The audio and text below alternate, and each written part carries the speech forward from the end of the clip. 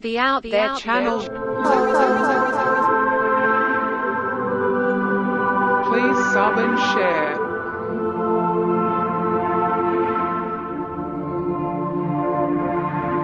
Searching for the truth. UFOs, aliens, greys and ufology. Real images, real stories, real videos, real cases, researched and investigated by professionals in the field and cutting-edge discoveries. Multiple witnesses, abduction accounts brought to you by Team The Out There channel.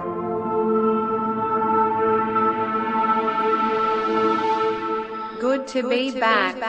5, 4, 3, 2, 1. Action.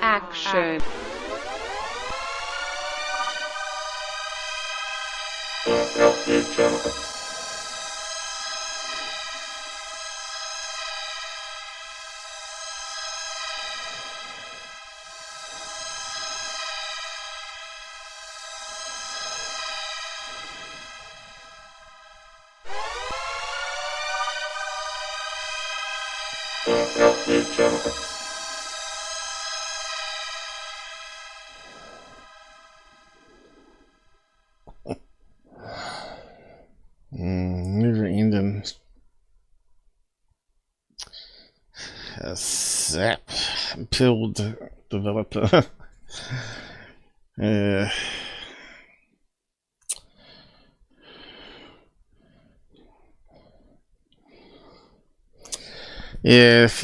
more niggles. So a wee bit late, I'm afraid. I probably should have checked it with a dummy run after I saw they said they modified the live streaming on Pilled. The code doesn't have any proper tags in it for scraping. Like, instead of using class ID equals counter view or counter likes, they're just using generic coding names.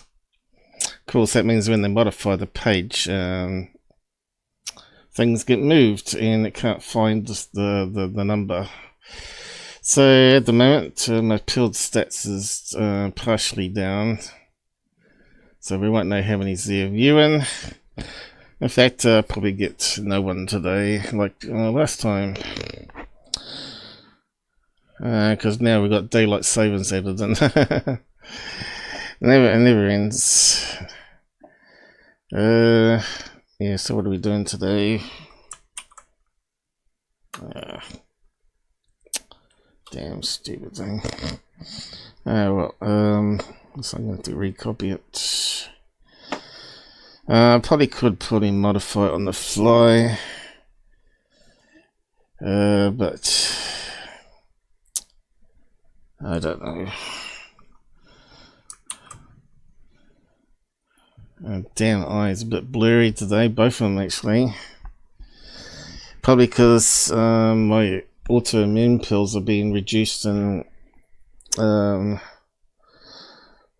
what do you call it, dosage. So my brain's not functioning very well today. Since I've been on these pills, it's been making me like on uppers and downers. So I've been gradually reducing the dosage. It's now crashing me pretty much. So all I could do yesterday was sleep. It's terrible. And it's just steroids that's doing it to me, but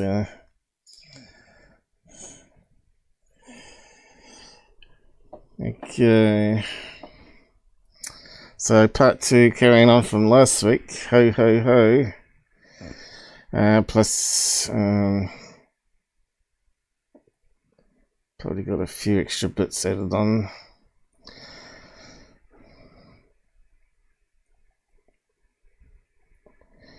Hopefully my brain will be back to normal, because at the moment it's a struggle, as it really is.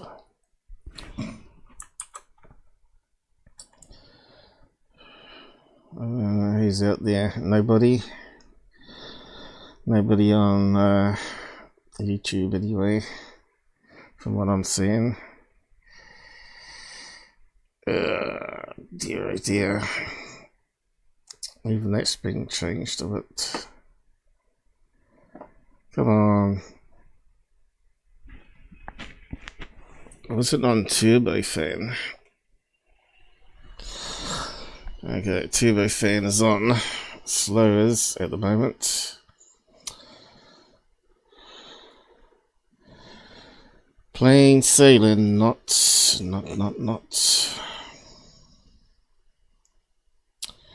So here we got there on the unpeeled. I just have to keep an eye on that one, I suppose. 1-1. Okay, it says we've got one there now. Rumble. Eben panel. It's got one watching.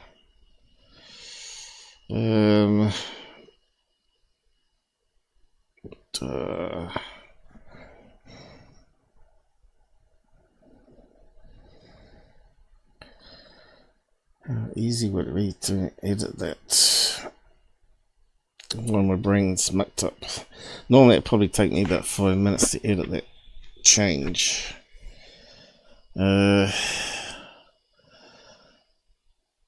If my brain's fully functional, but today it feels like it's only on half cylinders.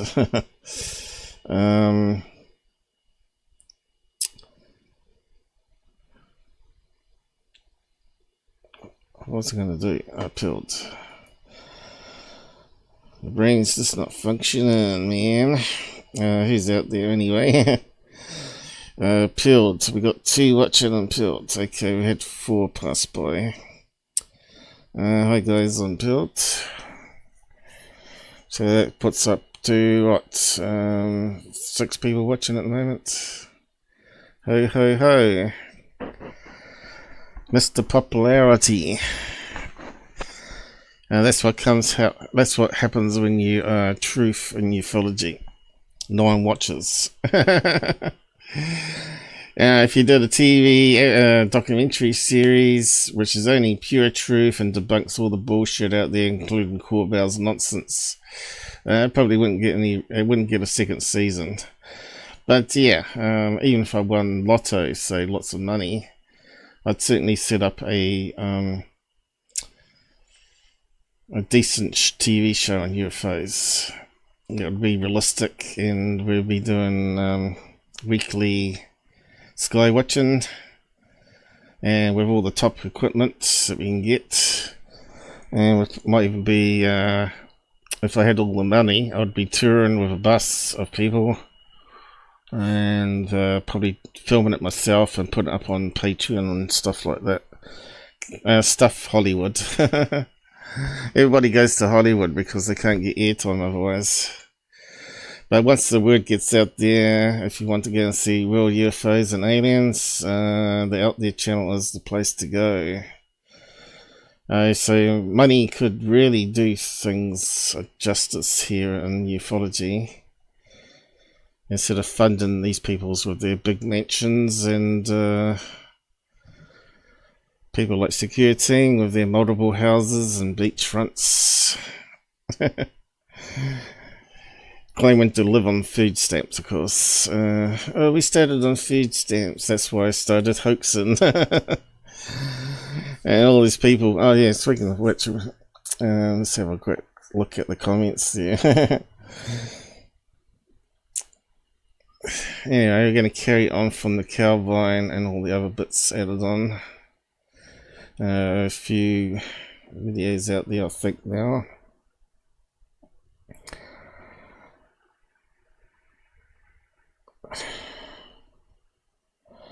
Is that not paused? Pause that there. Chewing up extra CPU. Inspector, I need to run that too. Hang on. Computer is sadly getting slower. Strange errors happening occasionally.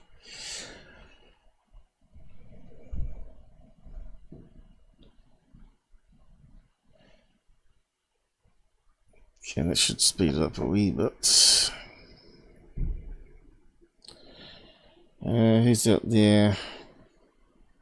say hi in the side chat. We've got the combined chat here, so no matter where you are, it should pop up here. And if I don't see you again, just repeat the message or put it in caps, or use the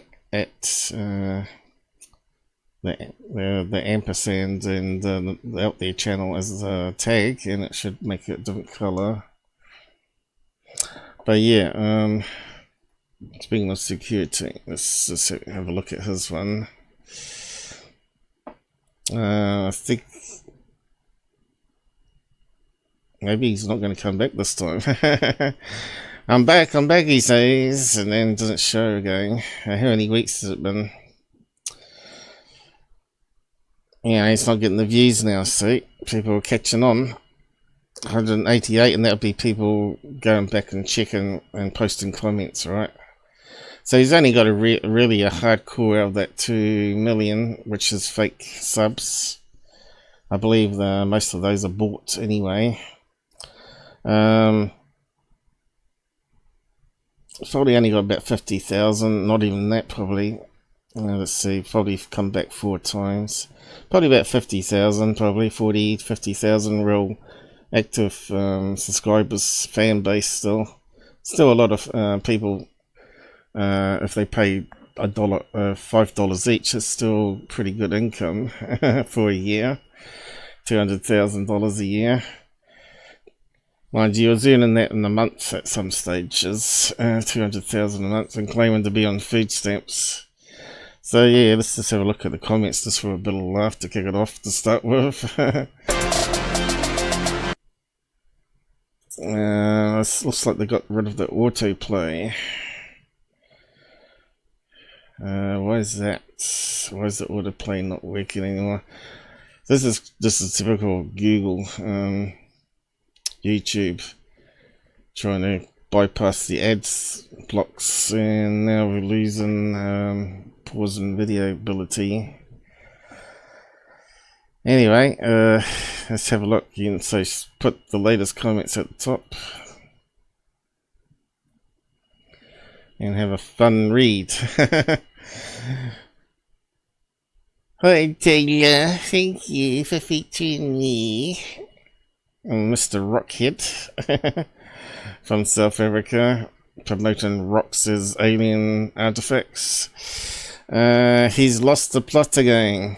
He never had the plot, mate. Apart from the being a shill and a hoaxer, making fake UFO videos, 100% caught out, and that's why he's lost his mojo. Because everybody's cottoned on to him now. Well, apart from 50,000 people. Tyler, I upload when I need crack.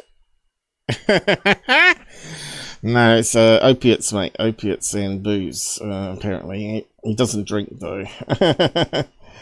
Disclosure is not here. It never was, mate. From his channel description, daily UFO videos. Time to update the wording. It used to be the #1 channel for leaker interviews. And then he changed that, didn't he? Once he got caught out, that he was actually interviewing himself with a fake voice changer. Security is your source for daily UFO sightings, news, and newly uncovered material surrounding the alien cover-up on this planet. He hasn't even been up with the gameplay on the here and stuff, let alone anything. Nothing here, all natural formations. Talking about the video, of course. Natural formations on the moon. Or Mars, was it? Mars. Yo, Toa, we need you back, bro. So there's a airhead. Probably a gay man, probably, as well. Alien fleet coming soon. So this is a guy that's following all the propaganda on the news channels and stuff from Zondo that we're going to be invaded soon. I think what we should be worrying about is all the politicians wanted World War III with other humans, not aliens at this stage. If the aliens are going to come, it's going to save us from World War III, hopefully. Been following him since he is debunked. I'm not gonna lie, he's done. Well, maybe you should try Google search sometime, do background check of people you follow for life, mate. Because they're not all good people. I never see any of your new videos on YouTube. I wonder how much money a video with 187,000 views generates an income. So I've been over that from the day dot from the first video made, how money is generated from YouTube. So that one obviously hasn't done any proper searching online. Simple Google search for my episodes, and then you can go and follow it through, how you can figure out all that stuff from Social Blade and how many ads on it. Because the problem is the downside of Social Blade, it assumes there's only one ad per video, when that's normally not the case. So the more ads, the more money. Those 1 cent pieces add up, apparently. Not for my channel though. I'll be lucky to make $10 a month. But these big channels make. Some channels make like $100,000 an episode. The big channels out there. Tyler was making fairly good money from his episodes, because they're forever ongoing, right? They generate money all the time. But he would make a minimum of at least $1,000 a video.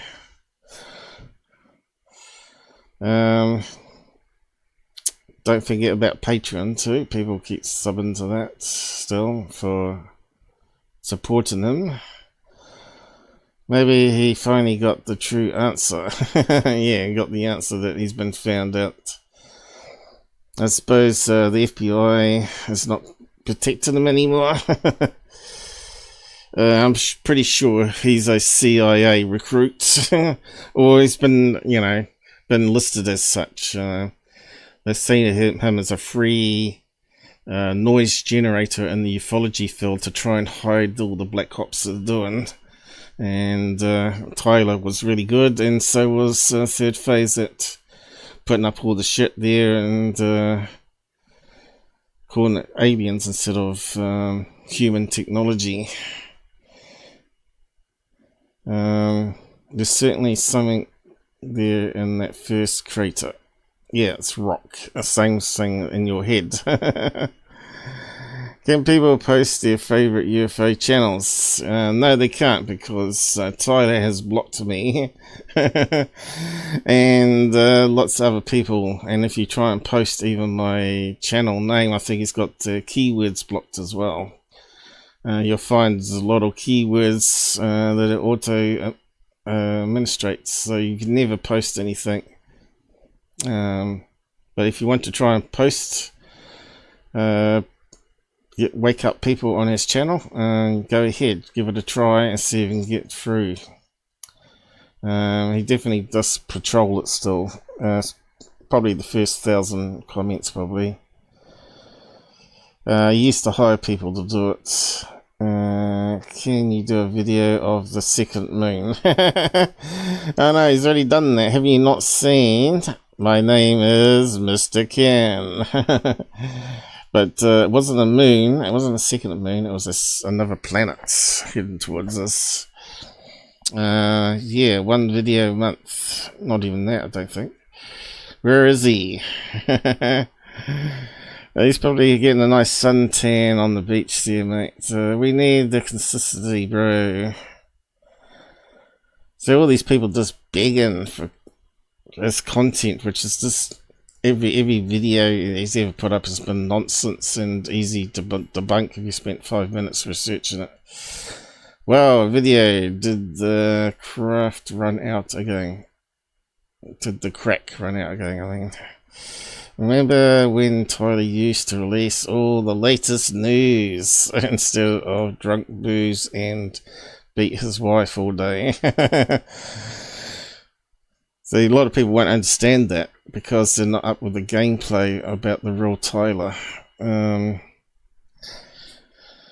These guys are kinda dicks. And there you go, there's someone that doesn't understand it. If I was Tyler, I wouldn't want to make videos to make you weirdos happy either. It takes a long time to make a really good UFO video hoax, you know, and people are not giving them the content anymore. Hey dude, what are you waiting for? Make a video. Sandworms, you hate them, right? No, he's talking about the moon video again. Tyler, please upload content more often. See, they're begging for it. You used to post regularly. What happened? Tyler seems to be gone. 5 weeks and still nothing. Wow. Tyler, you still there? They have dust storms. They are retaining walls for sand drifts. Or at least that's a better explanation than what he was saying. He wasn't even saying there was dust storms or retaining walls for dust storms. But actually, they're actually sand dunes, mate. Well, Tyler. That's knuckin'... What? Nuts. We always believe. Yes, but unfortunately, you don't do any background checks on what you believe in, though. There's real stuff out there, but it's buried under all this heap of trash noise. And you can see this goes on and on. People saying, where is he? He's using fake AI software still. The Smoky Man got Tyler. Not Rene Cruz begging for his security mates. It seems he's back at it, but does anybody know any similar channels? Yes, the Out There channel. But not similar, but best channel out there. Please reply with some recommendations. That's not going to happen, and it's only going to be Shill's mates of his that can post. Bruce Cecil! Bruce Cecil is another Shill channel that he's used stuff on. Third phase of the moon. This is why ufology is toast. It's never ever going to progress past stupid people. Check it out. Seems pretty good. Good channel, but the person running it has passed away on the 4th of December 2024. Who's that? Bruce Cecil has died. So I didn't know that. I don't think Blake Cousins would have died. But it was never a good channel. It was a hoaxy bullshit channel. This shows you guys we can go anytime. But the thing is, I don't think he even had an alien visitation, Bruce Cecil. Third Phase only introduced their one as a kid, when they were kids, saying they saw alien grey. It's because a lot of people say, what did you get in ufology if you didn't have your own experience, you know? And it's the same with security teams, never had an experience. And many of the grifters out there. In fact, I don't think he's even had his own UFO sighting, you know, a blob in the sky moving through the atmosphere, right? People have minimum seen a light in the sky that's got them interested in it. But yeah, I don't think any of these guys have seen anything realistic in the sky, which they can't explain. Well, there you go. So we've got some news there that Bruce Cecil may have passed away then. Yes, if they really did believe in it and they passed away without the answers, that's really shit, isn't it? And that's going to happen to all of us that don't have their own experiences. At least if you get your own experience in this field, as some sort of answer for yourself. But yeah, we just got to keep on fighting the noise out there and actually looking at the really interesting cases, which are getting less and less, unfortunately. And my place has gone very quiet too, but it doesn't mean it's going to stay that way. Like, it could go quiet for years and then suddenly start up again. We don't know how the aliens think or what their agendas are or why they visit. But my eye problem, I think, was related to the alien greys doing something with me. And they messed up my immune system, which is now attacking my own cells, which is causing back pain and joint pain, eye loss. So yeah, we've got to probably keep on checking on my eyes every 3 months. Probably never end. Because of the autoimmune system, but they reckon it dampened down a bit. But since the eye hospital visit, they said there's still some what they say, activity going on there where they need to dull it down, else it won't heal. So I have to go and do another eye checkup in 3 weeks to see if it's healing. So it still could go wrong. And yeah, it looks like we might have someone pop up here. Who we got here? Steve B, how's it going on Pilled? Thanks for posting. Just as I said, that the Pilled admin have mucked around with the code, and looks like I got some coding testing to do after the show to fix it up again. Until they get proper API system in place, and I haven't received any emails that they've got that working, because that's really what they should have been working on. They got some sort of toggle system which I don't think will work. They really need a start and stop button, just like YouTube use. But if you put enough timeout on it, where it will reconnect, then it won't really matter too much. There are pros and cons for having automatic start and end on streaming versus having to click on physical buttons to start and stop streaming. Because on YouTube, as you know, I could reboot my computer completely and then come back in and start the streaming software up, and it would append straight on the last stream. Which is good if you have a ISP outage or power cuts. So yeah, I think that's the only comment we've got so far. At least it's one. At least it's one out there. Hopefully you're not Secure Team fans, and you know the truth out there now about Secure Team, that he's not a good person. It shows you have for watching. Yeah, this is all been taken down by the latest updates. But I can fix it up quite easily. But it will take me about half an hour probably to get my brain into it. Yeah. We got daylight savings here in New Zealand, so we're pushed the clocks an hour forward, which means we start an hour earlier. So there should really be more people from Europe and UK on here now, because it would only be like 10 o'clock at night time at the moment. So where are they? You know, where's all the people? It doesn't make any sense to me. Yeah, it's a bit of a shame though. So yeah, I'll just try to fix Steve unpilled and see if it comes up that way. Yep. Although I can't really see what I'm typing.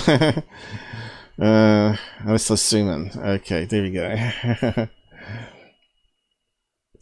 So yeah, that's just a recap on what security was up there. So I managed to find the images for this after all. So I was on the right track, although I couldn't really think very well because the pills were messing around with my brain chemistry. It was like being drunk and sort of sobering up, but getting the headaches and the other, I don't know what you call it, heart fluctuations with it. These pills, steroids, make your heart race for no unknown reason, and they also can cause bleeding in your intestines and give you black poo and all sorts of nasty side effects, so you can't be on them for too long. And I'm coming off it on the tail end now, almost a month on them. And yeah, but yeah, might have to go back off them sooner if it doesn't improve. But the thing is, the pills do work, but they make you like super hungry. I suppose it's like people that are on weed; they get the munchies. Somehow it sort of makes you hyper and very hot, and so you become more hungry. And of course, the side effect of that is you put on more weight. And if I keep on putting more weight on, then I get swelling in my ankles because I've been trying to lose the weight. So the whole system's fighting against what I'm trying to get into a healthy thing. I only eat really healthy food though. Been eating lots of salads, fruit, whole grain bread. Not fatty meat, but really good quality meat, steaks. Yeah, beetroot and stuff like that. And of course, the pills mess up your sugar levels for some reason. I suppose it's because your whole system's out of whack on the pills, and so I was getting like 30 ratings, 31 I think it was the highest, when it should be 5 on the sugar levels. So as you can see, that sort of messes around with your mood swings as well if you're diabetic. You know, because all the money they waste on wars overseas, they could have probably solved diabetes by now. What's it up to now? Like $8 trillion in Middle East. $8 trillion, amazing. And then you got 150 or was it 180 billion on Ukraine war alone. It's about time humans slapped themselves in the face and stopped doing terror attacks. You know, this disgusting thing they did with the pages and smartphones or whatever it was, walkie-talkies, was really disgusting, I thought, because that's going to hurt innocent people. They say it was the best targeted event they did, but it's not, because people are going to be shopping, walking past them, blows off their hands, and you're going to be hit by shrapnel or whatever. You might be right next to them and get killed. I just think that's all dirty fighting, you know, dirty bombs, hidden explosives. But the terrorists did start all that. So can you beat terror with terror? Probably not. But you certainly would kill a lot of people in the process. I think war is stupid, and aliens know it too, probably. Or they're probably fighting their own sort of wars as well. Earl Grey from MUFON said his mum made a comment. She was working in the underground bases.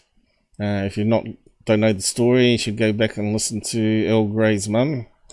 It's on the main tab there of my YouTube channel. She worked for Howard Hughes as a secretary. His first secretary he was having an affair with.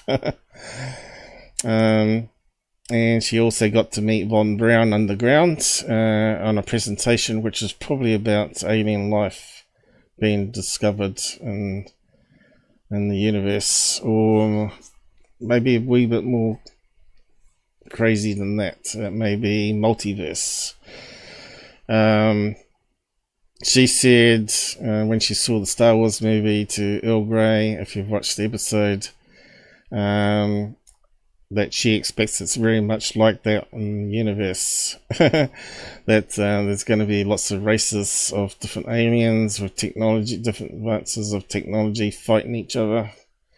So maybe humans are not so alone in their aggression after all, and resource hungry. But if you think about it, if aliens are insectoids, right? We know how insects are on planet Earth. If you look at the humble ant, all they do is make big armies of ants that go out there and just take all the resources they can and bury it underground somewhere. So yeah, you get the leaf cutter ants that just strip all the trees to bare and just kill up the whole forest. So they got enough resources to keep growing the population underground, and they use fungus and stuff like that on the leaves to feed the fungus, which they eat the fungus, but like us eating mushrooms, I guess. But if you think of other alien races are insect-like, like that mentality, then it makes sense they would come to Earth and want the resources here. Which is kind of scary when you think about it, though. So, aliens coming here in Calvine. We're trying to figure this one out. And they're trying to tell us that there is a picture of a mountain peak. Alright. You can see it looks like it's got plates on it. But that's obviously not the photograph, is it? Looks too clean, right? This is going to be the rendering. So you don't see the plane that good. But yeah, let's just go and have a look at it now, I suppose, and get on with it. And maybe I should do some news bits first. Let's just see what I've got here. Maybe work backwards.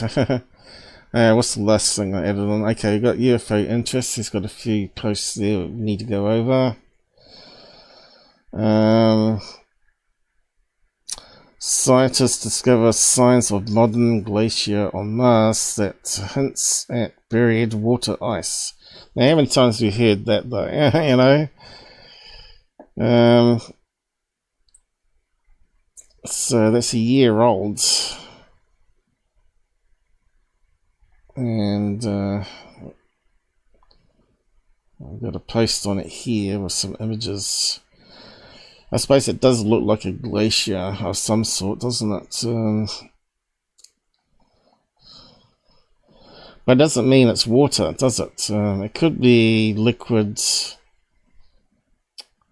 It could be dry ice or something like that. Some other gas that's liquefied.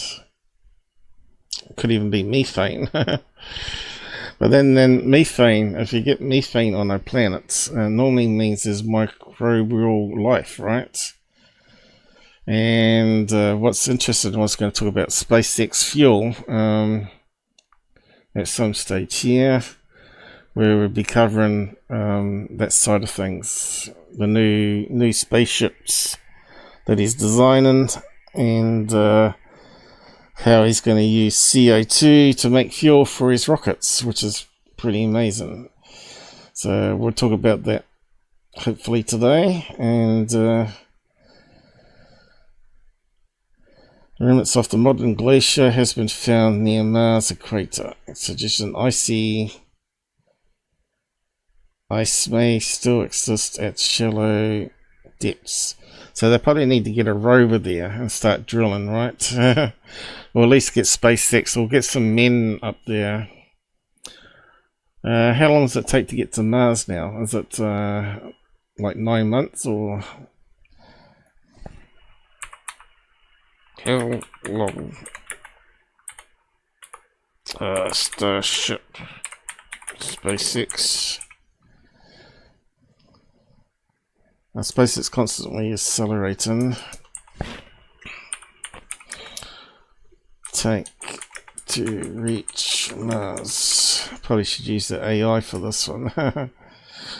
The program aims to send 1 million people to Mars using 1,000 starships sent during a Mars launch window, which occurs approximately every 26 months. Proposed journeys would require 80 to 150 days of transit time, averaging approximately 115 days for the 9 synodic periods occurring between 2004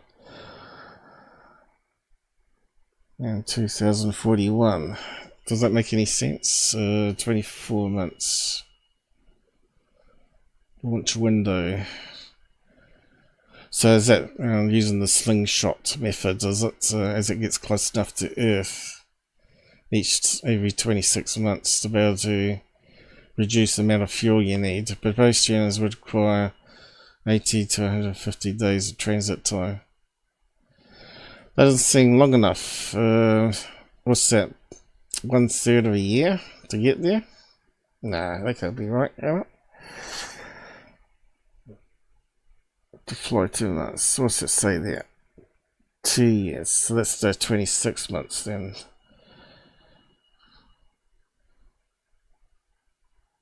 So that must be the 26 months. 12 plus extra 2 months. That must be that there. Okay, so that's 2 years, not 1 year. Okay. That's what we want to know.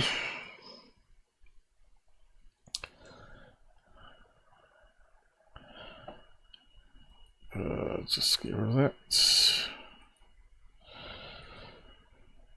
So, anything else there? That's really interesting. Not really. It's not really interesting until they've actually got the physical water, is it? So like saying there may be. This region of Mars has a history of volcanic activity. So the next big thing would be moon base, right? And where they're saying there's meant to be buried water from meteorite impacts at the south pole of the moon.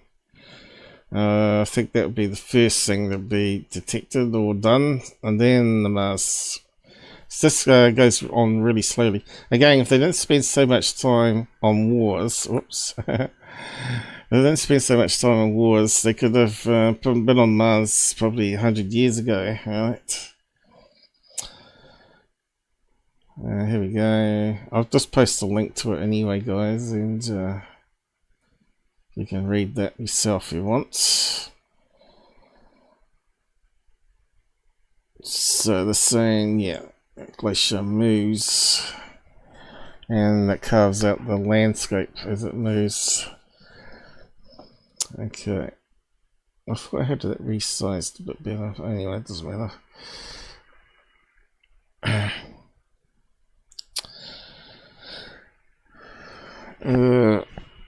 Ice on Mars.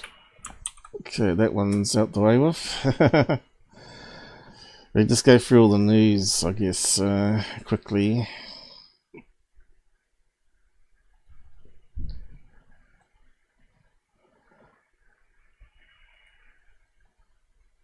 Where do we get to next? Alright, update on the CEO X, Harzan, Jen Harzan sentenced to prison. So basically got 2 years for each of the charges.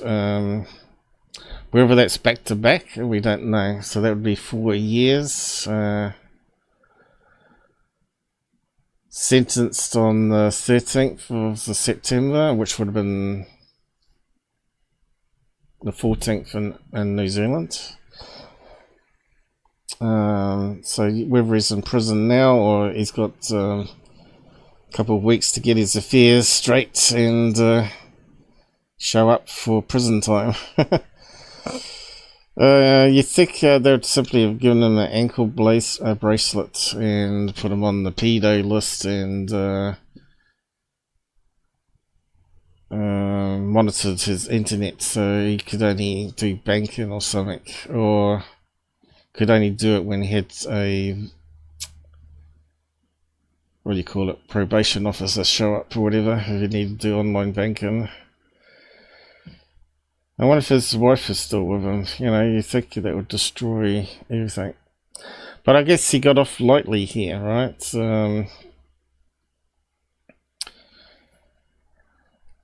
Because he didn't actually have sex. He only met up with someone that he had sex chat with. And the presense that he was going to do sexual lewd acts. Yeah, but if they caught him in action or with material on his computer and whatever, that would have been a lot longer sentence. Sometimes lifetime sentence. If you manufacture porn videos of kids, you're in prison for a long time. Harzan is the former executive officer of Mutual UFO Network. He is a long-time staple of the organization, which removed him from his position after reports surfaced publicly of his arrest on the charges in 2020. So it only took 4 years for him to get to prison.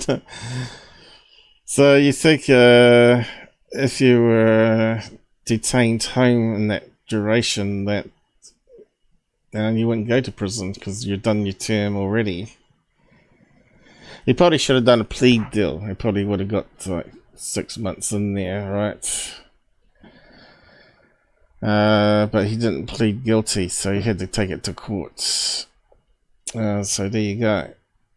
I'll post a link to it, and you can post it around or whatever.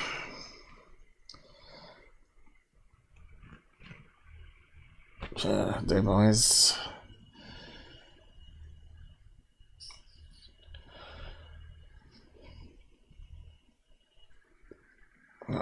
Both eyes are blurry today. It's terrible.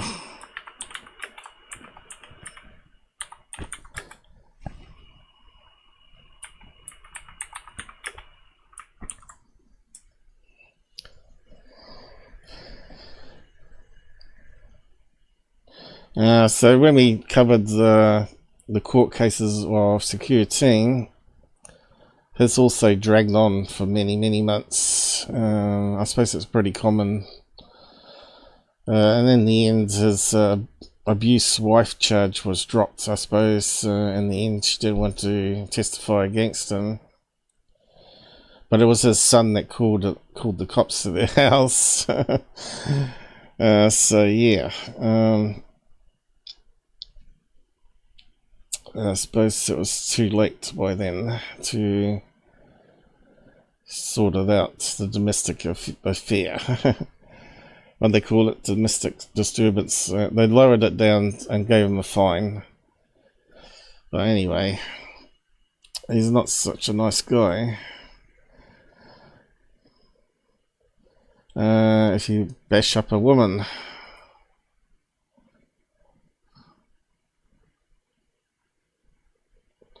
Especially if you're cheating on her, which he was. A year before that, he was on a Tinder date, and he got caught out on that.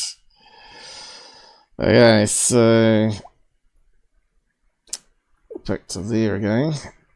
Okay, we've got to look at third phase stuff eventually. UFO man put out some more garbage, so we'll go through those. UFON put out some more garbage. I have to check out, see what he's talking about there again. I can't remember. Who we got here? Green board. What's this one? Oh, right, President Trump. This is pretty old news now, but because they had so much going on, we never got to it, did we? Last night, former President Donald Trump was asked on Fox News about Area 51 and aliens, and here's what he said. Well, I must play the clip. I suppose it's fair use. Down in here. Are there aliens at Area 51? Yes, there's illegal aliens. They're everywhere. That's what he should have said. You know, I'll tell you, it's a funny thing, because I think that might be a question that I get more than any question. It is the craziest thing.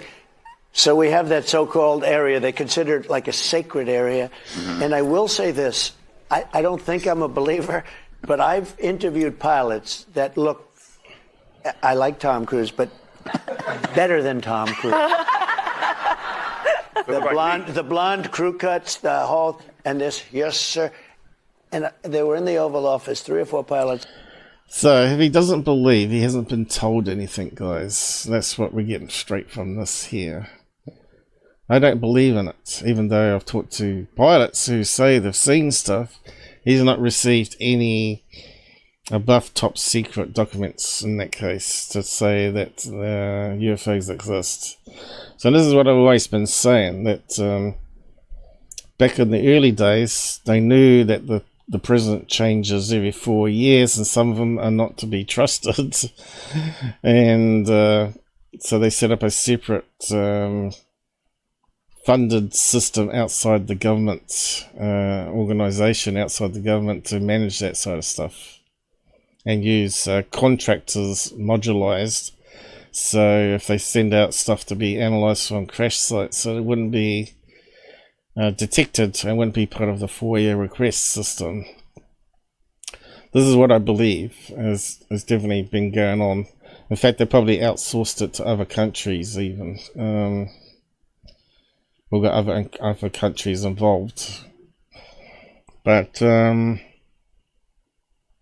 yeah, I don't think Trump would be given anything about UFO information. Just look at all the stuff they're doing to him now, using lawfare to bring him down all the time. And they're certainly not going to give him all the secrets that's hidden in by the government. And Biden would be the same.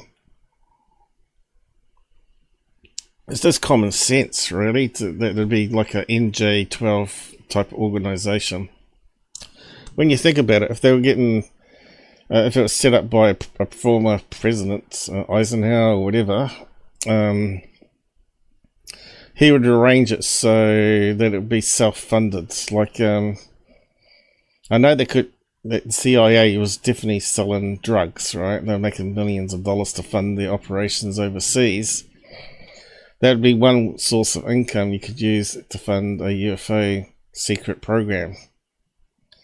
But also gold, you know, and you'd sell the drugs, buy gold, stack up the gold in the vaults, and knowing that gold's always going to go up in price during wars is when you start selling it to get it back into money, currency, to keep funding the operation for the ongoing years. So I think the warmongers are part of that organization where they want to start a war to be able to offload gold back into currency to fund the next few years.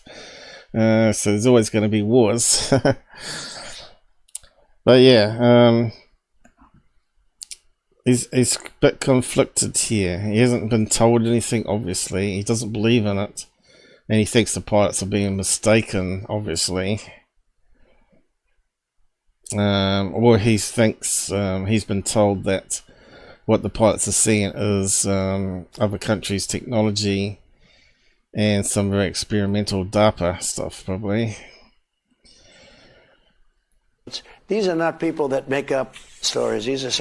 They said, all I know, sir, is there was a round object that was going 4 times faster than my F-22, which is a very fast plane. And it wasn't, you know, it shouldn't have been. It was round, sir. They have seen, I mean... Okay, so F-22 does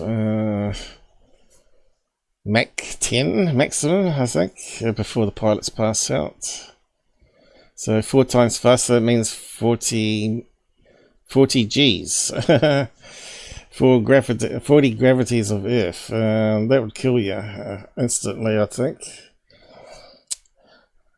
4 or 5 guys I've interviewed, solid people, great pilots for the U.S. Air Force, etc.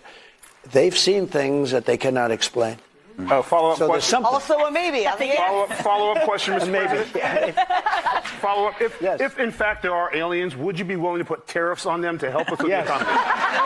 They're not just going to fly down in. Yeah, so they always got to turn it into some sort of joke, right? So yeah, what did I say? I think basically I said the same stuff. Legal aliens at Area 51 though, and they get free healthcare. That's what I was saying, what you should have said. It would have been funny, you know. Kamala Harris wants to give free hair care to aliens. And it's the same thing he has said before, exactly. The way he responds, you just know he's pulling things out of his ass.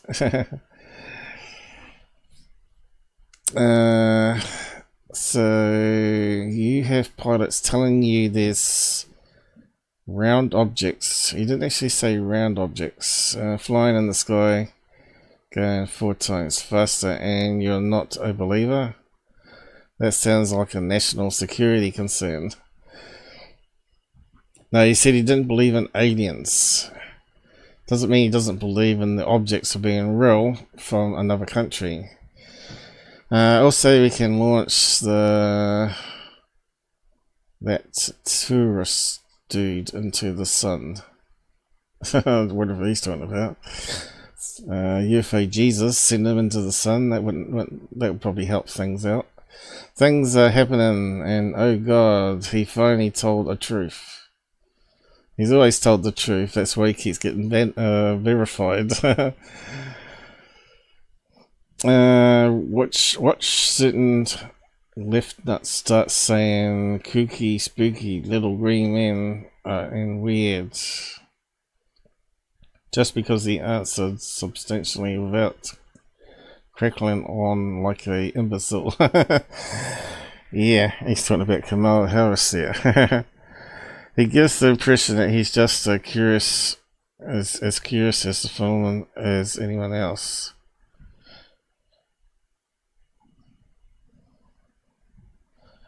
Sacred area. Well, obviously that's where they do a lot of their Black Ops plane testing, right? People keep expecting Trump to help with UAP disclosure when he still hasn't even been disclosed. Exactly, so what he said there. He hasn't been told anything.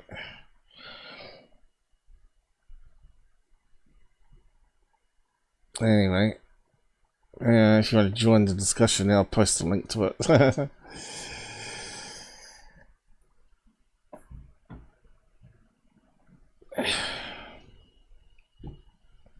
only way you're going to get disclosure is get involved in sky watching.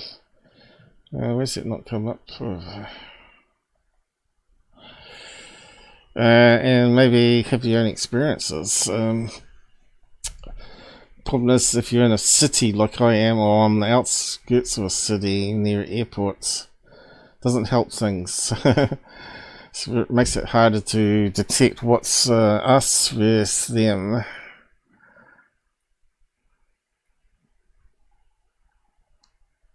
Unless strange stuff happens inside the house,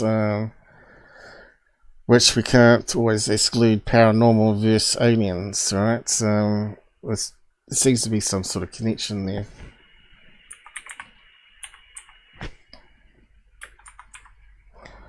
Trump on aliens.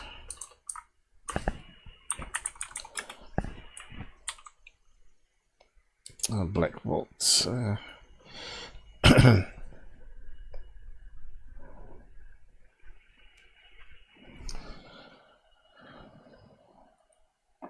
Okay. All these little things get out the way with and get onto the bigger things. What's this one? Okay, so that's talking about SpaceX fuel, so we'll get onto that at the end, hopefully. SpaceX. Okay, next one. Alright, this is funny.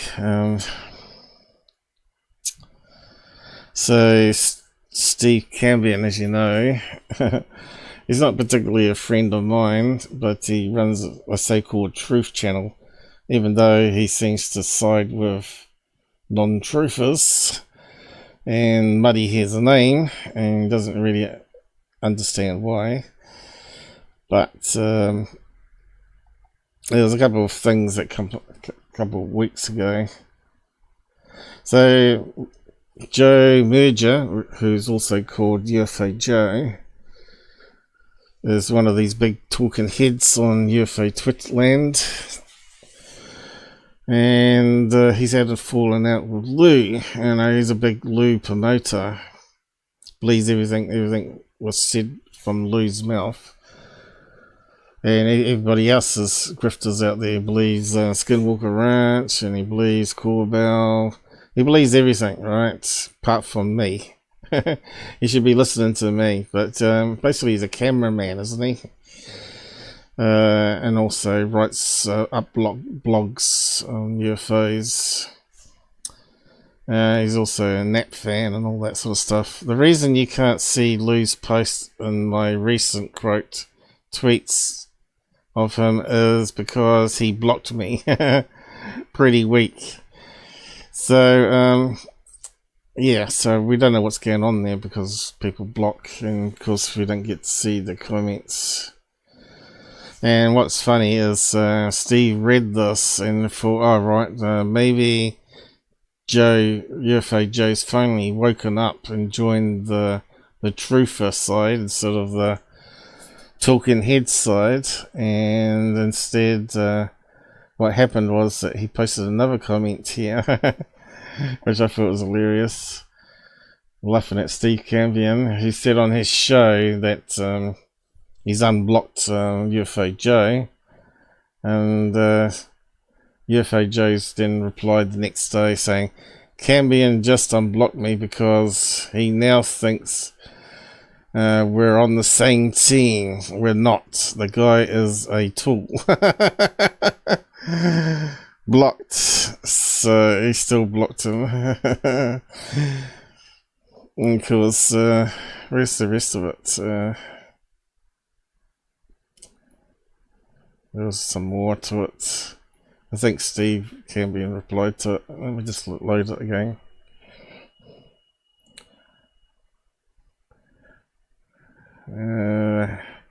God, I hate Twitter. He did reply to it, but maybe he's deleted his comment.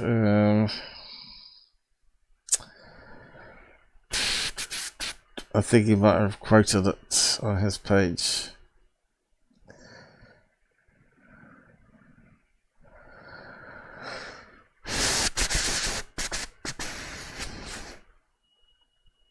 Let's see. Did he quote it on his page?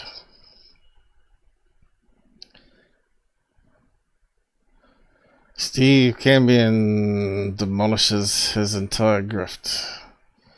So he's back on Corey Good, is he?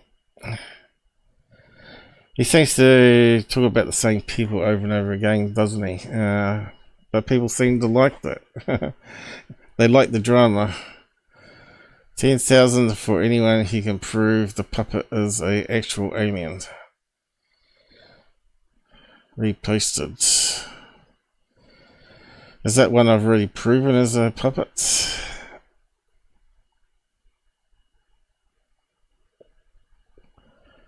What puppet are we talking about? The alien interview.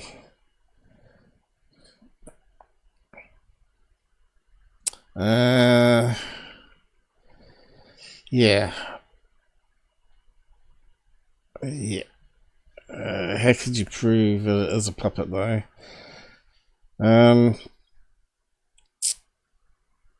I think there was some clues in the video. They said that there was like no arm inside a shirt sleeve. I think that was the one. I saw errors in the editing of it, where there was black marks appearing over letters, which shouldn't happen because letters are normally added over the film. When they record it off a smartphone from a projector, right? It shouldn't. The numbers are added over top. There shouldn't be any strangeness with the numbers, and of course the numbers also were wobbling around, which kind of suggests that that the number system had been edited and mucked around with to add in DNI, whatever it was, label in front of it. So there's a lot of errors. But yeah, no one's ever going to pay $10,000. It's one of those ones, isn't it?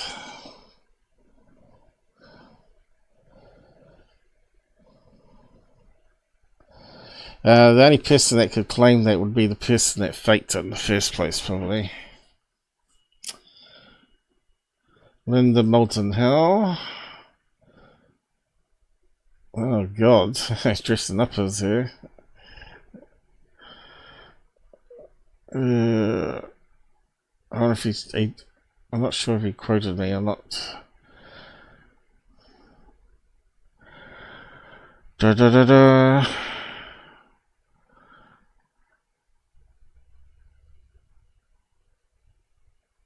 Another clown. Yeah, I got some interview with him too. I need to go over.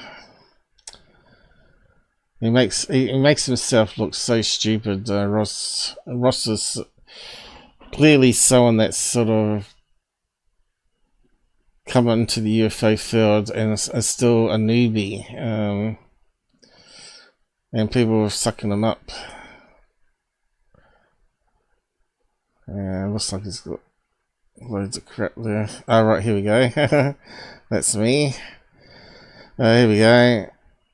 It took Joe Mergia 7 years to realise I was right about Lou Zondo this entire time, and he was wrong. Instead of apologising to me for being a vicious, nasty tool to me for 7 years over my accurate reporting, he blocked me. I never blocked him. But you're still blocked, apparently.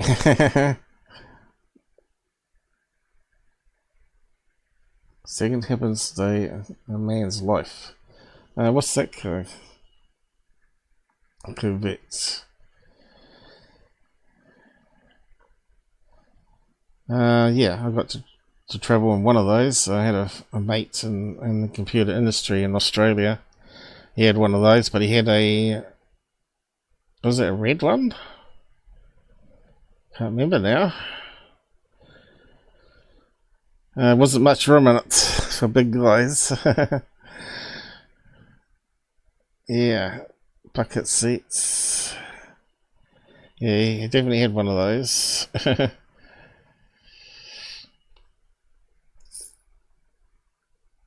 Anyway, we've got some other stuff to go through. I just thought that was hilarious. All the drama that happens out there. Still, it's not progressing ufology in the right direction. People are not paying attention to. What was this one?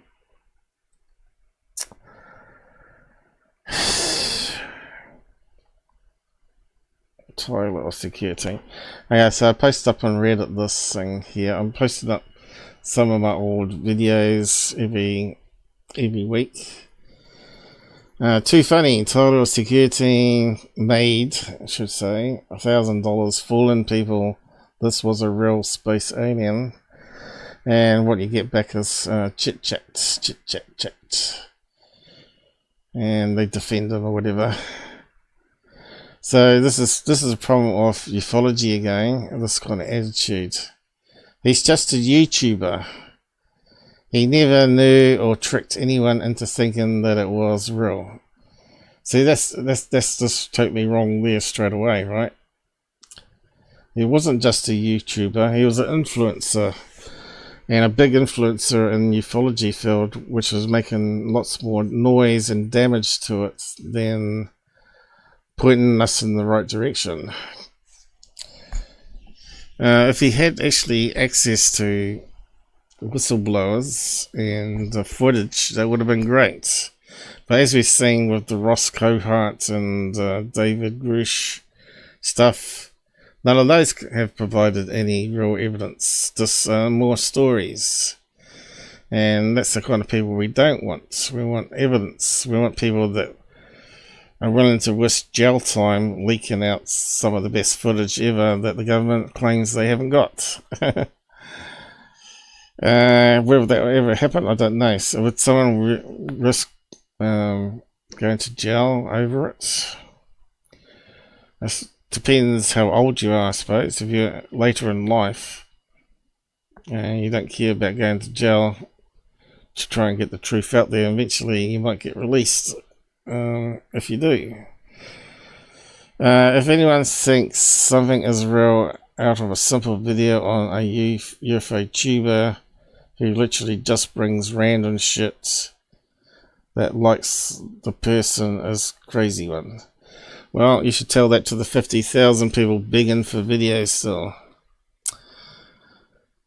He's not a YouTuber. It's stupid comments like that shows up the lack of knowing in a UFO person's head.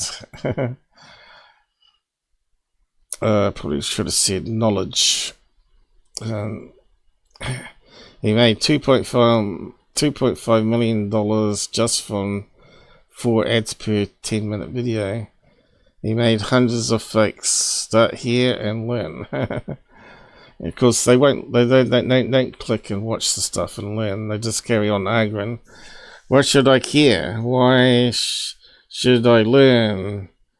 Laugh out loud. And yes, he's just a YouTuber. Never force no one to subscribe, just like you. If one day you get 1 million subs, you think you can keep up with the same content? Yes. Because I got my own cameras. There's always new stuff coming, and there's always going to be noise and fakers out there. It's never going to be ending. You will always have a UFO YouTuber to fight against. What stupid people on Reddit? Because defrauding people for money is a crime. Morally wrong, but today these kids don't care. So from this guy, I would say he'll be in his 20s. Talking like that. Maybe even a teen. But today's kids don't care. You love crime and free money and being lazy. This is why USA is a mess and corrupt. That's why politics is a mess here. Yep, sure. You mad crazy. Not really. I just believe in the topic and take it seriously. And I just hate people like this that aid and abet the criminals in the field. It's like trying to sue a bum for telling lies in the street. Well, unfortunately, he's not a bum, he's a rich YouTuber. And he's got so much money, he could set up his own UFO Hunters show, just like I was saying with the UFO bus. And just get a team of people together with best equipment and go out to hotspots and actually produce, make new content. Sort of thing that Ben Hansen was trying to do with that UFO Witness show, which I've still yet to review the other episodes, of course. So, yeah. Who we got out there? Anybody at the moment? Steve B. Pilled updates suck. Yeah. We got no one out there at the moment. Of course, we don't know. The stats are down at the moment. Have we got 6 unpilled, it reckons, on the main console here. We had 30 people drop by. I just reload that just to check. Yeah, we got 4 likes. Probably, maybe that will update. I don't know. I'll just click here.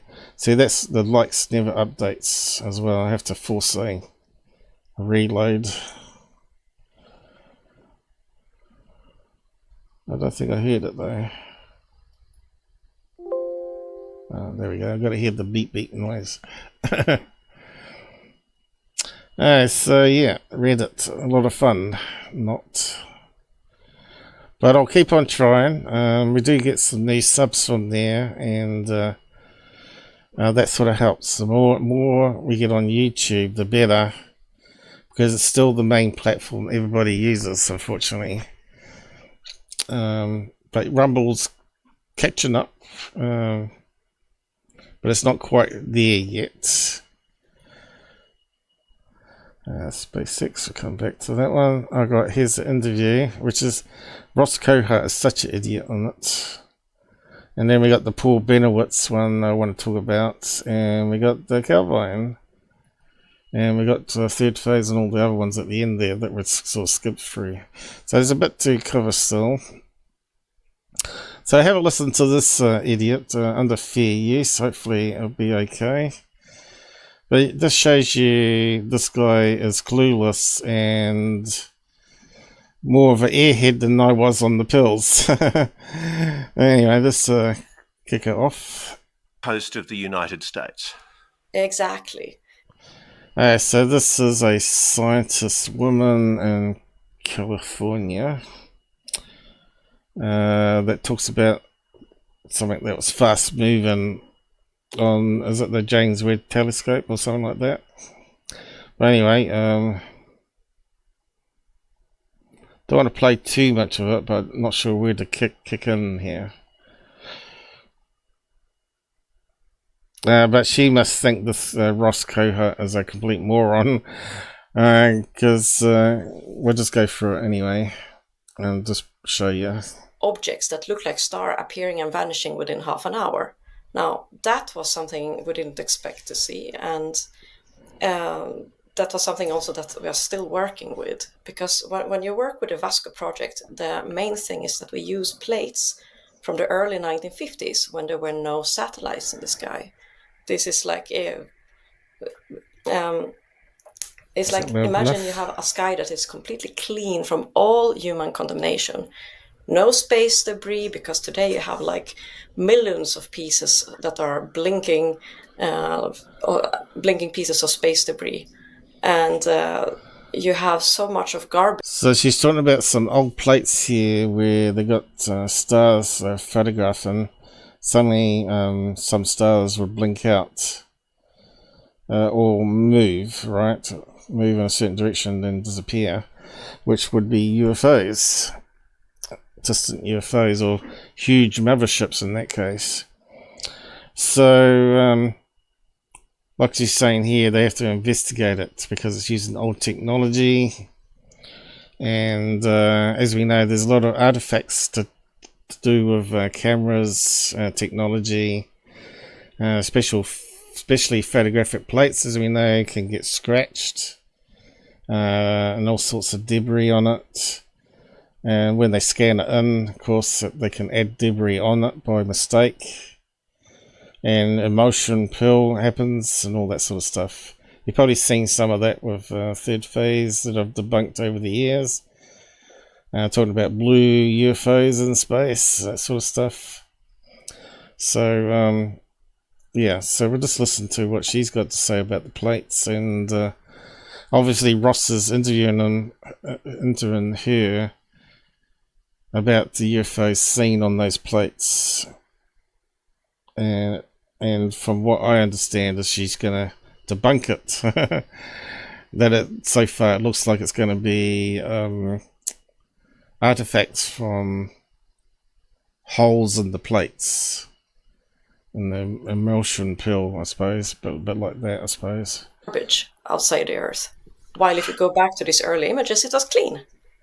So the very first human object in space was the Russian Sputnik satellite. That was 1957, am I right? Yes.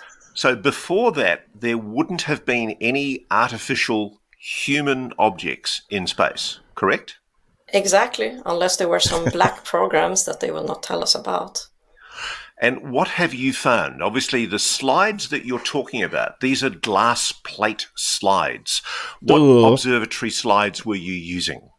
So we were using glass or like digitized glass plates. So they have actually digitized all these images, or not all, many of them, from the Palomar Observatory, which is in California.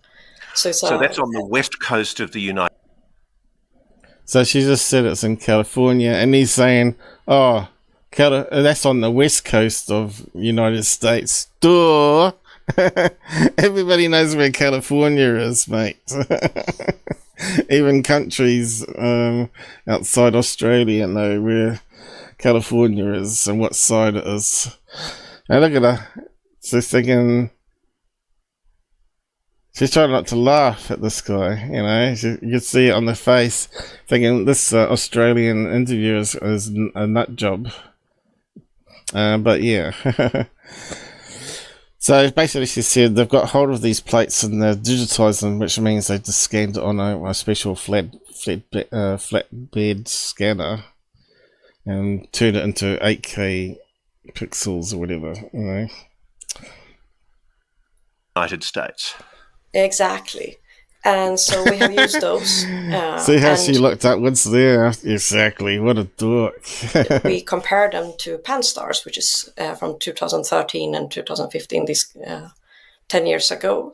And we compared the images of the sky, and we looked for, while we were looking for vanishing stars, suddenly one day, and this actually, as a fun thing, this happened exactly the same week as the pandemic started in Europe, that I found this image of 9 stars that were there on the 12th of April 1950, and that were not there again and couldn't be seen there half an hour earlier either.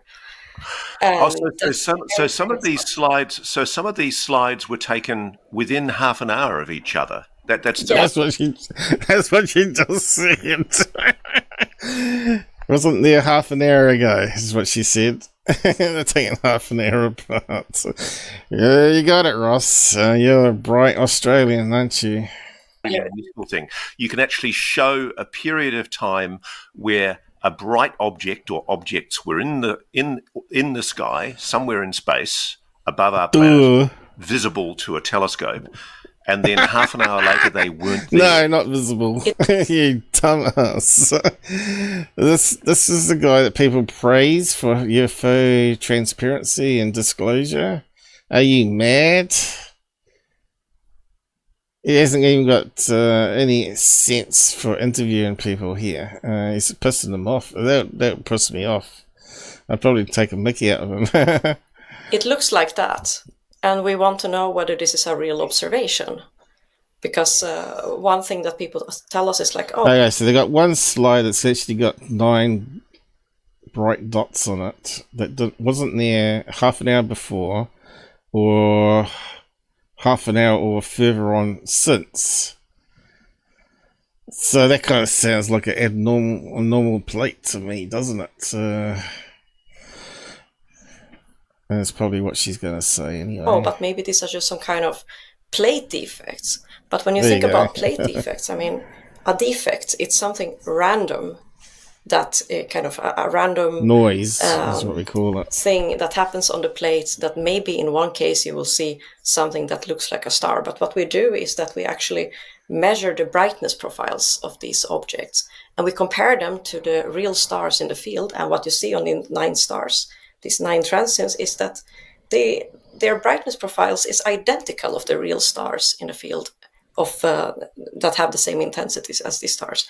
So what does that mean? Why is that relevant? Why is it? I think these are no plate defects. That's what I think. So a plate defect. So the dots that vanish are different brightness to the regular stars, suggests that they were artificial and not really there. Would have a different brightness profile. It'd presumably be a lot brighter. Random shapes and maybe different brightness profiles be like either much, let's say, wobblier, or plate defects also strings and streaks, and anything is a random. So what he should have done is interviewed this and re-edited it so he doesn't sound like a dork, and actually put in pictures of the 9 dots that she's talking about, and then zoom into it as she's talking about the shape of it and the brightness. That's how you'd do it properly, wouldn't you? But it doesn't say it's live interview anywhere here, is it?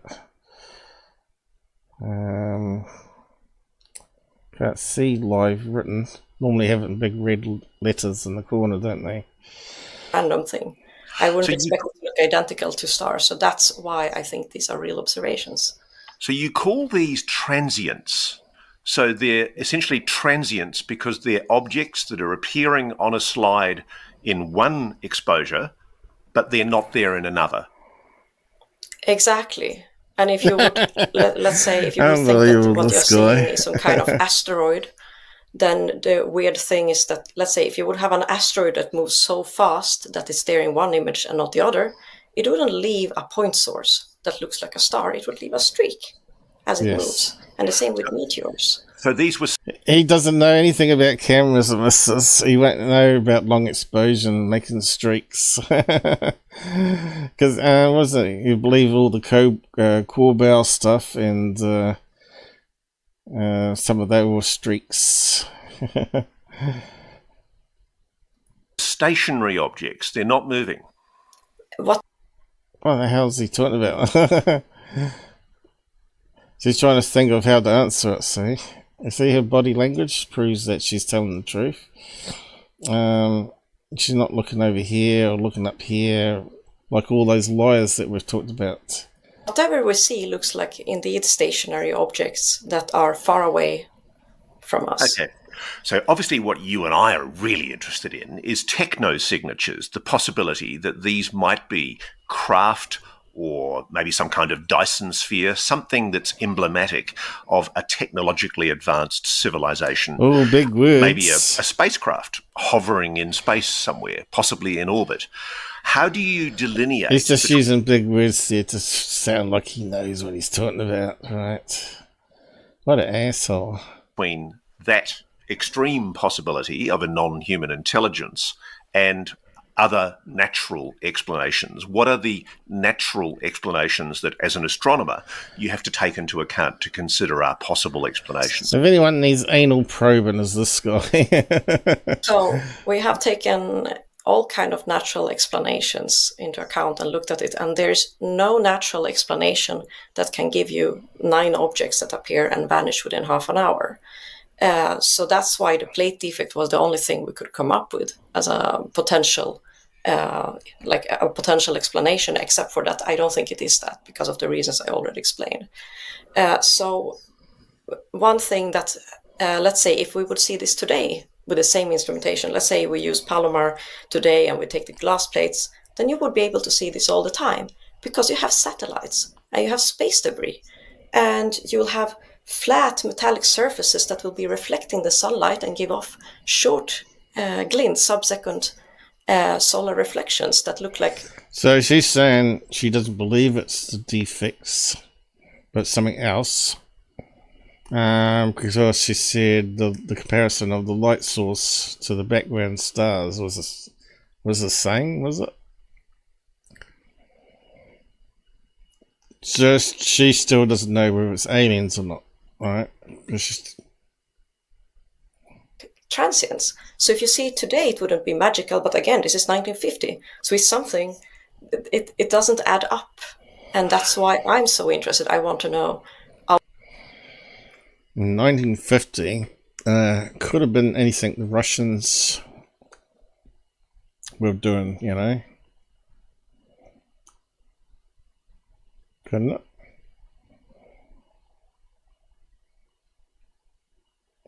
if something passes when they're doing that plate in the sky above, or in space above, then it could be our technology still.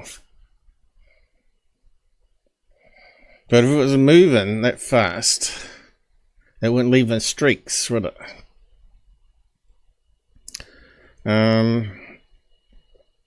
But it would have put up streaks, even stuff moving through the sky, because we do that with airplanes. If you put a telescope on a tripod and leave it there for longer exposures, you'll see the planes go past leaving streaks of light. So if it was our technology, we'd expect to see some sort of streaking. And because of the light comparison, they could work out the distance it is. So maybe they're missing something there. If they're saying the light density wasn't the same, then it could explain that it was something closer, I would have thought. Anyway, it's the sort of thing I would have to be investigating with them.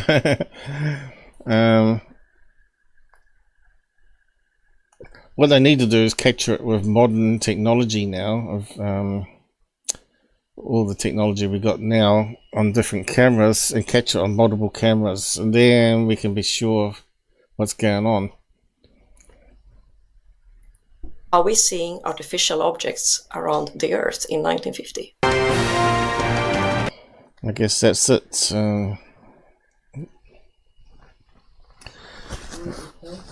Nah, I'll eat it at dinner time. Thanks. I just got some food given to me. Yeah, so is it just a break time there or what? We live in one of the most advanced eras in human history. We've never had as many medical breakthroughs assisting our health as we have in this current era. Looks like an ad. Okay, so what's the rest of the stuff going on here? From the We slides. have one image, and that's what's the problem with the Vasco project. We have one single image, so you can't say how far out it is. It could even be, in principle, somewhere inside There you the go. atmosphere. So she's saying they can't work out how far above it is. And there's the problem. But very, very high up. It's just that we can't tell that from one single image. Imagine if you would have some 9 objects that would pop into existence high up inside the atmosphere. It could also look like that. So we need that's why we need exoprobe, where we can actually localize them and tell the distance. So I'll get to exoprobe, but I first want to hear now. So we've ruled out all the possible natural explanations. You're talking about 9. Okay, I finally got the image up.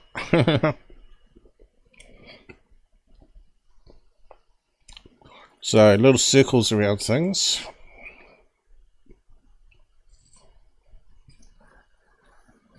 Possible natural explanations.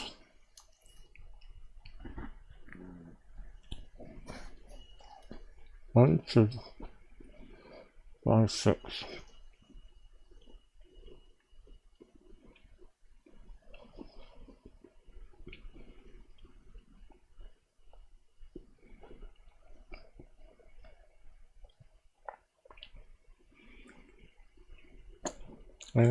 Just trying to see what's added. Bit hard to tell on there, isn't it?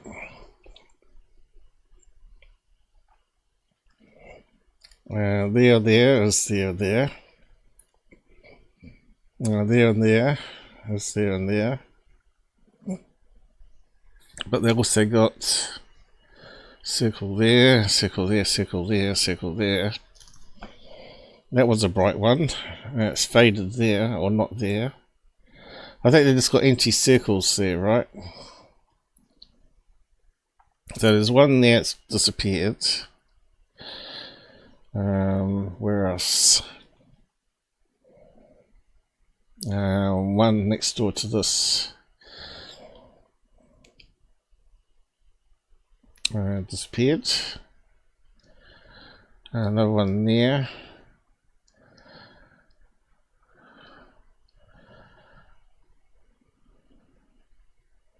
That one there. Can't really see any much difference.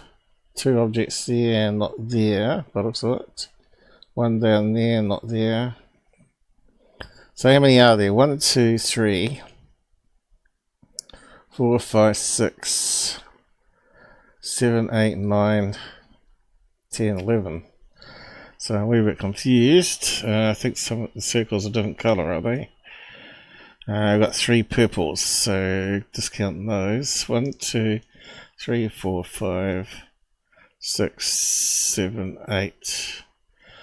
I'm missing one.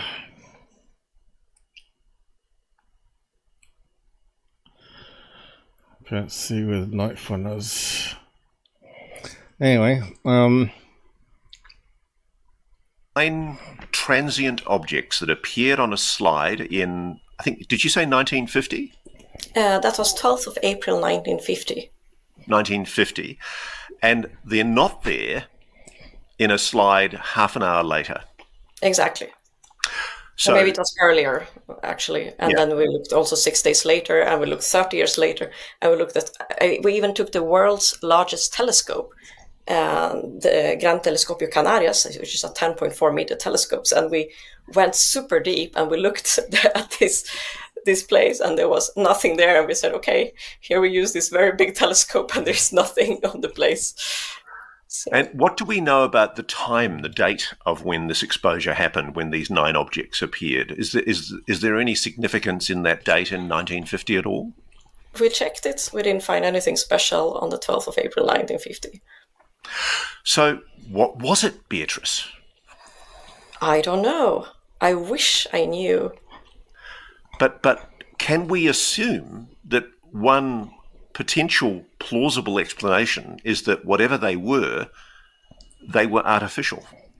Yes. They were there, they were capable, whatever they were there 1 minute when a slide was taken, and then half an hour later they weren't there when another slide was taken. Exactly. And if I can spin further on your if it was rocks that broke up, they would disappear too.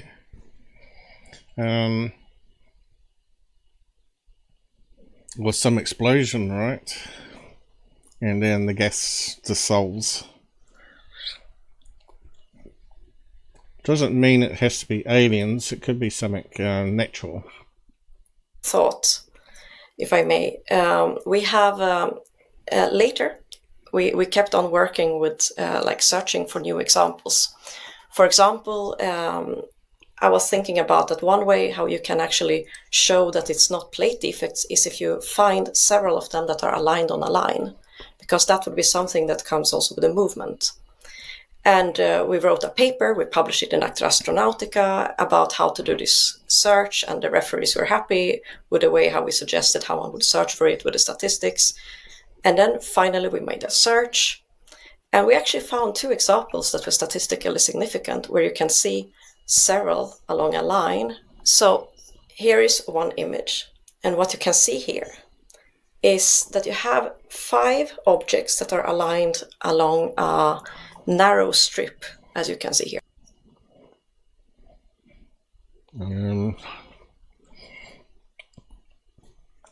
Not doing a really good job of it, are they? 1, 2, 3. 1, 2, 3, but she's saying 5, so I'm not seeing 5. Here, and the probability. I write 2 there. I write 2 in there. 2 objects together, 2 objects together. 1 object by itself. That makes 5. And they're not there in this image here. So it does sort of have a line going through, so just maybe they are traveling together.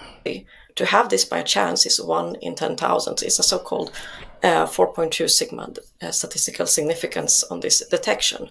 And what does that mean? For a bear with a very simple brain, Beatrice, what does that mean? What do we... The chance to get 5 transients aligned on a line, or just 5 objects aligned on a line in such a image is 1 in 10,000. It's very small. And you can see this example here. And on top of that... Could they be spacecraft? I mean, is it plausible? Is it plausible to you that you might have... Yeah. I mean, essentially, what's behind all of this is the implication is that these are artificial objects of some kind, perhaps non-human spacecraft. And to make it even better, it happens on a date, but we didn't know that because we posted it on archive first with an error in the table where I had the wrong date, I converted it wrongly. Now we have corrected it. Well, still not on archive, but we already know that the correct date is that it happened, our best example, on the 27th of July 1952, which to me, when we wrote the paper, was an obscure date. However, later my colleague, Enrique Solano, found a beautiful example of 3 transients that again, they were the brightest and most beautiful of all our examples, where you see 3 transients appearing and vanishing again within half an hour. So here you can see these 3 beautiful stars. 1952. What were special UFO cases in 52? Wasn't it when the UFOs flew over the Capitol?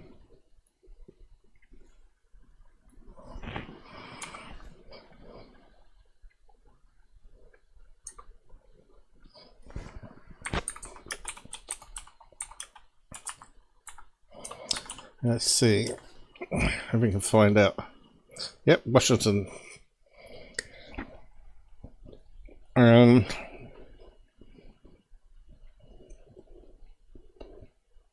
did that happen? 11th of March? No.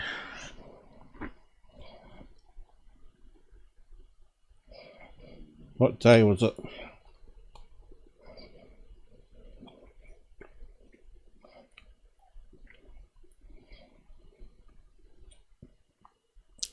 Of course, there's no video of them, but apparently people saw the craft fly over Washington DC. And I think it was a few craft too. It could have easily been 9. So this is where my mind comes in handy, because I start to see things connecting. You know, if they're not in ufology, they don't know this stuff, right? They're just scientists.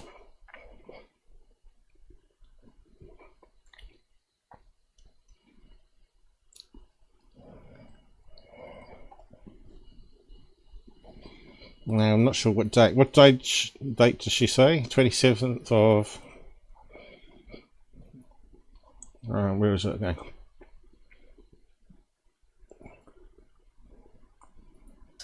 You see it in one image, but you don't see it in the other.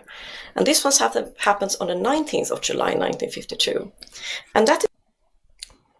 There we go, we got a date, 19th of July. So was that one over the Capitol? Where is it gone? Was it July?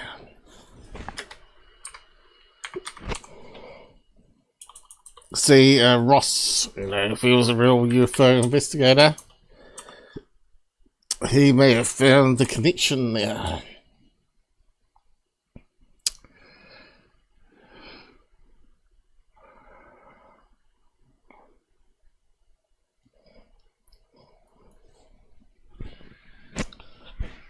Okay. July. There we go. And guess what? It's smack in the middle range. How about that, guys? I bet the only person that's seen that even mentioned that with that interview.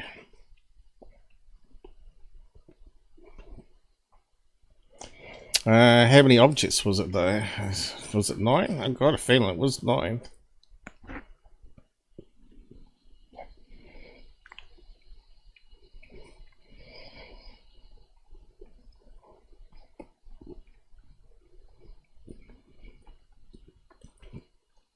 Two days after. Oh, actually, the same night. 19th of July. Exactly the same day it happened on. Wow, how about that, guys? We just found a connection.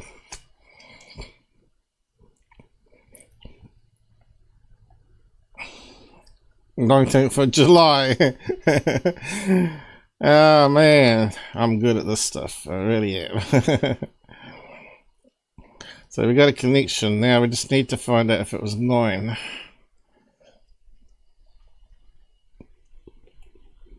Maybe I should send it to her.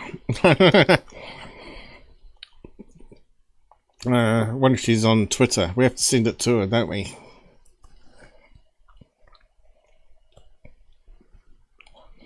Might even be able to get location. Might even be, they might be able to prove it was in the atmosphere.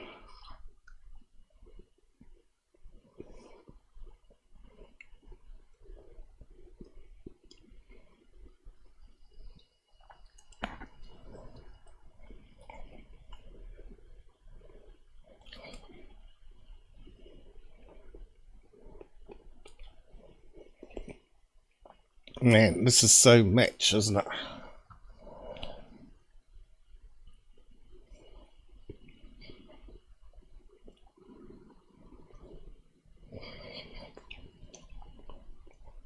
Okay, we're gonna have to send it to her.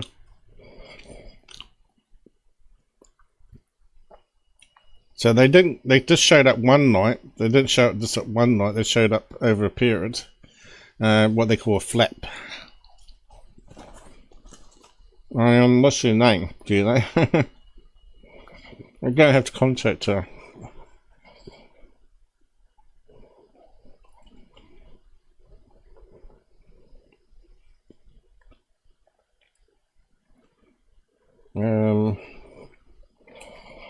What's her name? Dr.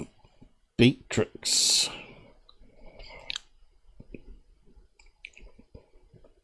And it talks about April here too. Which, if you look at the Wikipedia, they talked about April. Right. So that date was wrong, was it?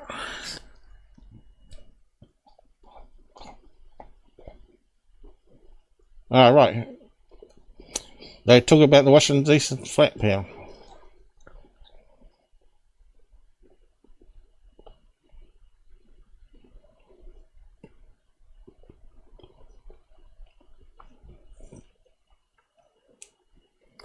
One-third of the plate collection.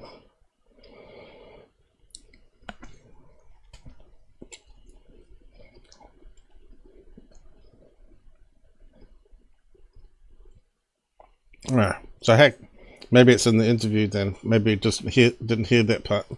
Oh, it just shows you my mind is working pretty good. I didn't even know that.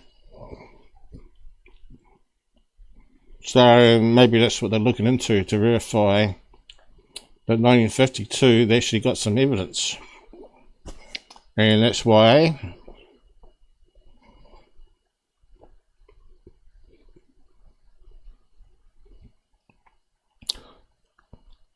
this guy here destroying the plates. What is it? Donald Mintzel.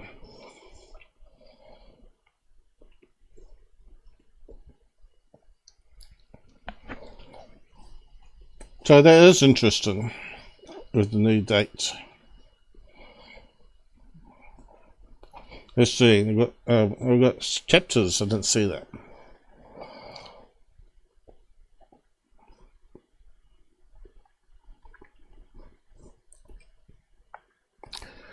21. So maybe I just stopped it before. Yeah, just stopped it before they're going to talk about the flap. I'll keep on playing it. There we go. This when a friend of mine, David Altman, pointed out, hey, do you know what this date is? I said, no, I have no idea. Well, it's a very famous date. This Washington DC UFO flap. I said, oh, really? So yep. I went and looked at that. Wow, that's a coincidence. And so this is just such a precious piece of research. I love this. This is good science finding something potentially anomalous, which cannot be explained naturally. There's no prosaic explanation that explains what we're talking about here. So you've got two dates in July of 1952, one the week after the other. One's the 19th of July and the other's the 27th of July, correct? Yes, and I had never heard about the Washington DC flap when we found these things. That's the best part. And one of the greatest sightings in UFO history. It's one He didn't know about it either. Don't worry about it, scientist. of the most recorded incidents in UFO history was the notorious, as you say, Washington UFO flap in 1952. And it was when on 2 consecutive weekends, UFOs, apparent craft, certainly intelligently guided objects of some kind, were detected on multiple radar systems, military and civilian, over Washington. Unfortunately, though, they wrote it off as weather inversion artifacts where the radar gives false positives because it uses microwave energy. It can bounce off crystal formations and make it look like there's a real object there when there isn't. But maybe they found some photographic plate proof of it. And maybe there were some other plates there that got destroyed. And one slipped through. So, yeah. Damn. And it's funny because, you know, everybody talks about why don't the aliens come and land on the White House lawn. In this case, they didn't land on the White House lawn, but they flew, allegedly, right across Washington, D.C.'s very highly protected security. Anyway, we'll leave it there. What else did they talk about?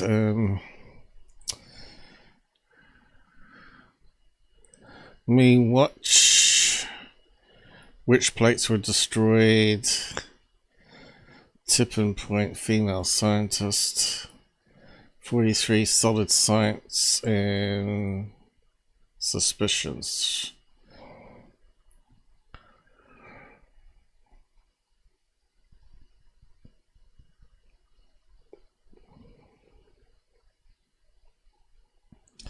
Oh, there you go. Natural explanations to rule out and gravitational lensing. I'll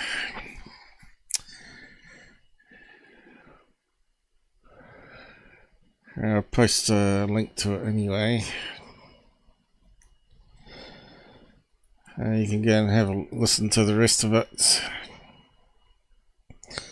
Yeah, I thought maybe I saw something that they didn't, but it looks like they did. Damn. But yeah,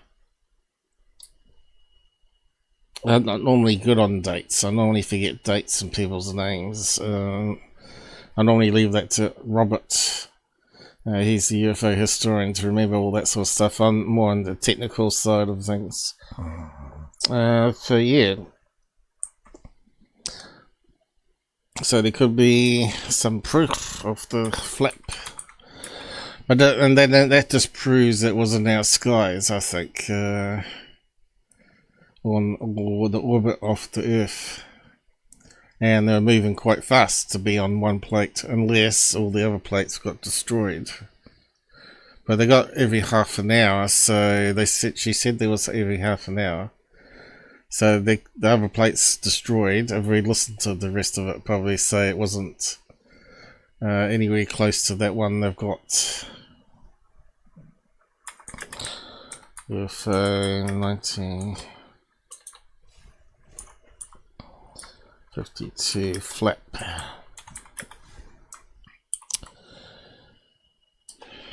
Okay. What's happening? Alright, it's stopped up the scrolling again. Did I miss anybody? I always miss people when I don't notice it's not scrolling. Stephen, I missed you. 6:30 p.m. coast.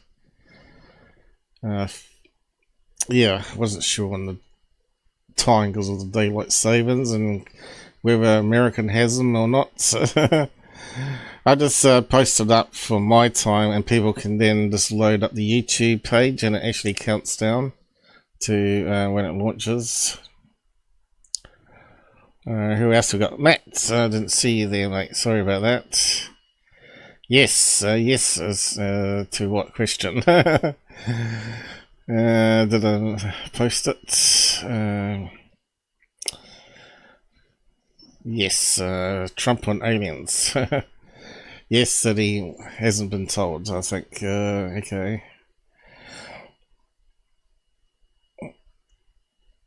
Hopefully we don't miss out any other pop-ups there. So we're getting there. Through the quick stuff, anyway. Did I close it down? What's that one? Alright, people talking about the Debunk. Might just talk about Paul Bennewitz here as well, while we just done the Ross one. Magnifical bits. Okay, and we'll get up to that stuff at the end. More science stuff at the end. So I had a look at Paul Bennewit stuff. Have I got it all listed here? Probably lost it, have I? But anyway, I could do a research. There's only like this and a couple of other images of anything that Paul Bennewitz has meant to taken, apparently, of the UFO over above military base right next door to his house. But I looked at some of these images here and I thought they were quite interesting.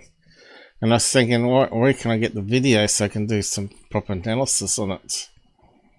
Because it does look like a UFO, you know, it looks like a classic UFO. If we zoom into that there, it looks like a UFO has a base there with maybe a glass dome or something inside it there. And it kind of looks like a couple of people inside it, or aliens or whatever, doesn't it? So I thought, well, has it been hearts somehow? And of course it's been clipped here, so I'm not sure where they got their image from. But it would have been good to see the full image here. Does it look like people or aliens there? A few pixels. And that one there kind of looks like a long-necked goose or something. So yeah, it could be something weird inside it. But they're meant to have been mucking around with drone technology using plasma. Which, if you look at that, it kind of does look like it could be like a plasma ball. What we're seeing here as figures inside is actually inside an enclosed dome with lightning. You know, it looks like a typical plasma ball. You know. So yeah, just bring up what I'm talking about so you understand. Too much soon. Where's my...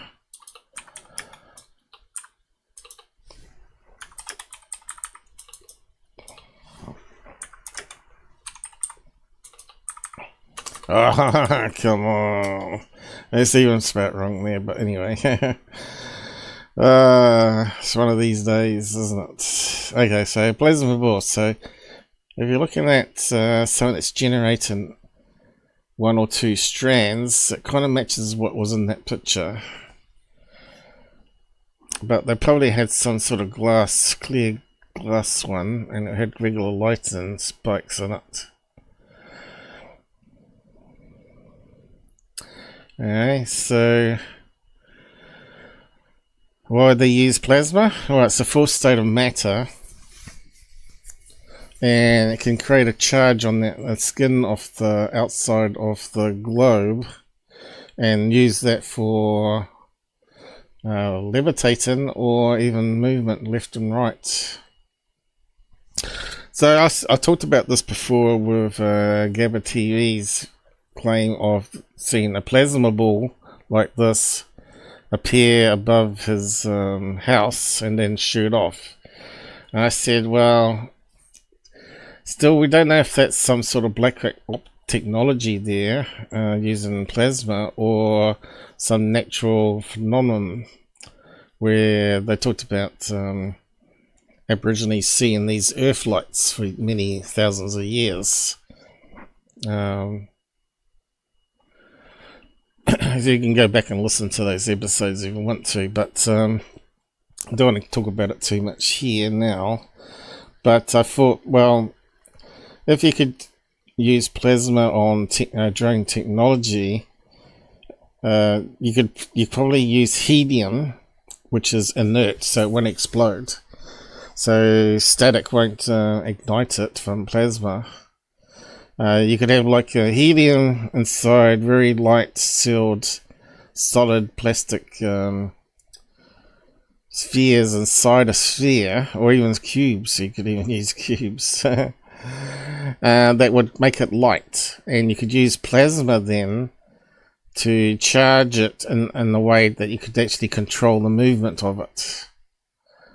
Using just electricity, because you don't want any fuel on it. You don't want petrol or any hydrogen or anything like that. You just want to use the helium for lifting the drone up or making it buoyant, and using plasma as a means of charging it to attract the molecules of air to make it move.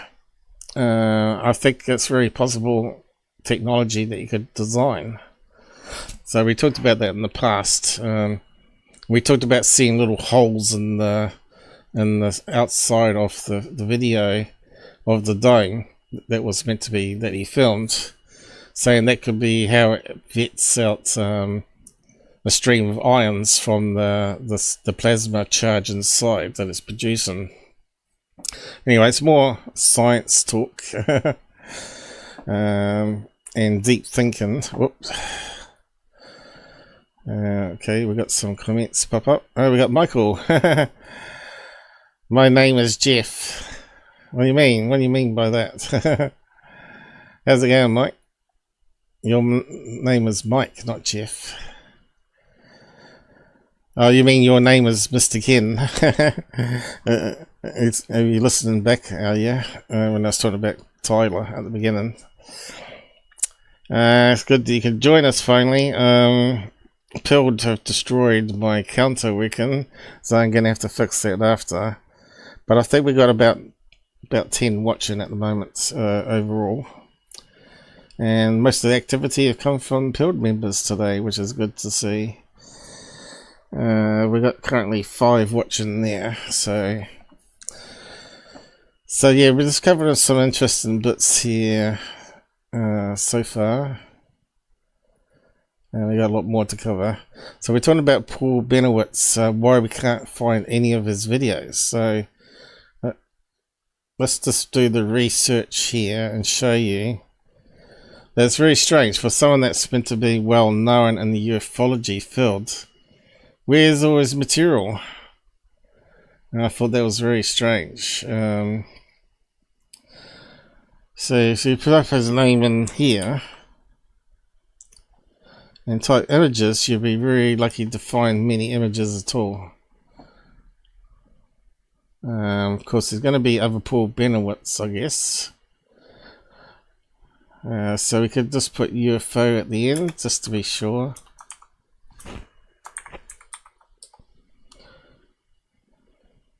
Okay. And that narrows down anything to do with UFOs in that name. And if you go to images now, this is all the things we get on UFO images. There's one there on Reddit. Now it looks like similar crafted what we were looking at before, so let's just bring up that one and click there. And I'm not sure where they got it from. What Paul Bennewitz saw in 1979 from his home in Albuquerque, New Mexico. Now you can't say to me that's not looking like a UFO saucer, right? And you can't tell me that doesn't look like plasma. Okay, it doesn't look like the same one on the episode of Martin's. I will play a clip of it anyway, what they're talking about. But to me, again, it looks like it's got some sort of dome happening to a base, where it looks like it's getting plasma of orange and yellow happening. And I'm not too sure what this is here.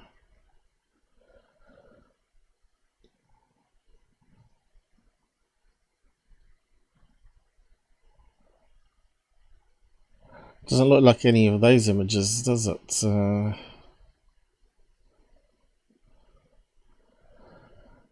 of looks like runway lights, doesn't it? It looks like at the end of a runway. They have like 4 posts with bright LEDs, and they say this the end of the runway. Brake, or take off. But I don't know. That's all we've got to go on. Okay, it's very difficult to know what exactly Albuquerque businessman and defense contractor Paul Bennewitz saw in 1979 and 1980 from his house. But it is hard, especially if there's no videos or photographs in a timeline. So who's got all the material? The government? Doty took it all? Where did it all go?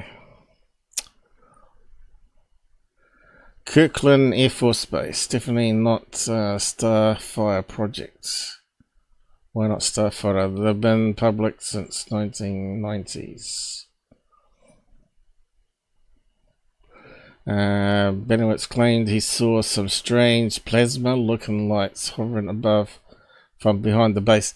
Now, this is probably what they were doing also with Bob Lazar time, right? They were doing experiments at Area 51 with probably the same sort of technology, right? So I believe they did see some experiments of these plasma drones being tested out there on the desert. Although I'm very suspicious of some of their video being maybe hoaxed. But I believe that maybe it wasn't hoaxed now because of the Paul Bennewitz images here. And talking about plasma. Because we know they were mucking around with radar blocking using plasma and also radio waves. So if you had a drone that emits plasma, it probably would interfere with the electromagnetic spectrum in the sky and disrupt radar, especially if you've got a whole swarm of them. So they've probably been mucking around with this stuff for 50 years, how to block radar by Russia and China. Of course, some of his photos are in the left portion. What does that mean?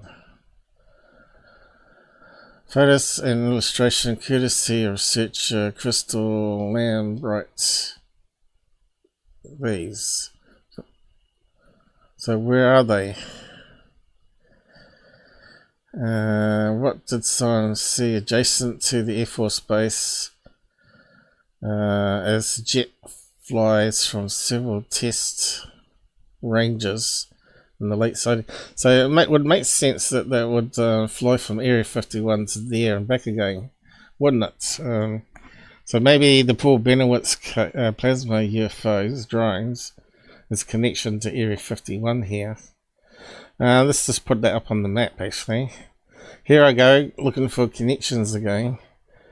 New Mexico can't be too far away, can it? So but where's this Air Force Base? What is it called again? It's here somewhere.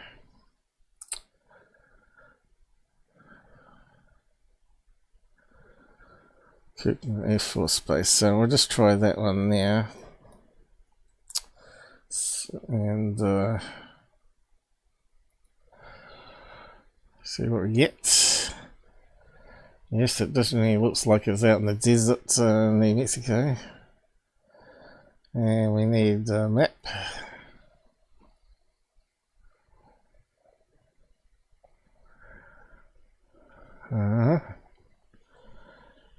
There it is there. Of course, we don't know where poor Bennewitt's house was.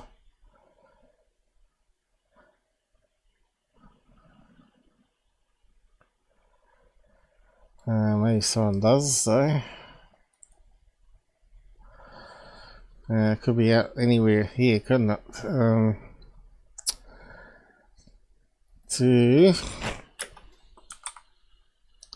What would be a good place for Bob Lazard to be?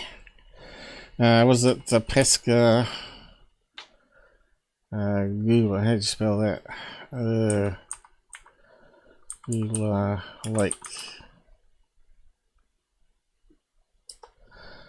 Let's see, we got a map.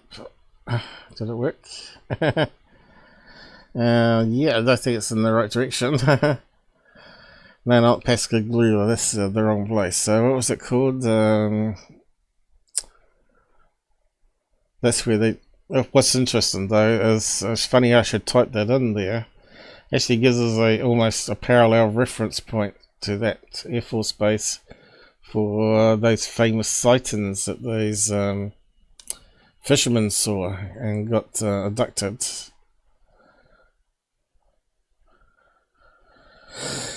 Yeah, it's funny how it's always close to these hotspots. Yeah, I wasn't thinking of that one. What was I thinking of? Groom Lake, no. What's the other one called? I should know.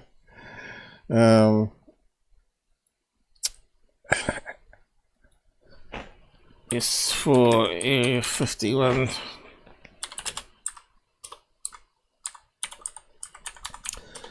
I told you I'm not really good at names. Let's see. Does it tell us here?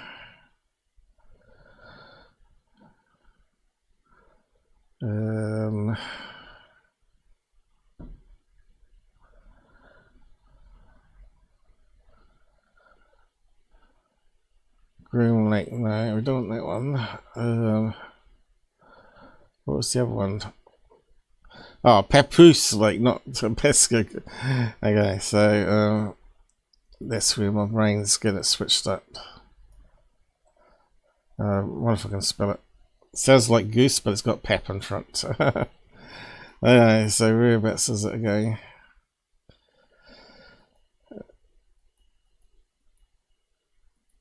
There we go. Okay, let's do a triangle, I suppose. Pep. Pep boost. There we go. Let's see. Is it in a straight line? Look at this. It's quite interesting. But yeah, it's definitely in a straight line, isn't it? So it makes sense to float between those two.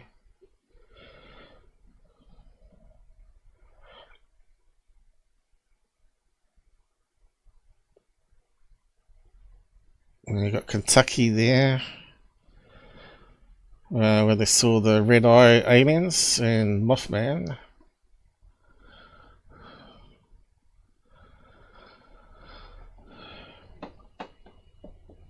Does seem to be some sort of connection there, I'd say. It's quite interesting stuff.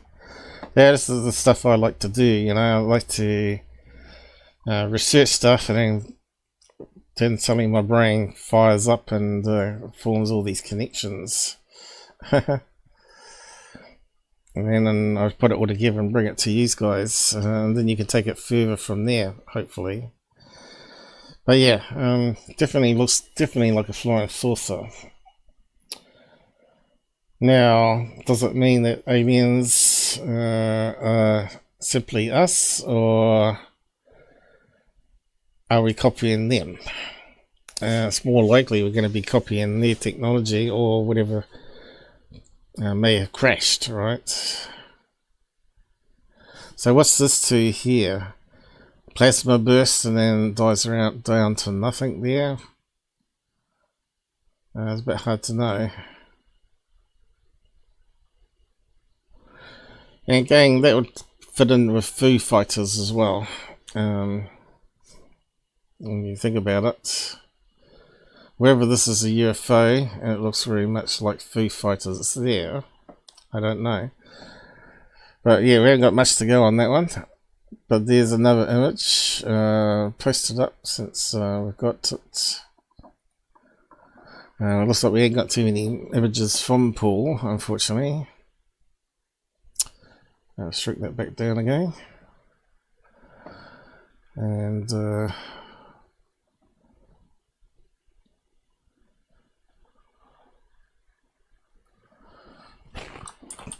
Paul in I'm just going to do it like that. I can't type today. Why is it not pasting it? Didn't I not capture it? It's not doing it for the keyboard. Did that work? Oh, there you go. I don't know why cut and paste key wasn't working. Okay, so we got one set of images there. So what else we got?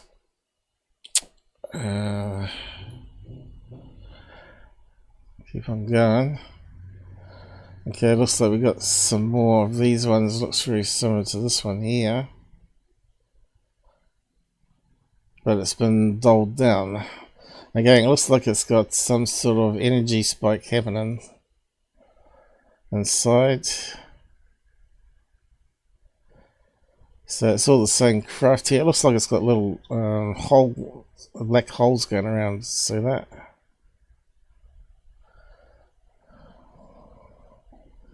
What Richard Doty done to this guy is shameful. Caused the guy a mental breakdown. This guy here, Richard Doty, scumbag. And he's still in ufology causing trouble. And people are still listening to this guy as like he's telling the truth. And it's just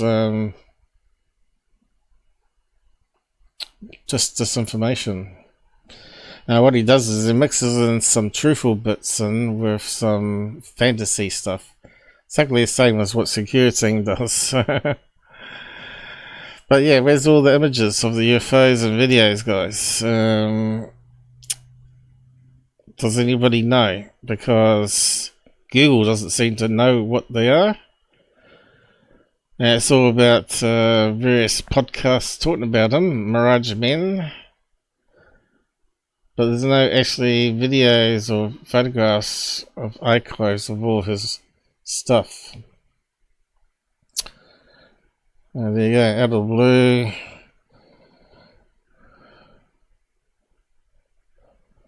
Mirage Man again. Paul Bennewitz. And the documentary on him. But where's all the stuff? And there's Doty again. Open Minds.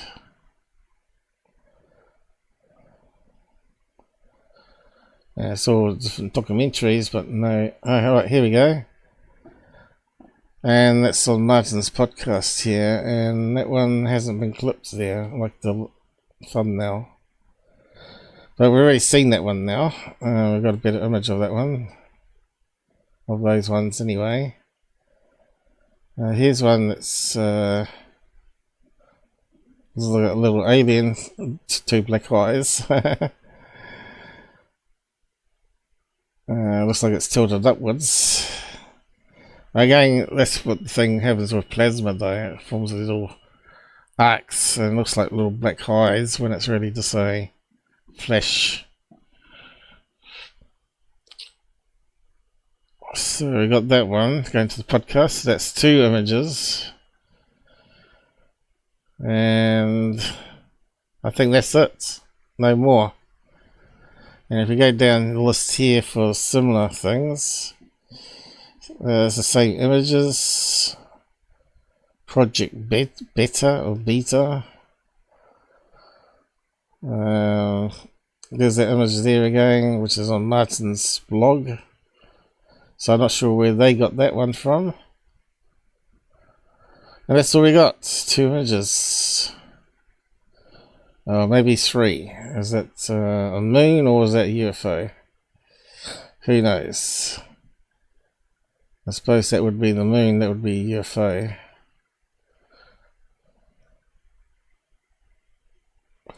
So no. Mirage Men again. Now you think there would be a archive of all his material somewhere because he's dead now.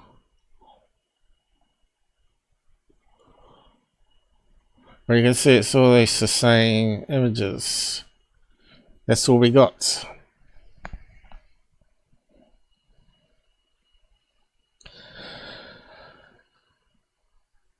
Now, let's type in Wikipedia.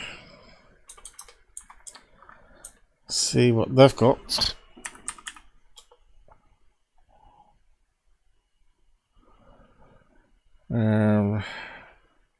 Should be at the very front, shouldn't it? There we go. And let's just get that one. And again, where's all the video links and all that? No pictures. You think they'd have the best picture, right?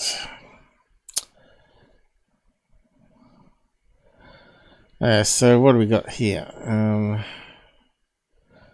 And references. Mirage Men. Project Beta or Beta, or whatever you want to call it. MUFON. Mirage Men again. Lots of things on Mirage Men.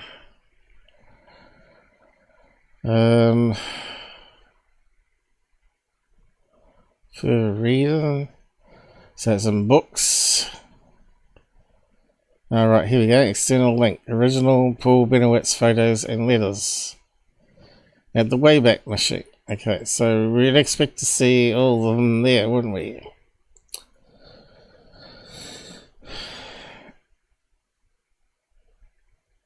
Well, it certainly can't be though, because it would have come up on Google search.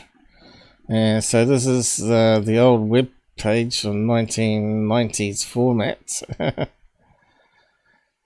Browse images, and that's where we went, to the right place. And where's all the images?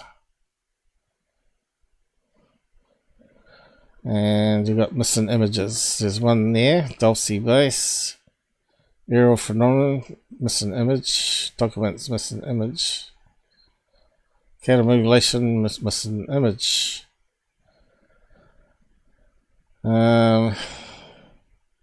And it's got a cut.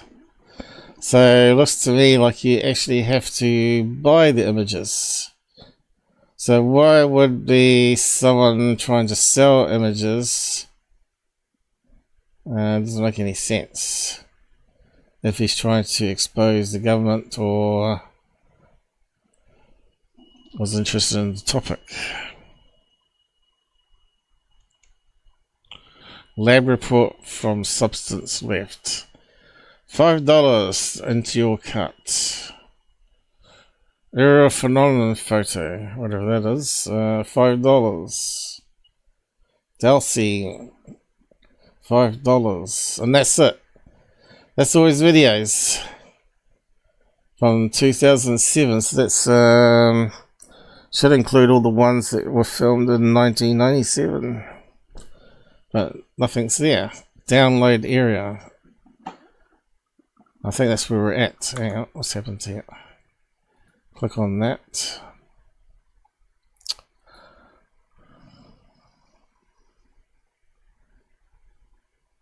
And this is meant to be the download area. please log in. You're not authorized. And I don't think it exists anyway, because it's archived, right? It's just pages, various pages. How to purchase. So he's got 3 main ones there, but nothing to do with UFOs. And that's it. That's why there's no pictures. It's all copyrighted. So it's very disappointing to see that. That's not going to help us solve the mystery by people like that wanting money all the time.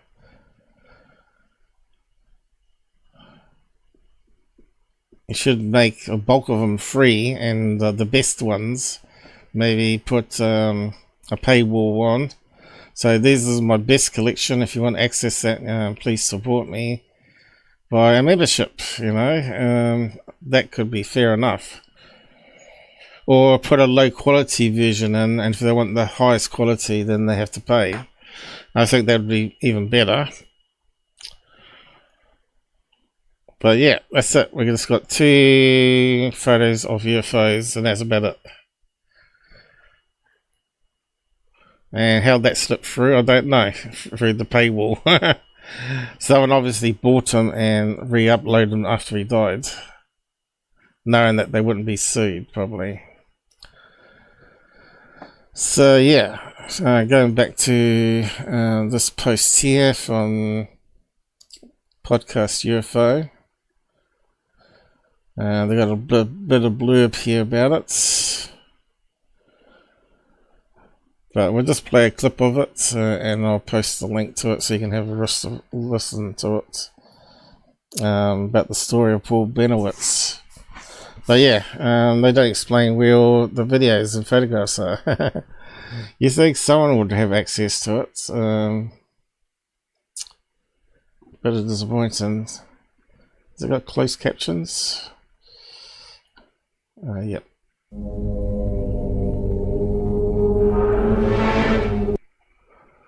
Do I want to get that sound?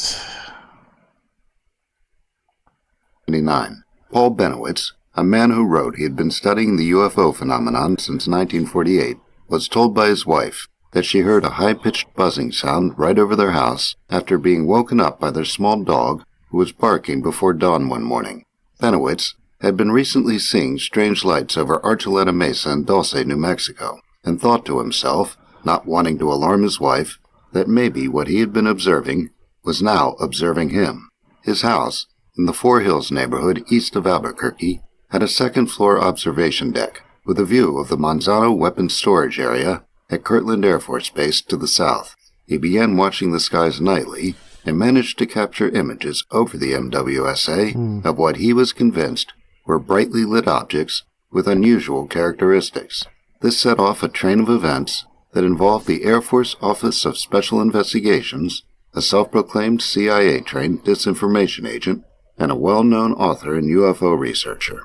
What Bennewitz caught on film tends to get lost in the many tellings of this story, but a detailed examination can be found in the Well, where's all their videos and photos? 2012 book, X Descending, by Christian Lamright, from which the details of the above account were taken.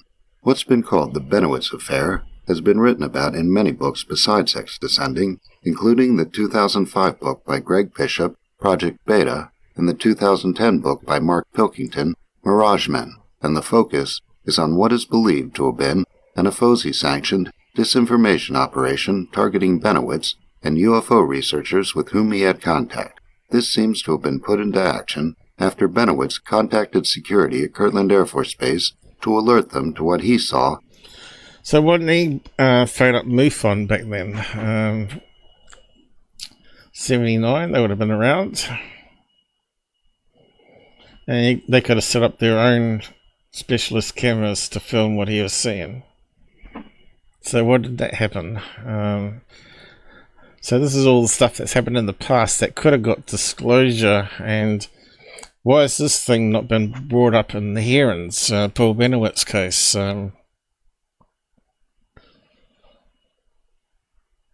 and Doty being a disinformation agent, and then bring out all the information about what they were experimenting on, which could explain what the UFOs most people were seeing around that time, and whether it's all US technology. I suppose they don't want to bring that out, do they? Because it's then telling the Russians what the Americans have got. They want the funding to study the Russians, but they don't want to reveal past UFO cases, which exposes their own technology. Catch-22. As a security problem, Bennewitz owned and operated a company, Thunder Scientific, that made precision instruments and often worked on military contracts.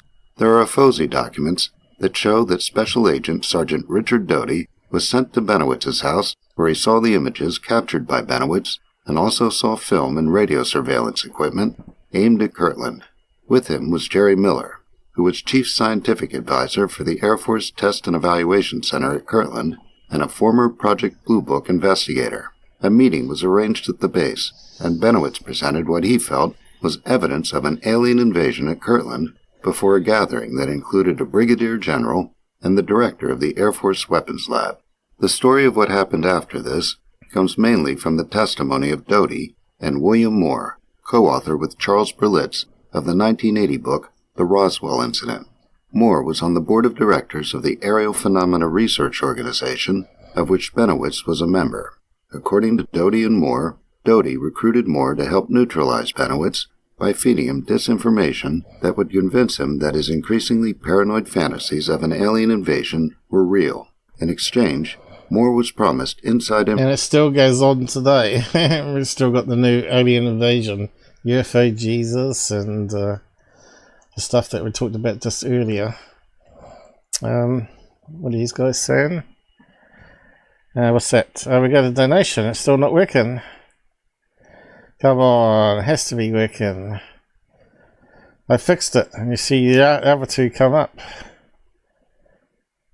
Don't tell me they've broken it again. That sucks, man. Anyway, thanks for that. Is it showing up here?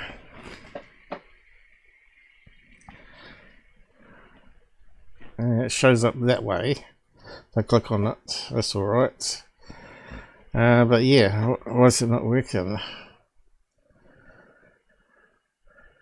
Let me just check.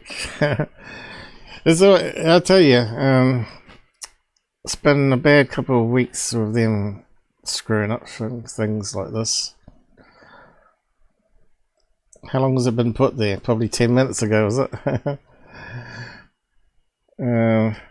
I'll just keep on reading this out while I try and figure out if I can fix it or not. Information on what the government knew about UFOs.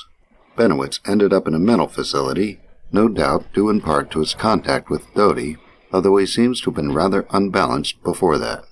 X-Descending is unique in that a great deal of it is devoted to examining images captured by Bennewitz, speculating on what kind of technology could be behind them, and whether that technology existed on Earth at that time. Lamright presents actual images from the films of amber dome-shaped lights that could be objects with white blue-tinged bottoms that, according to him, Bennewitz called power rings. Lamright describes vehicles seeming to be in different power states, indicated by the intensity. Let's say Lamright is where the source of these images are from, and that's all we've got. That's kind of sucks, man. If anyone finds any more images anytime, just let me know, and we'll look over them. But I think they're quite interesting, and we might be able to do more analysis on it to initially prove they are plasma with some physical base to it. Flying plasma balls.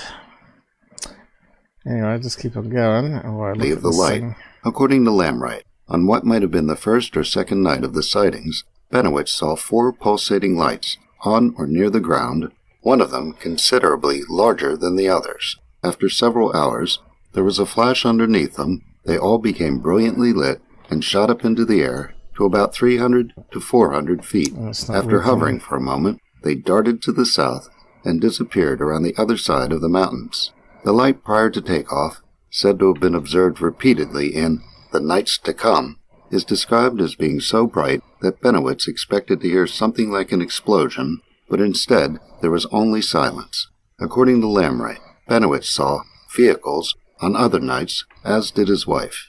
Lamright describes his interest in Bennewitz's experiences as meshing with his interest in the 1964 Lonnie Zamora incident in Socorro, which he was investigating in the early 80s in his efforts to make illustrations of some of the best UFO sightings on record.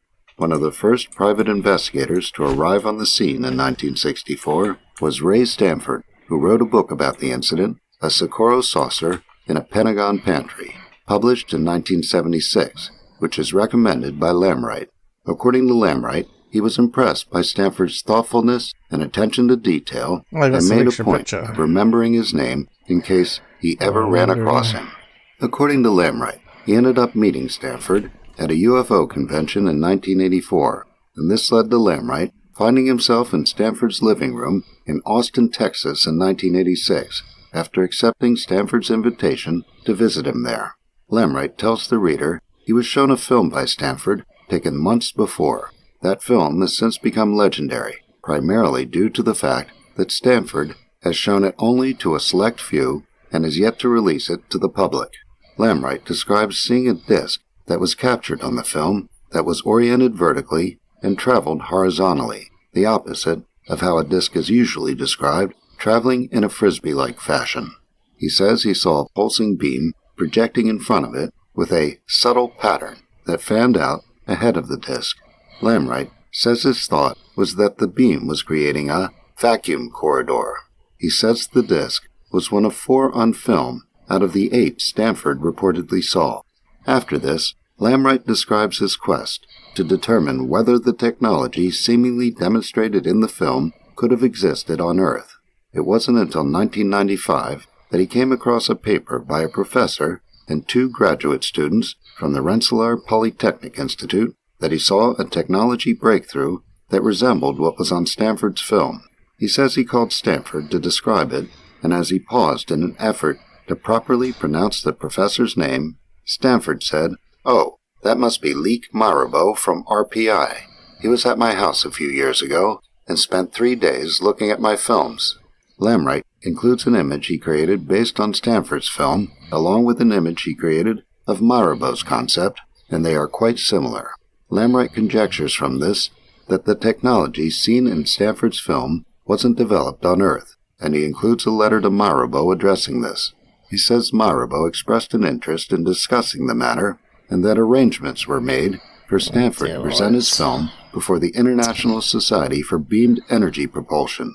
But the possibility quickly evaporated due to the plan to have Stanford's film run automatically during breaks and with no commentary at all, which caused Stanford to refuse to participate.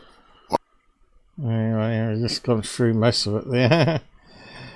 So, a laser beam hitting a drone. That sounds again like what they're testing at Area 51, doesn't it? Again, I think it's to do with maybe creating a burst of energy that affects radar myself rather than plasma weapons. So maybe that's what the Germans, maybe it comes from German technology again, the Foo Fighters were maybe part of the experiment to try and cause visual distractions as well as radar anomalies. We just don't know the full truth of what's going out there still. Yeah, I'm just trying to clear the Streamlabs cookies on Google to recreate them because that's what fixed it last time. Anyway,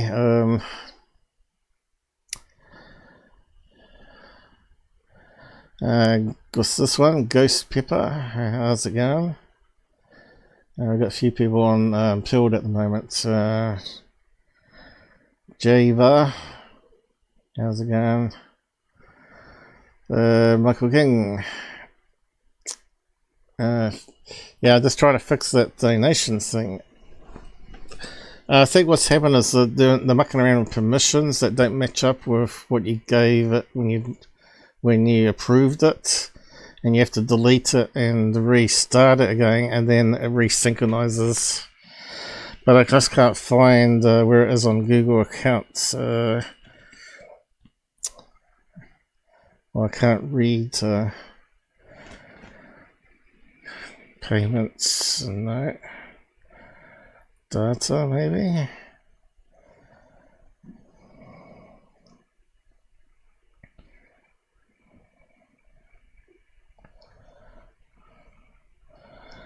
Where can I delete it?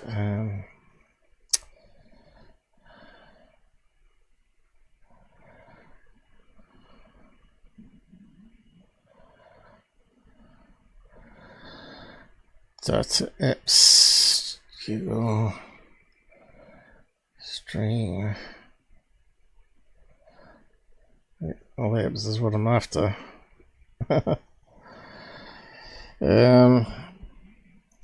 Without revealing too much sensitive information, doing that in the first place.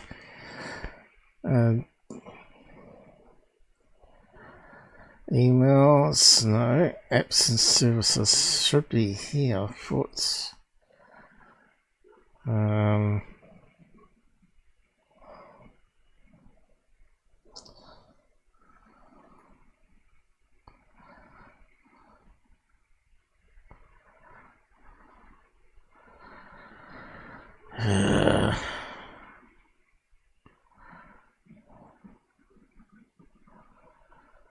Streamlabs, where is it? I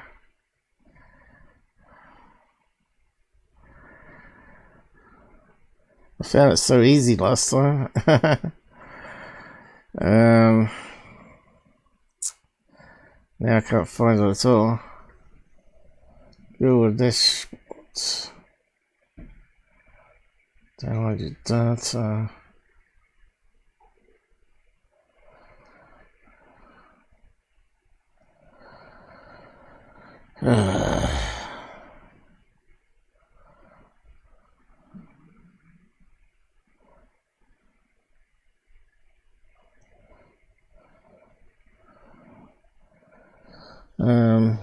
Ought to be zero off. Where's that? Zero off. Zero off. Zero off.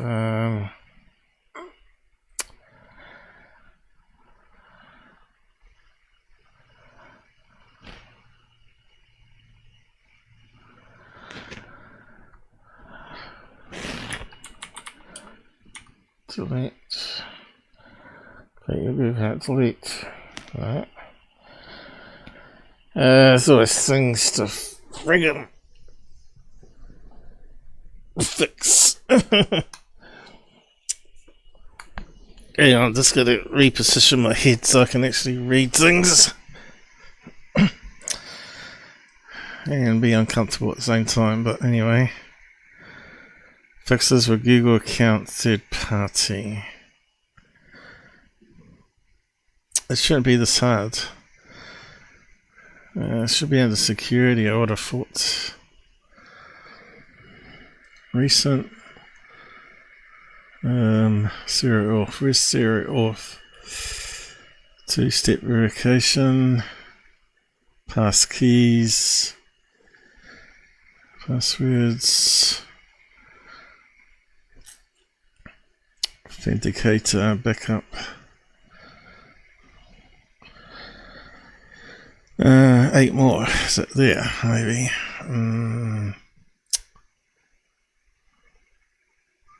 Streamlabs. Here we go. Streamlabs.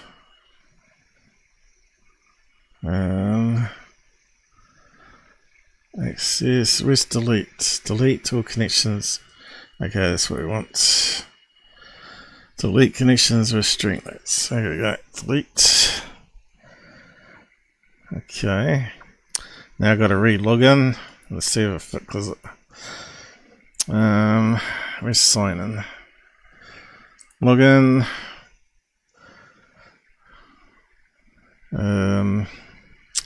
Log in with YouTube. I think it is. There we go. Shouldn't have to keep doing this though. Should be once every year.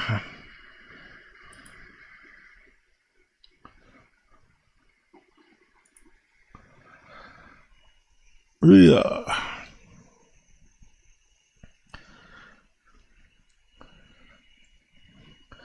Hey, we're logged back in. Recent, where's recent? There we go. Okay, it's got your information there now. But it won't trigger unless I hit the button, I guess. Here we go. Is that the one? Michael King donated £9.99 through Super Chat. We also got a subscriber, a new subscriber. When did that happen? 5 days ago. Weed Freer. I don't think that was on the list either, was it? Okay, thanks for that, Mike. Anyway. Oh, yeah. Okay, that was a subscriber. So I think it's working now. But I don't know until we get something new coming. There's not much else I can do. Oh, got some music going here. Right. Okay, we at least got one thing fixed today. So did I post that one around? Can't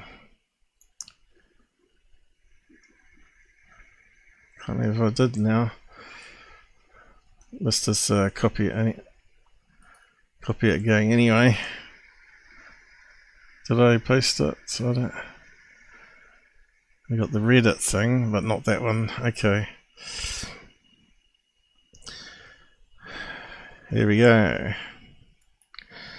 Martin on Benny. That'll do.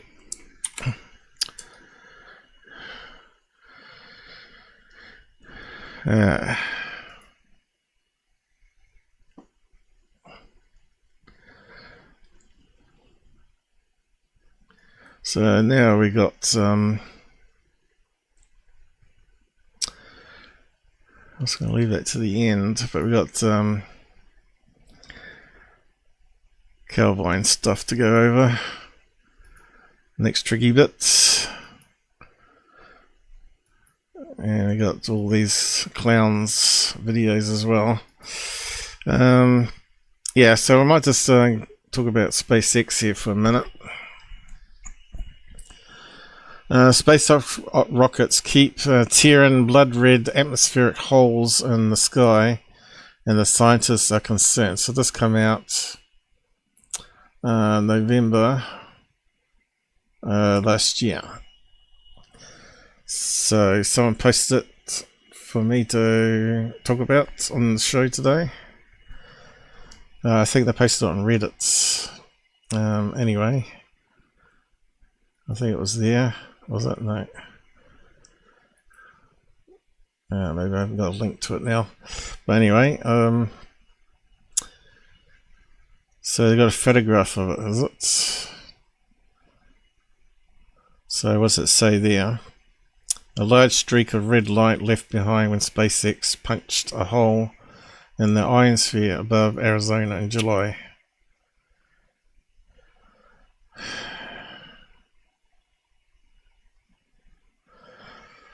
So why is that concern?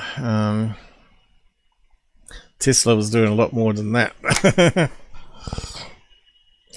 Deorbiting SpaceX rockets are smashing temporal holes in the upper atmosphere, creating bright blobs of light in the sky. Now scientists have warned that these SpaceX auroras, which look like glowing red orbs of light, could causing unrecognized problems, though they are not a threat to the environment or life on Earth. How can they be sure though? Still unknown, isn't it? So researchers have known for decades that launching rockets into space can punch holes in the upper ionosphere, the part of the atmosphere between 50 and 400 miles, or 644 kilometers above Earth's surface, where gas is ionized or stripped of electrons. These ionosphere holes can excite gas molecules in this part of the atmospheric sphere and trigger vibrant streaks of red aurora-like lights. For example, in July, SpaceX Falcon 9 rocket, which was carrying Starlink satellites, ripped open a hole above Arizona. Now, the astronomers at McDonald Observatory in Texas have spotted similar but unique red spots appearing along after SpaceX Falcon 9 rockets have left Earth's atmosphere. These lights, which are smaller and more spherical than the long streaks created by launch rockets, are the result of ionospheric holes carved out by the rockets' secondary boosters as they fall back to Earth after detaching from the rockets. Astronomers spotted the first of these arrows above the observatory in February. But they're not telling us whether it's to do with the fuel or the byproducts of the fuel. We know the Falcon 9 use kerosene, JL9 or whatever it's called, JL1 or something, jet fuel number 1. Because it's more explosive and they need less of it to get into orbit, so then it's less weight to take up with you. So yeah, Elon's looking for a better way to get away from carbon and oil-based rocket fuel, because when they land on other planets, they won't have the same luxury as having a oil field where they can get new fuel to fill up the rockets to send back. So he's been looking at CO2, which is plentiful on most of the planets. See if we can convert that into fuel, because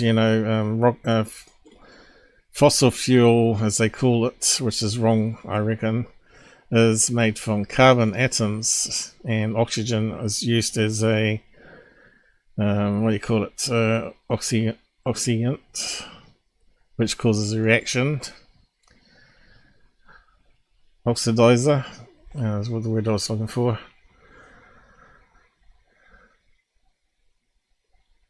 So they can convert CO2 into other, obviously, types of fuel, one of them being methane gas.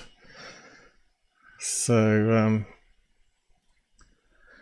yeah, so that's quite interesting about the holes in space anyway. But yeah, we don't know from the article what's causing it. Is it because the shell of the rockets reacting with the electron modified atoms of gas in the atmosphere?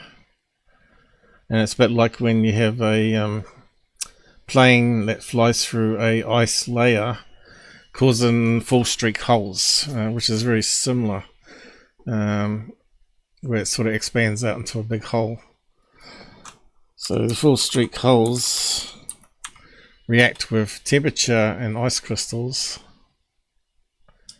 I'll just put full streak in.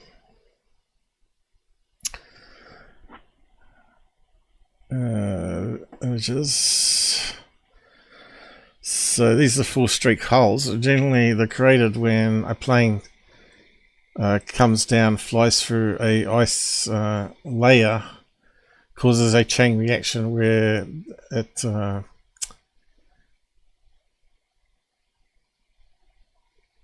the ice crystals turn back into liquid, and they create these little holes with a little cloud in the middle, like this. all got the same sort of cloud in it. In fact, some of the photographs you can actually see a plane traveling through it or near it. I'm not sure if we can see anything like this in these ones. These ones might have been triggered and not taken at the time. There's a contrail here of a plane. And you can see the plane has come through the hole and triggered the hole. Here's another one with the plane, although you can't see it. Another contrail that went through. So that's why they talk about the O'Hare Airport with the 4 streak holes. They're saying that that was what people saw, not a UFO, when in fact it could have been a UFO. The UFO could have punched a hole in the clouds, as well as a plane could have punched a hole in the clouds, exactly the same way. So you can't rule it out. Yeah. So that was SpaceX. Have I posted that one? What have we got here? Check. We got Jasper. How's it going? Yeah, good. Hey, Paul. Okay, at least we're getting some activity today. Even if some things are broken still. I'll just post this holes.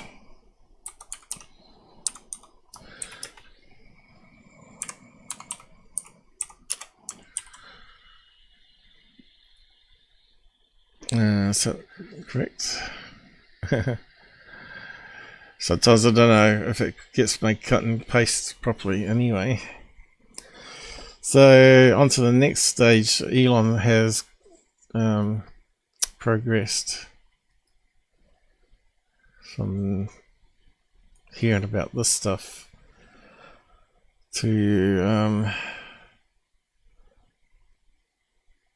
more on it here.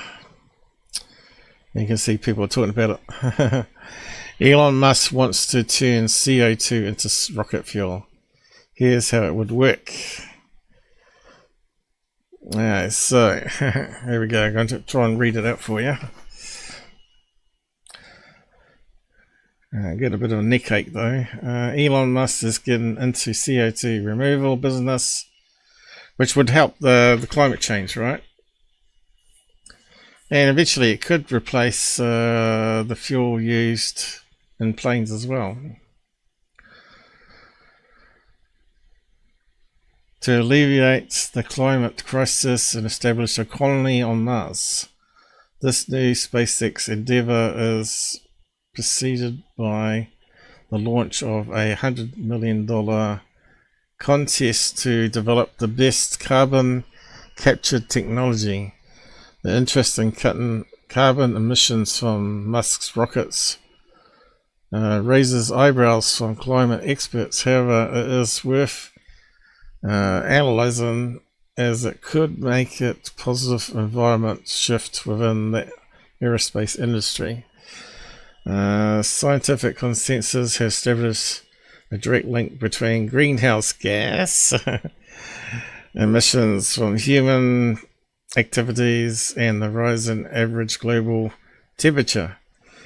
Of course, there's a lot of debate on that, whether how much of that is problem from man-made stuff and how much of it is natural from sunspots and volcanoes. And that's always going to be the case with the climate gate stuff, you know. I still think it's too early to know. We need thousands of years of data points. Right, it's called not RL, RP1, the thing, that's what they use. Falcon 9 rockets, which are SpaceX workhorses, burn fossil-based fuel, RP1, and liquid oxygen, similar to kerosene, which is what I said, tends to produce a lot of soot particles, carbon dioxide, water vapor, and nitrous oxides, all of which are known for their heat trapping properties. So December 2021, he announced that he was making plans for the Mars stuff and to produce methane gas from sucking in CO2 on Mars atmosphere for the rockets to come back to Earth, right? So I'll just sum it up here without reading it all up. The technology that currently receives the most attention is called direct air capture, and it uses chemical reactions to pull carbon dioxide out of the air. That plant is located in Iceland, is the largest scale. Okay, so what's he gonna do? Probably the same. Oh, that's it.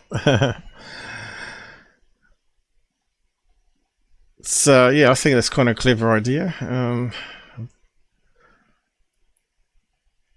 I'll let you keep a copy of that one as well. Oh, I've gone and pressed the wrong button, haven't I?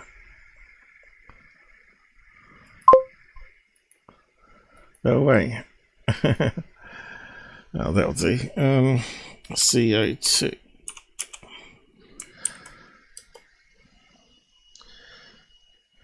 It'd be funny if he sucks out all the CO2 and it causes another problem, like lack of CO2 in the world. Plants are starving, humans are starving. You can see one problem causes another problem. I don't think that would be the only solution, but it would be nice. Mind you, I suppose the planet is fairly big and the rockets wouldn't use that much methane gas. So it'd be recyclable. So the methane gas turns back into water vapor and CO2. Then they recycle it back around into methane gas again. Yeah, so how much CO2 in Earth's atmosphere? Okay, see what they say here. Global average 421 ppm, whatever that is. This is an increase of 50% since the start of Industrial Revolution.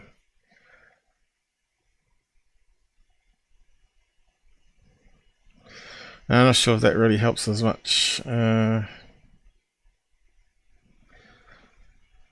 Let's try Mars atmosphere. Probably a lot more.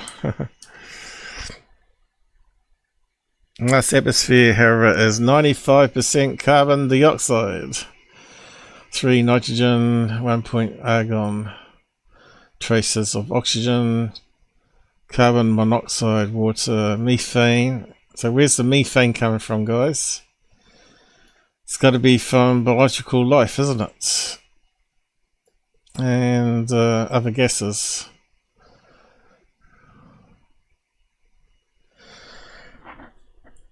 So what's that percentage of Earth then? Mars is 95. So that would, if you suck most of that out the atmosphere into methane gas, and if you, plants would love that. Start plants growing, but soon turn it into oxygen. Okay, how much was it? 95 there.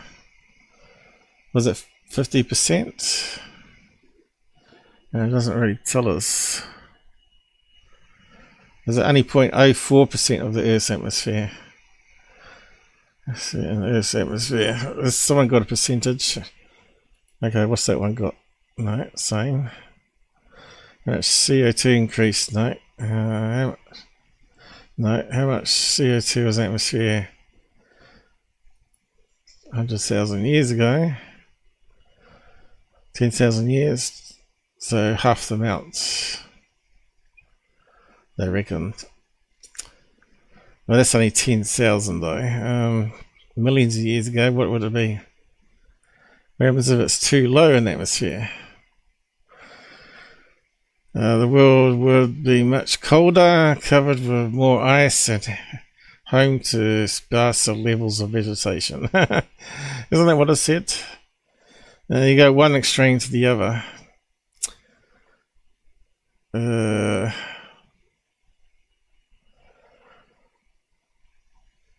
How much as percentage?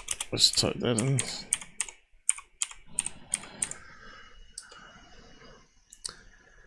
It is 0.0. So 95% Mars and 0.04% Earth. Doesn't sound much, does it? They're meant to be saying that we're creating all that, causing the problem. I don't know. I just don't believe all this climate change stuff. So it is 4%. That's how it relates to it. No, it's not even 0.4%. It's 0.04%. So that's as much as Mars has of argon or something, wasn't it? No, it's actually less than that. So yeah, I don't know. This climate stuff is nuts, if you ask me. But yeah, Elon's on the right track there, I think. So found this next one. New method converts carbon dioxide to methane at low temperatures. So this came out in 2020. So a year before Elon started thinking about it. So it's got CO2 plus 4 hydrogen gases, methane and water.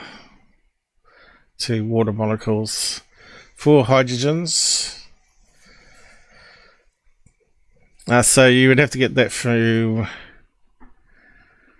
the atmosphere, either get hydrogens and then join it together with energy, which you'd get from the sun as solar power, and use other chemicals to cause interaction. So what's Ru? CO2, whatever they are, electric fields. Let's see. Led by Professor Yang Shuichi. That sounds like Japanese, I suppose. Conversion of carbon dioxide to variable chemicals such as methane has drawn great attention. To recycle carbon dioxide into methane.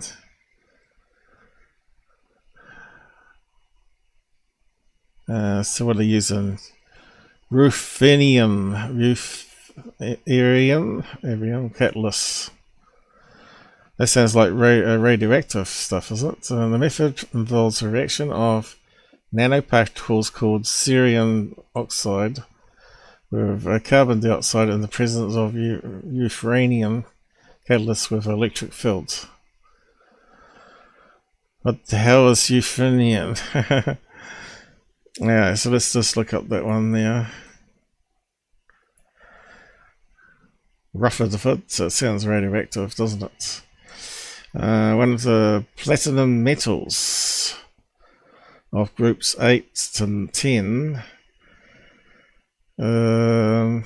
used as an alloying agent to harden platinum and palladium. Silver grey Rivian metal looks like platinum, but it is rarer, harder and more brittle. Well, there you go. Always learning, guys. Never ends. But yeah, there we go. SpaceX is out the way with now, and we've learned a wee bit more about the science there.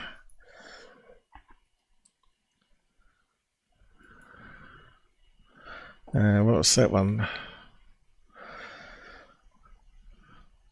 Oh, right, that's what we just read out. I'll post that link too, since we used it.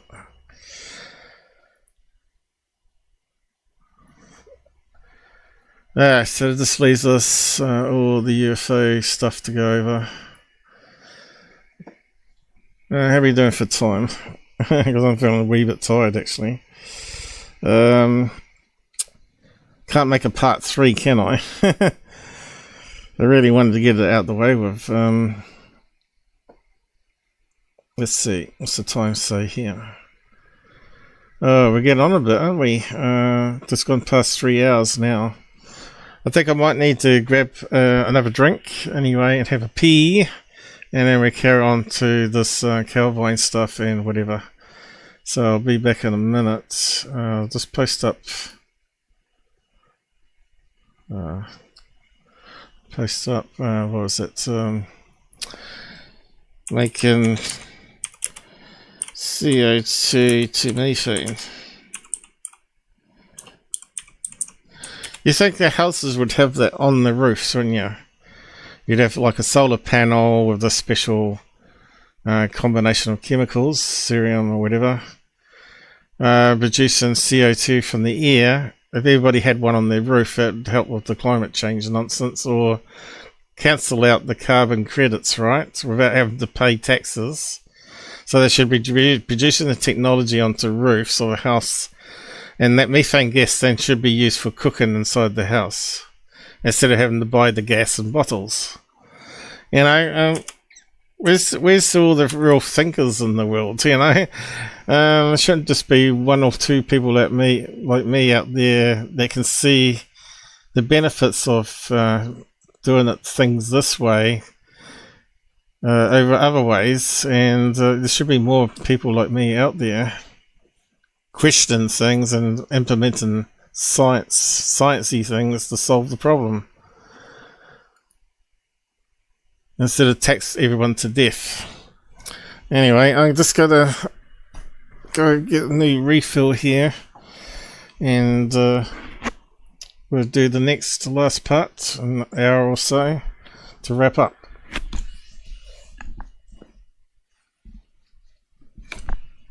As long as I don't break anything. I'm trying to get it out here. Got cables stuck everywhere.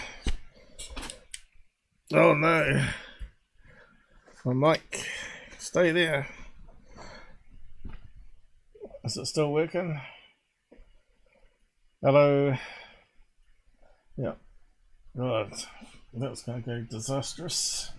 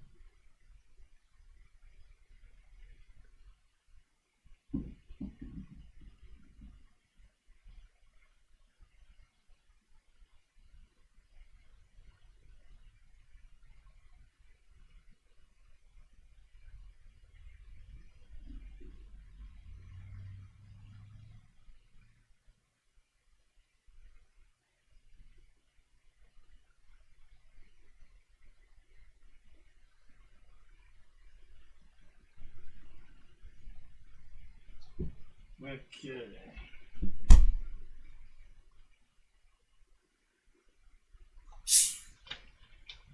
Problem is, I'm not having any caffeine today.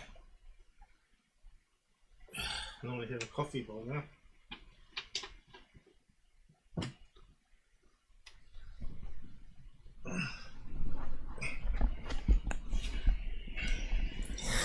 Okay, I'm back. Is it still working? My cable got caught underneath my arm as I was leaving the bed here.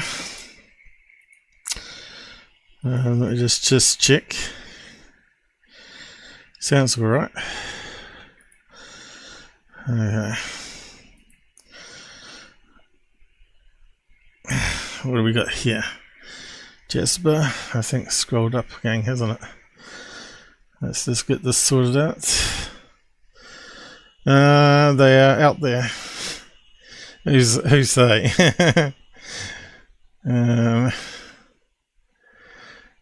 Looks like that's typo there. Methane. Let me just have a sip of drink here.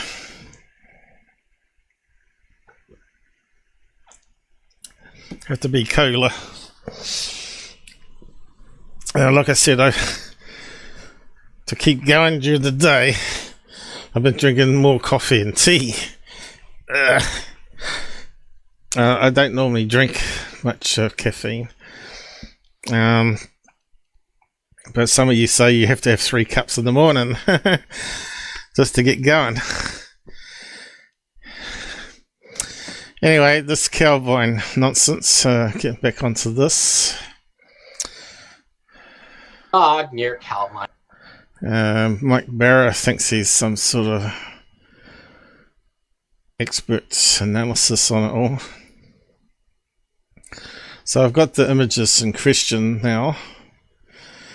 And what I was doing before the UPS decided the USB connection.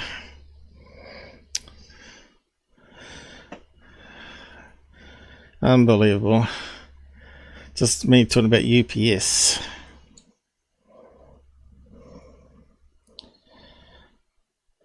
Are we back again? I'm not sure if we've lost everybody or not.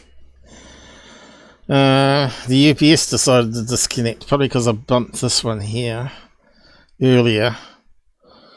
This is why I hate USB to LAN connections. It's just more problems. Points of failure, as I should say. As I was just talking about last week, about this time, we got the UPS that suddenly turned off. Now, I better just check to see if we're still going on the other ones. I think it was only down for a short time there. Hopefully it won't happen again. Rumble, we still got going on there. Oh, did it hit clump? Says 4 watching. I suppose it's still going there. Pilled, let's just check. We got a message here. Toggle screen. Reconnect. Hopefully. You successfully toggle the string. Wait some time if you need to try again.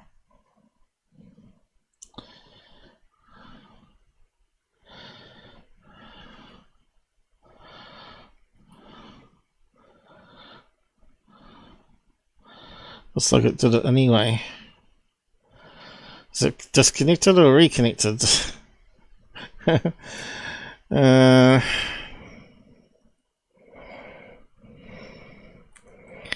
we live still there?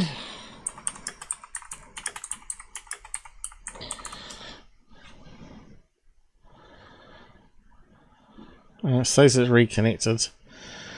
Oh god, what a mess up. Okay, I think it's all working still.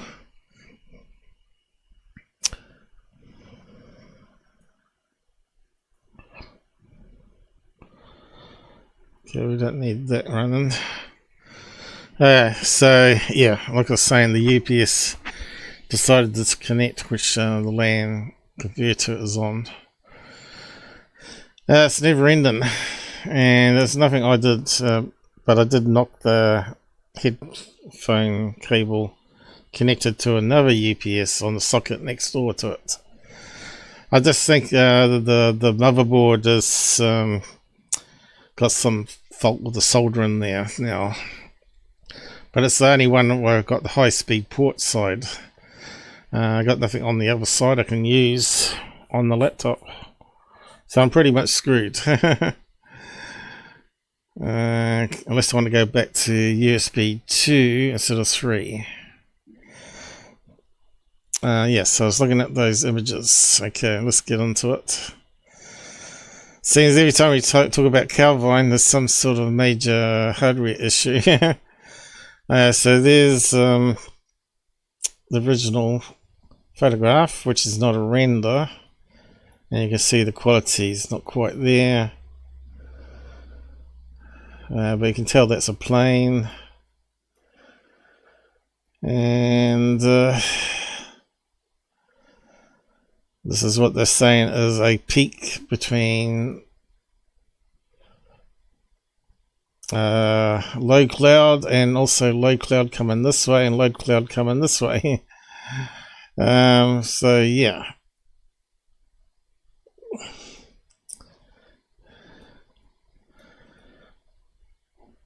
The quality of the images is just not there, and they're saying that's the snow cap on the mountain, or a chunk of leftover snow. They're saying that's a tree. They're saying this is also a chunk of trees at the end here. So we should be able to match it up with a picture of the mountain, shouldn't we, if that's the case? And I did a search on that one for the video from Mike Bara, and it gave me this one here on a reverse search, which was actually on Debunk. And you can see it's not a 4.3. I mean, it's not a 16:9, but a 4.3 image. And we can see the fence posts here.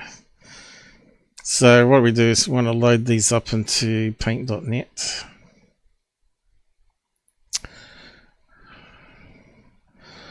And prove that you can't simply match it up the way he's trying to show you.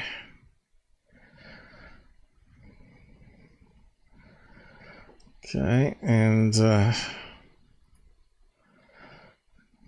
Calvine one. So he's basically doing this in Photoshop. I'm using it on open source, well, freebie paint.net, which is equally as powerful but less hard to use. Looks like it might even be the same size image, is it? Alright. So we got more pixels in this one than we have in the other one. Way more pixels. So we want to drag that one in as a new image and resize it probably. There.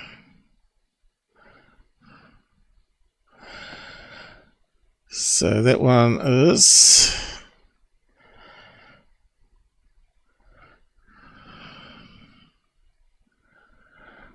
hasn't got pixels, it's got centimeters, is it?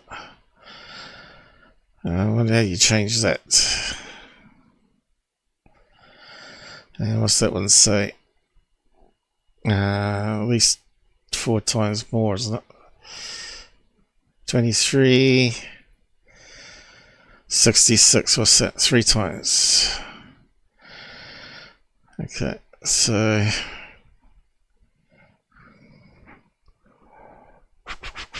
resize it down to say 30%. That'd probably be still too much. 20%.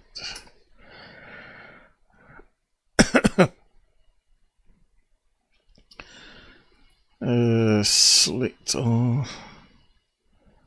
Copy.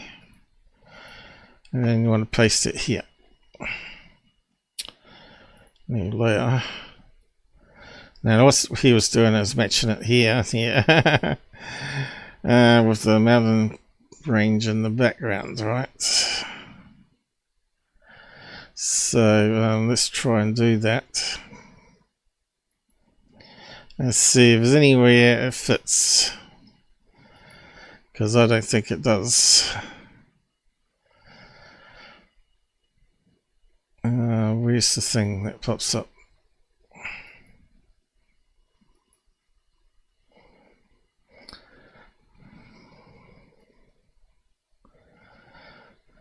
Okay. So what do we got?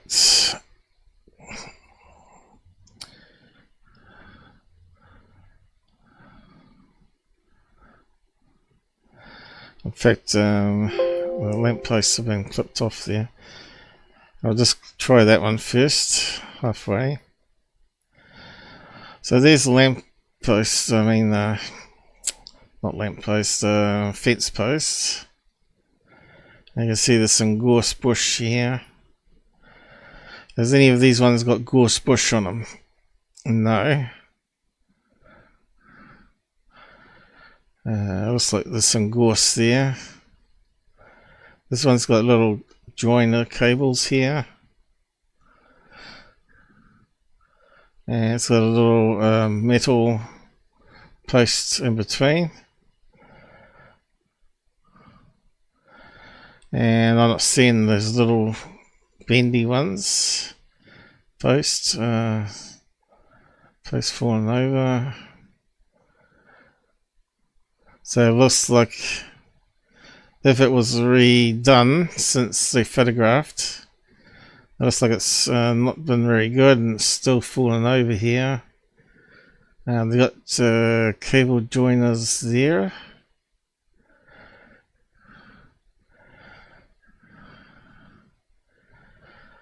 And you can see the long grass here. So it's starting to get over this side here. So that means you'd have to be way over that way.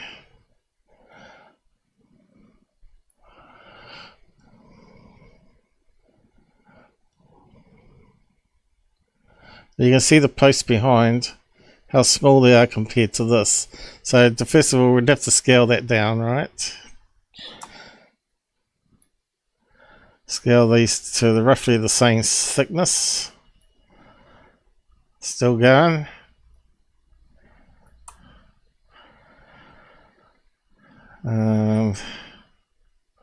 Still a wee bit thick, right?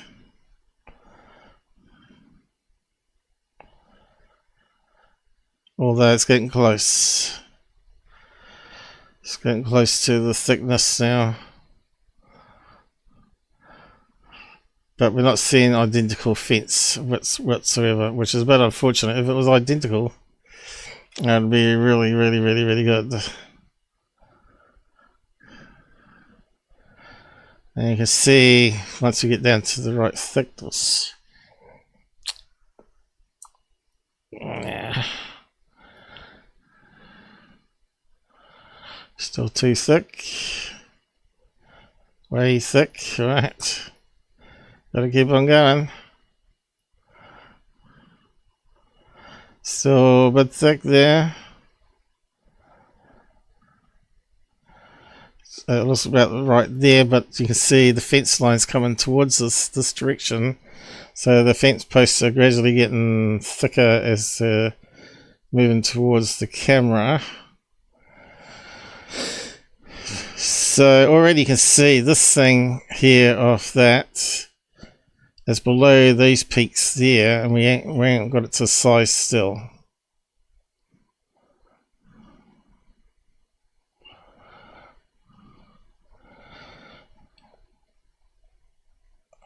You can see it doesn't quite match up.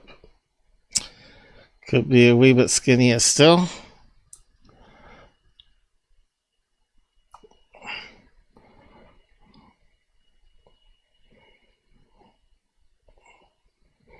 So that one sort of matches up there.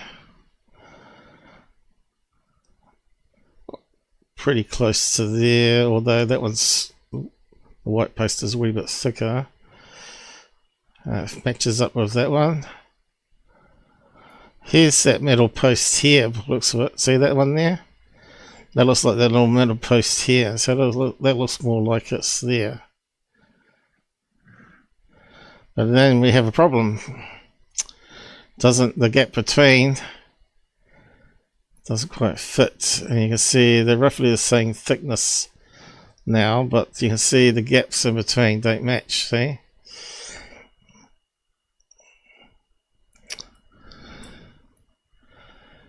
But it does look like that bent over one could be that one there at some stage.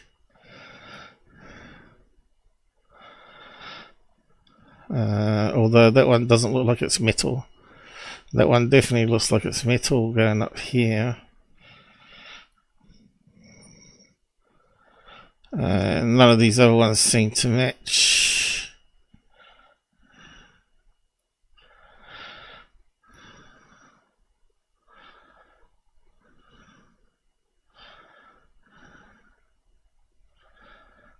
Although the gap is now fitting, right? Now we're getting the gap almost correct here.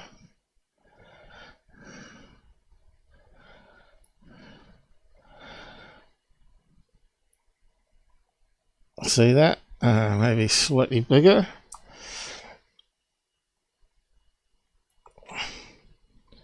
There you go. Looks like it's on the same slope as that one there almost.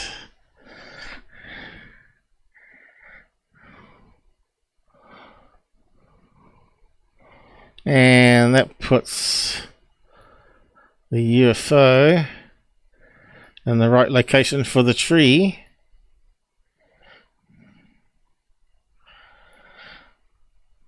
Which means it could be simply a model that's dangling from a branch on fishing wire.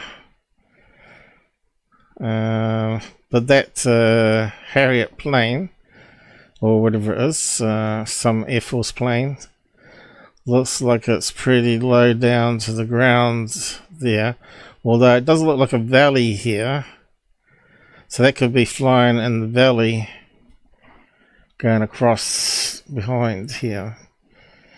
But again, it rules out that being the peak, I think, and fog.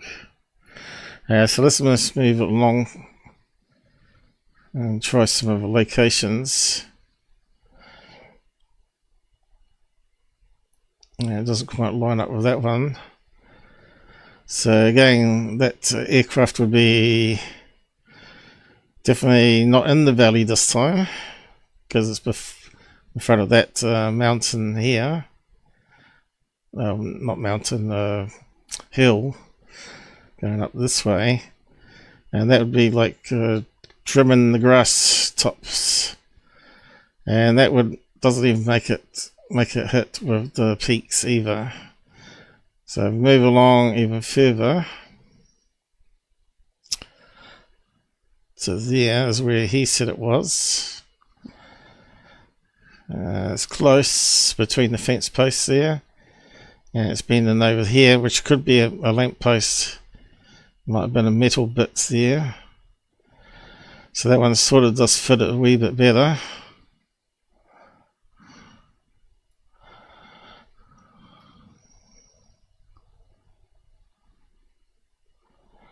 Somewhere there.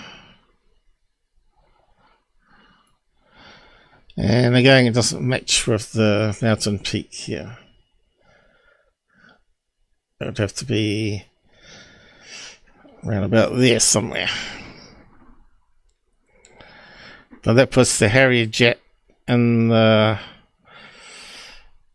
slopey part here. Still looks like it's low down, but looks like it's a valley there, doesn't it? It's a bit hard to tell from a 2D photograph.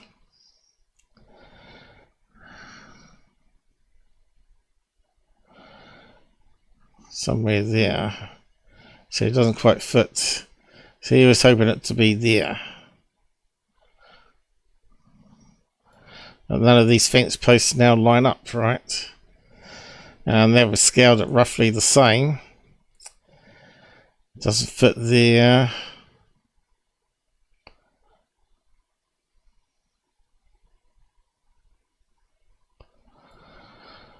It doesn't fit there.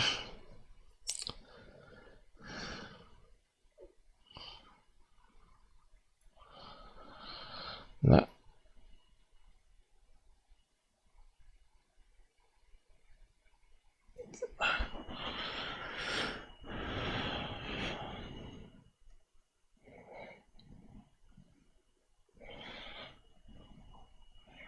That would have to be the peak there, wouldn't it?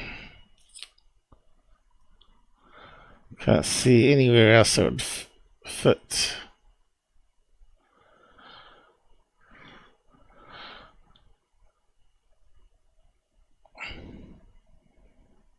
And it does look like it's in roughly the right area, but I think you'd probably have to go back there and photograph more images and then trying to line it up again there. So you can see the scale of my one here.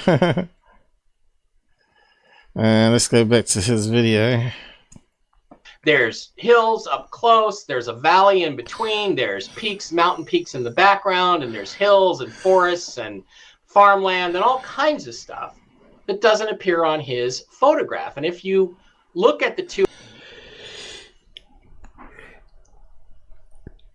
Well, it was low cloud, so it's going to block out most of the mountains behind, and if it's a fog layer, you ain't going to see below that. And that would be a good time to do an experimental craft when it's overcast and foggy, right? So no one would see it, especially in a valley like that. And often what you fly in valleys is normally airships, isn't it? If you look at the airship scene in California there, they always seem to go from the coast up the valley where they grow wine up to the inside of the valley. So yeah, is it some sort of experimental lighter than airship? And the area jets just flying around it for them to do tests on some sort of instruments on board, like radar, jamming and all that sort of stuff. So it might be some sort of prototype because of the shape of it to be a stealth blimp, you know, so it doesn't get picked up on radar itself, but also use it for surveillance, right? So that's probably the more likely answer, is it some sort of secret blimp technology for surveillance and radar jamming. In my opinion, that's most likely what it's going to be. The only other thing would be it could be some sort of blimp dropship that has two fixed wing planes on the side, each side, that it releases, that have men living aboard a sort of airship inside, and they simply climb into the cockpit from underneath the planes. Is the other possibility here. But a mountain, I don't know. Let's have a look at the quality again.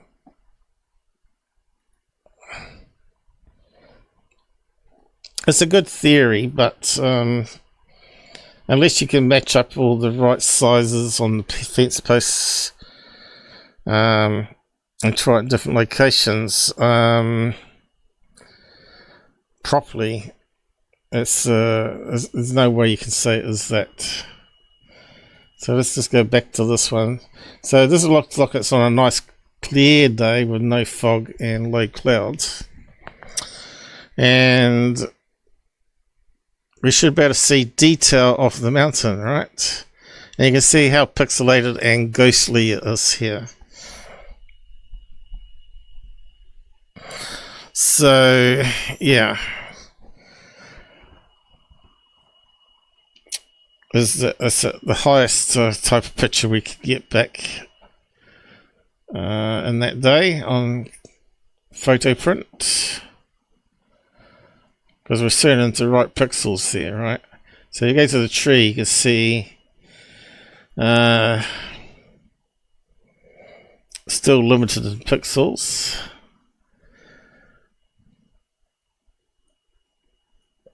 But yeah, similar to that there, we can see clearly there's a lump in the peak here. It's less symmetrical going down there. It looks more of a curve. It's got a lumpy bit here. It steps down by the looks of it.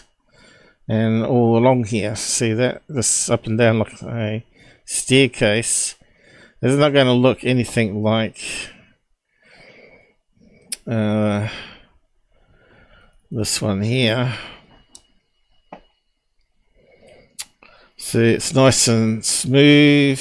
We have got obviously some fog and atmospherics happening, so it's not going to be a clean edge here. It looks like if it's in low fog, again it's going to look like a mountain with fog around it, as well as a craft in fog.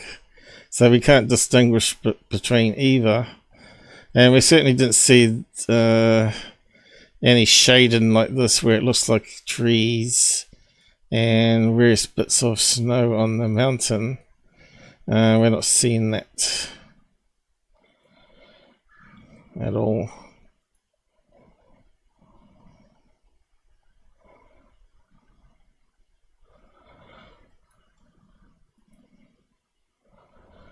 We can't even get down to that level of quality, you know. What was it called? Paragon Hill. I don't know if you got any newer 8K images up. But we tried to look last time. There wasn't much around, was there? Paragon.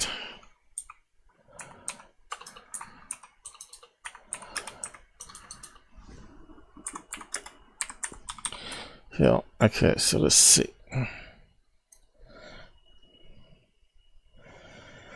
Okay, so I'm guessing this is Paragon Hill seen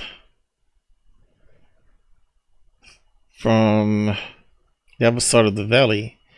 That looks like where the camera men were looking this way, right? In that far bridge here.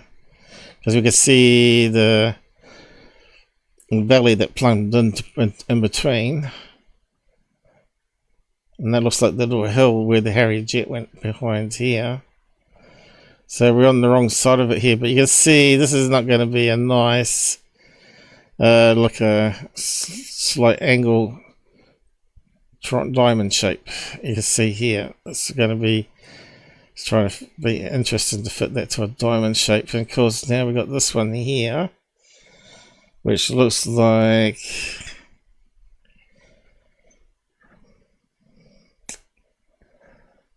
so we're talking about this thing here, Multaranakan, and the hill in between. You can see here on this one here how steep the sides are, and how it sort of goes down and then goes slightly up and then down again.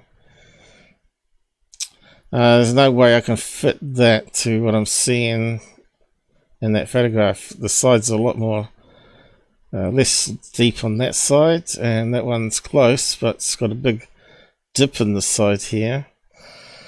And we can see there's some snow on it, but it doesn't fit the snow pattern as well.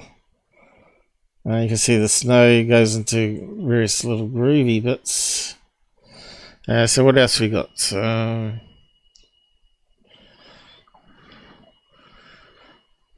That looks like it's more up close in the valley where the Harrier jet was, but maybe closer to the mountainside.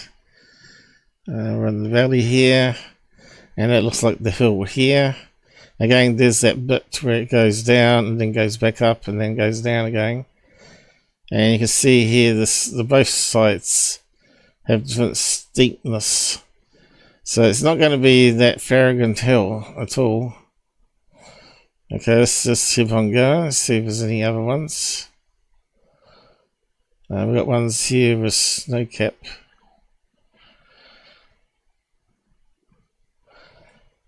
Now, is that Farragut Hill here? I think it might be. And whatever that is, yeah, I don't know.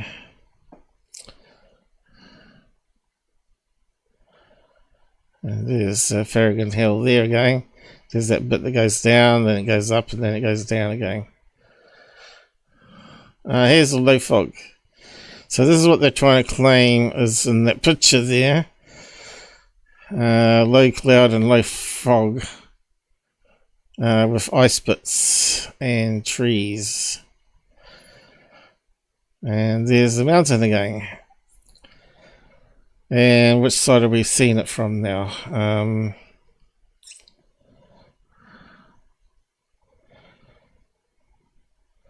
We're seeing it from the side that we're seeing the other ones, what looks like. But now you can see it's got actually two bumps. Slightly closer, I think, as well. And higher quality. So yeah, that slope is totally wrong there.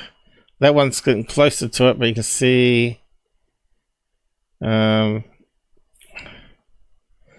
still goes down, then it goes up a wee bit there.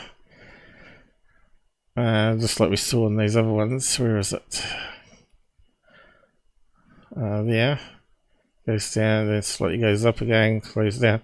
So this angle's more straight on. And this one has moved over slightly, so we're not seeing that bump so much. So this one is more over this side here. And here's another view of it. But which side are we looking at now? Looks like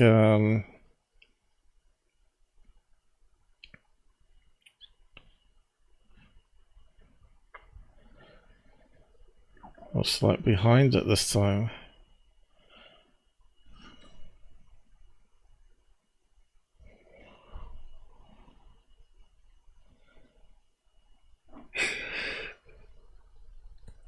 So yeah, you're not going to get that sort of, from that location there, you're not going to get that quality of the mountain, as we can see.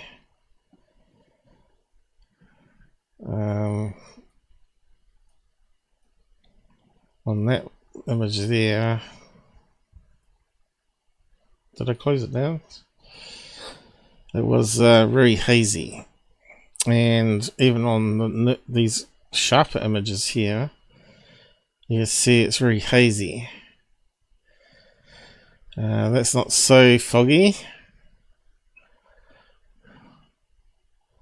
And there you go. There it is. So he's trying to say there's the Calvine UFO with the low fog cloud coming in, cutting it off that way.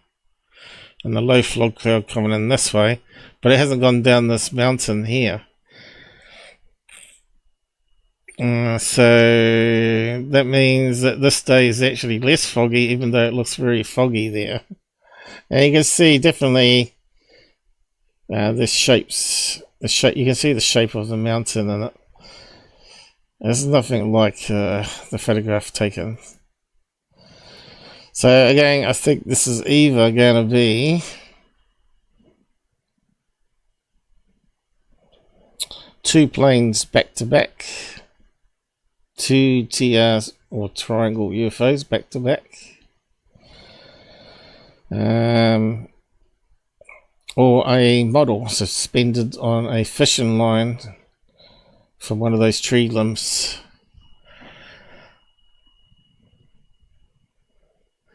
To me, that looks like a cockpit there, and that looks like a nose cone. And that looks like part of a fin on another plane going the other way. Looks like going like a cockpit there. Reflection.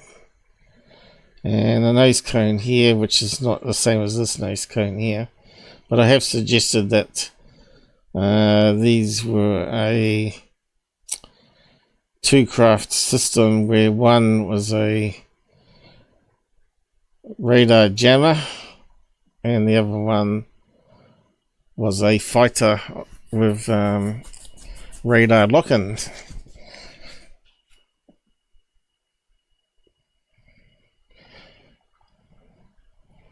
But it's a shame it's just not more thing. It looks like it's got camouflaged surface to me. Let's see if we can enhance it actually. Looks like it's got camo there. There's another one on the mountain. Look how hazy it is, and it's not even foggy.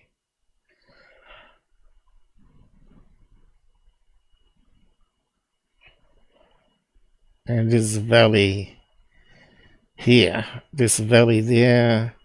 There's a mountain in question. You can see it's got a fair slope to it here. And this one's got one that goes down, then goes back up and goes down. So it's not a hill.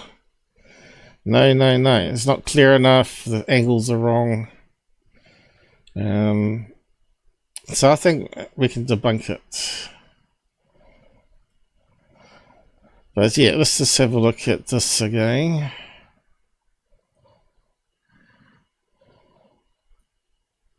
Probably won't be the last time we look at it either. This one keeps coming back.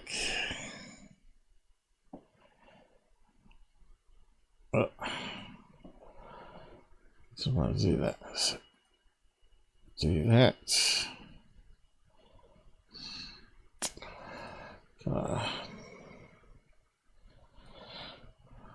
Try that. Damn eyesight, come on. Should be getting better than this. Basically, they replaced my bad eye with an eye that's slightly better.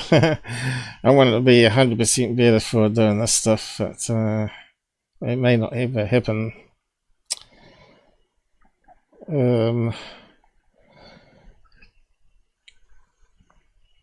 Paste in a new image. Yes, that'll do. Okay, I think I got it all. Let's scale it up and enhance it and see what if it looks like camouflage paint,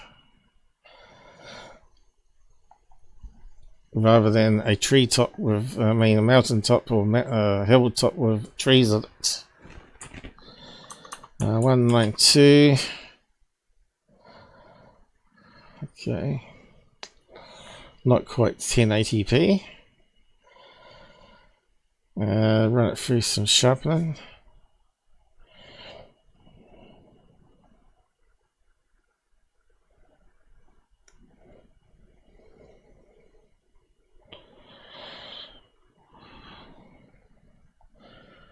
How can I see it?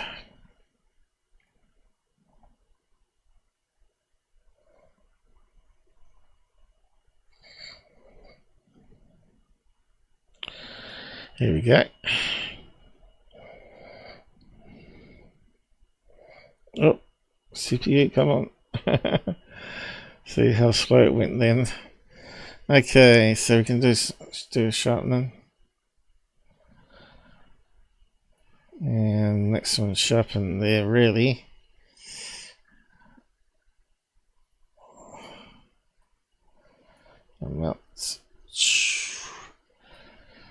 That's maximum there.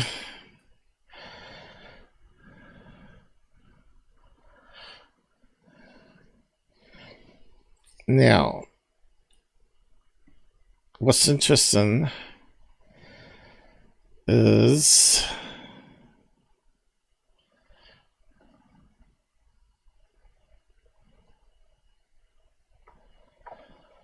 the cockpit and the other bits. And what we think might be, there would have to be trees at the end.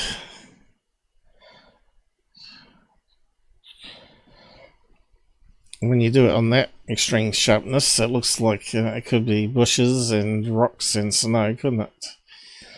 But yeah, you can see there's definitely something happening down the middle here, where there's some sort of symmetry happening. So let's see how symmetric it is.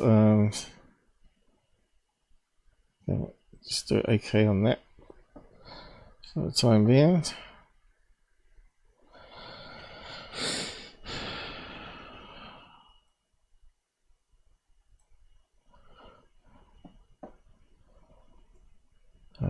rectangle.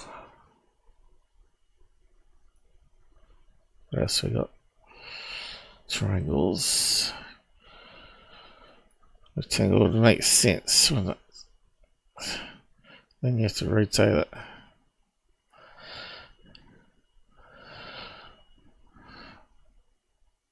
To be symmetrical, why not? Diamond.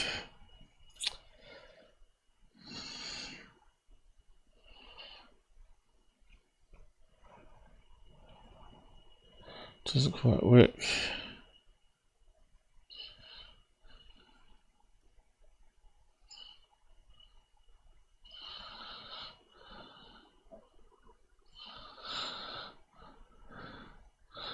Not with that shape. It doesn't quite work, does it?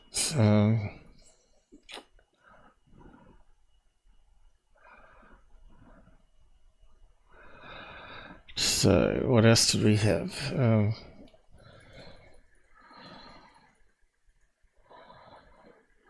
rhombus.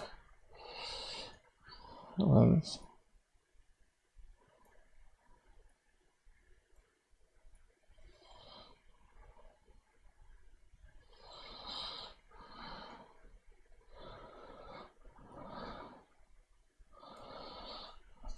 I don't think you can get well, that one either. What am I forgetting about, Paul? Let's see, what else? Has to be triangle. I've got a diamond, maybe that's that one. Okay, we're meant to be using the diamond one. I tell you, I just can't think. My brain's fried.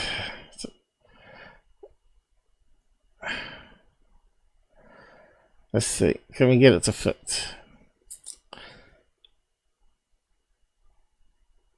Not really.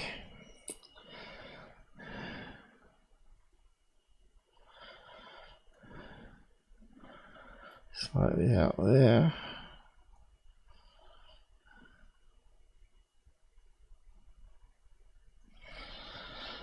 That's close.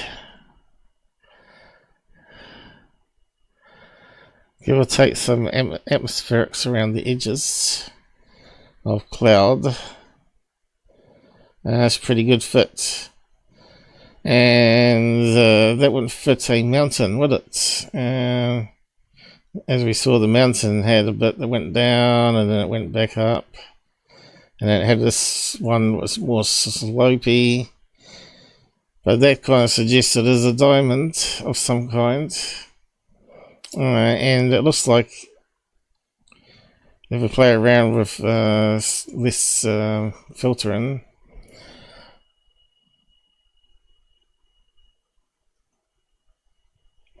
that it's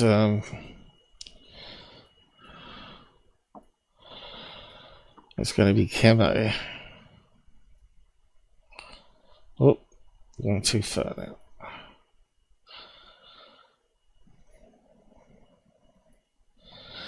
So just sharpen it a wee bit. Sharpen. Photo. I'm having trouble finding it. Photo. Here it is. Sharpen plus. Okay, let's not go for so extreme.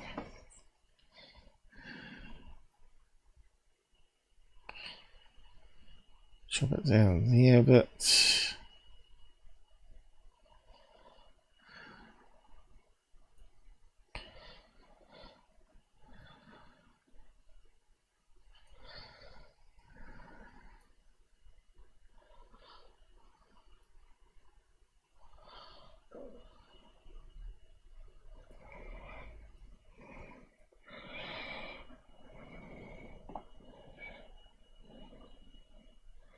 Still looks like a cockpit, doesn't it? Nose cone.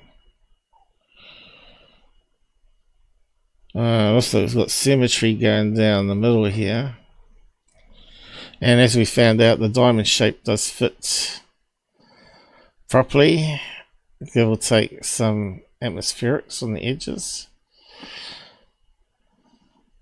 That one is extremely almost solid, and that one up there is mostly looks like solid as well, doesn't it? And there looks like a cockpit there.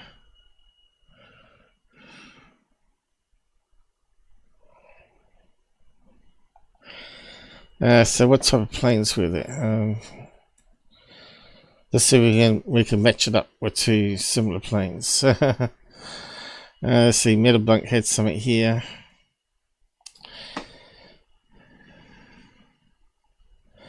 So some guys just have done what I've done too.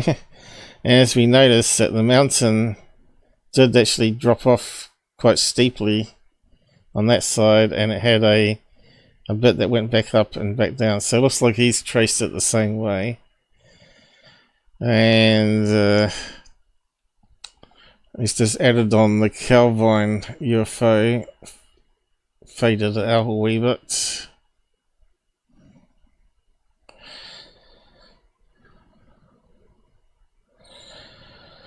But he scaled it up, obviously, to match it up with the mountain peak, where we tried to match it up with the... where is it? This one here. To the scale size of the posts. But, yeah.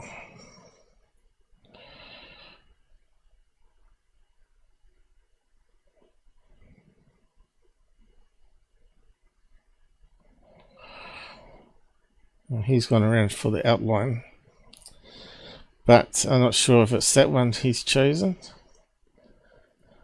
Why is it bringing that up?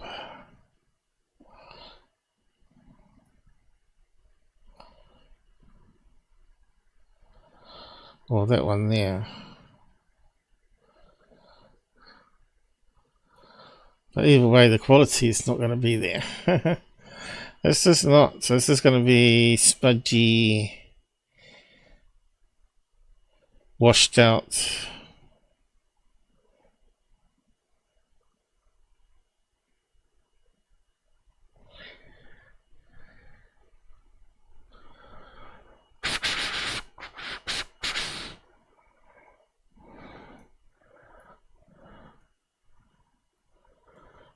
See, it doesn't even look like it. I think they've gone for this one here, haven't they? He's gone for that one, Debunk, the first peak. Definitely looks like the first peak to me.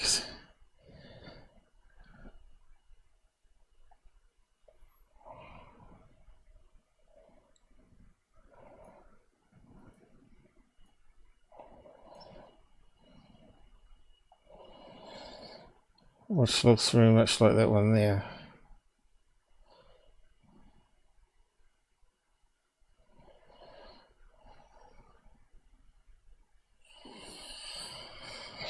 Anyway, I'm not sure what more we can do with it actually.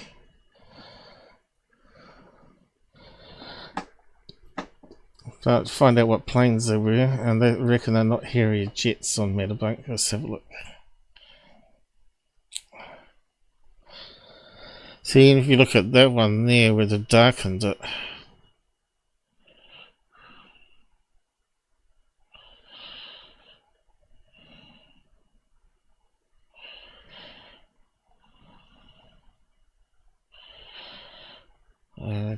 the shade and the darkness one matched the plane. To me, I said, looks like the plane is actually further behind, further away from the camera than this object is.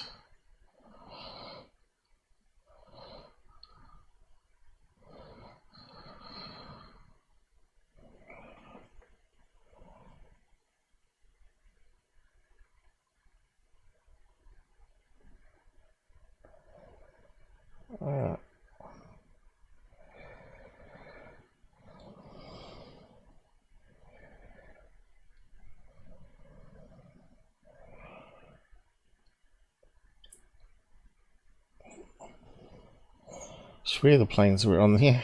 Oh, here we go. What's he saying they are? Does look like the type of plane.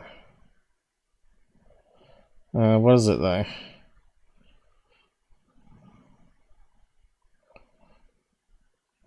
Oh, Harrier. The plane was called a Harrier, but as a Hawker Hunter. So now Harrier jet lifts off vertically. I don't know if this one does or not.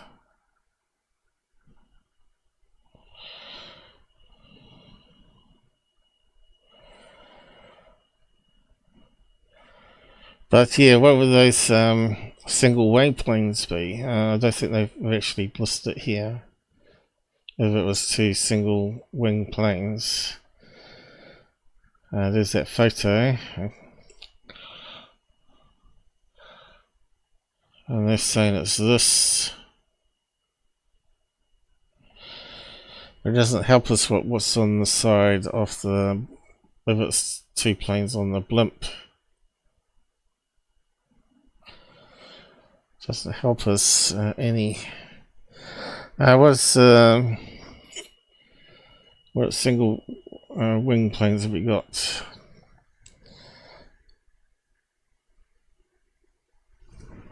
What do you call them? Fixed wings. A fixed wing jet. F4 is it?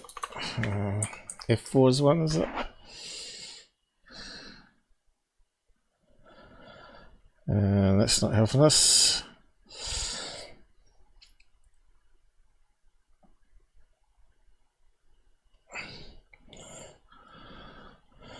With camo, that's what we want.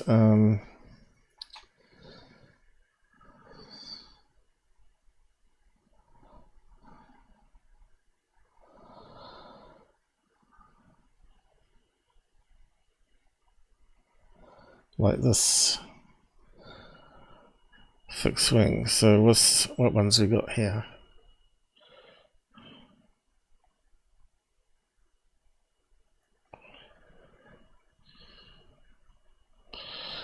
Oh, my head's going funny.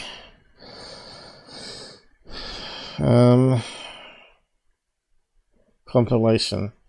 So what do we got here? F-15 Eagle, EA Prowler, B-52. Let's just go for it.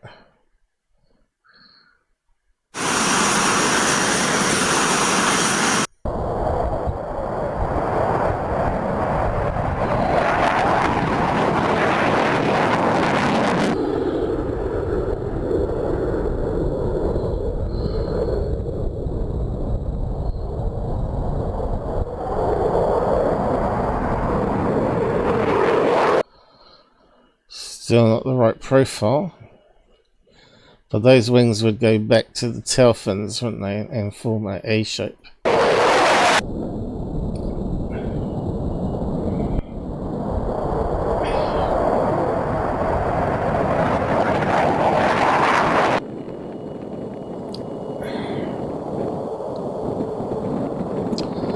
This is the next one.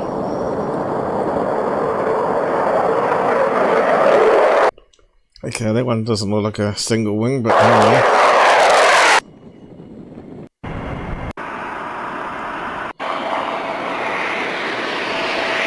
Yeah, experimental Concorde. Yeah, it won't be that one. Okay, there's the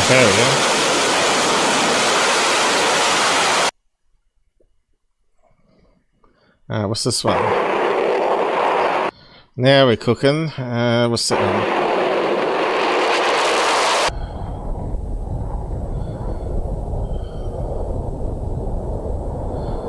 That one looks like the right A shape happening.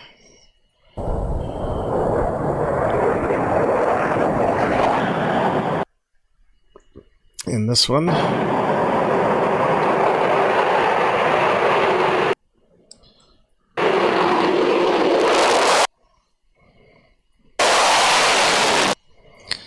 So that one will be one of the close ones. So what's that?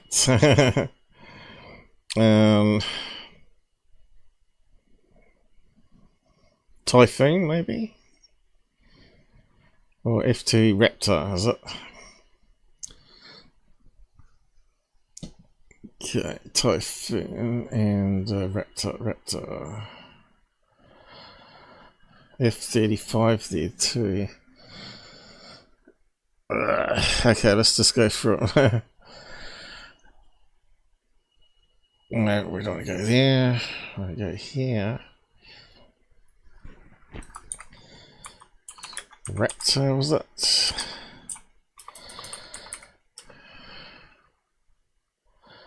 Yeah, that sort of doesn't look right, does it? Too rounded.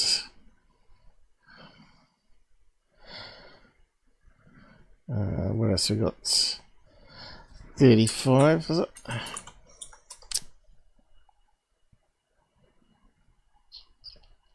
Okay.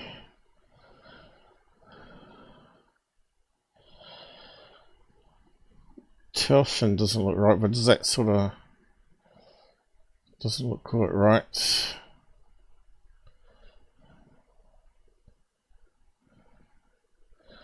What was the other one? Typhoon.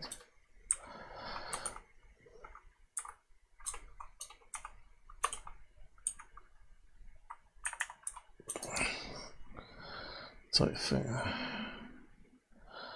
No. Jet. I don't know if it's how you spell it. Alright, there we go. That one looks very promising. A variation on that one. What about the funny? So what we thought was Goncord is this strange one here, Typhoon.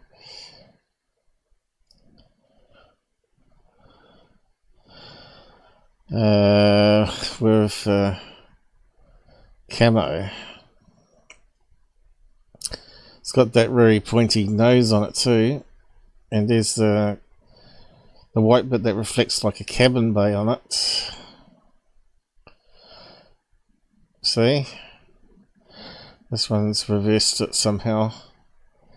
Instead of that being white, that's now dark and that's light. Just camera angle, I suppose. There we go. And different paint job.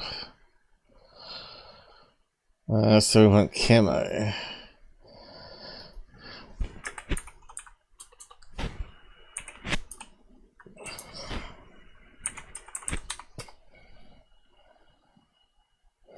Aha! Now we're getting there.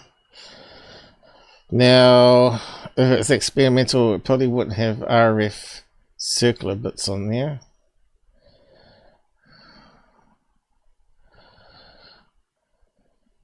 So there's a good one here, is it? Sort of blurred out a wee bit. Let's grab that one. It's not the best angle. Have we got any others?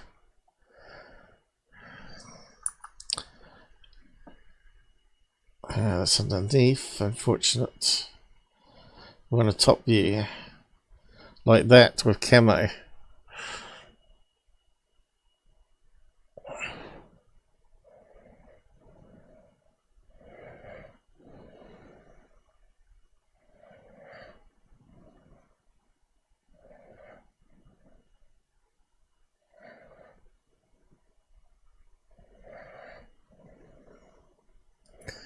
Yeah, it's a bit hard to find what we're after exactly, but let's see, there was a couple that we probably could work with. One there, although it's a bit blurry, but yeah, I think that one might work. Just grab it.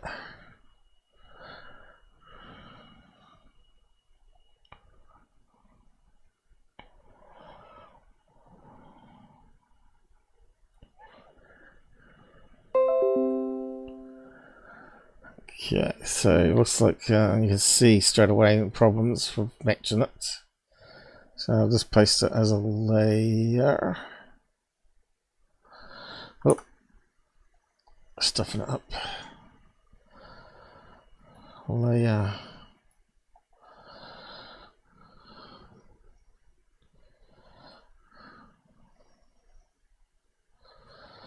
So we probably have to get the scale and maybe have to squash it a wee bit to match what experimental plane it could be.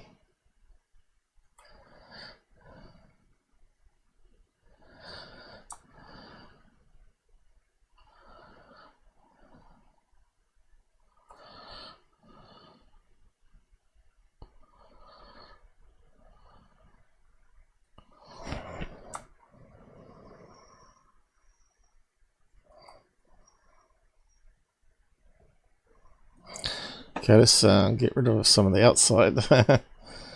It's a bit of fun doing this. 50%, that's probably going to be no good, is it?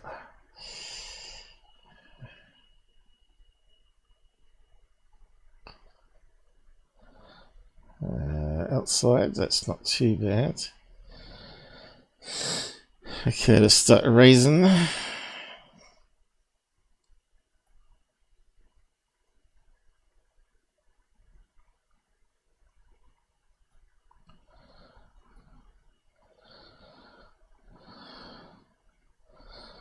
That's not too bad. Gets close to it.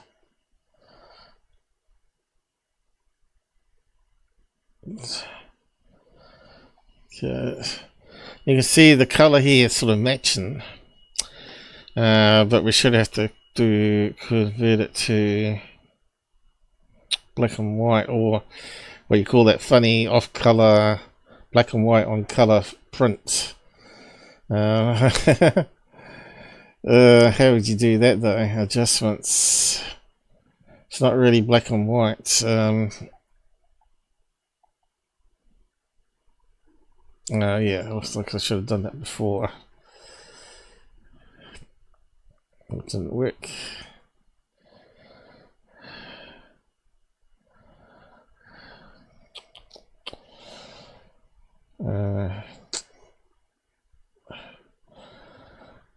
Stuff it. My head's not working very well. I suppose the handles are still in the wrong place here.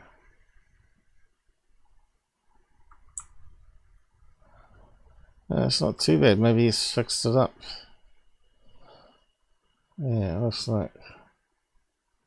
Oh no, hasn't been fixed.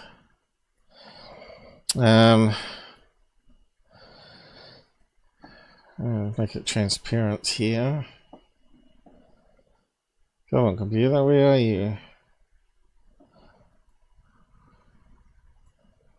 Why is it not giving it to me?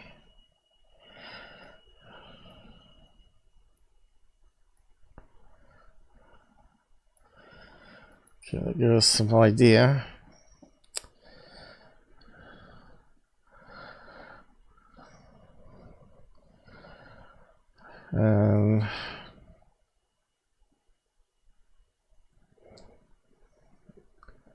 Layer, zoom, rotate. It's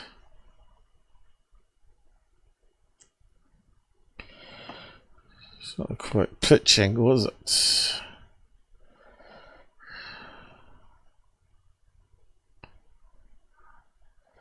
Ew. Size is not quite right.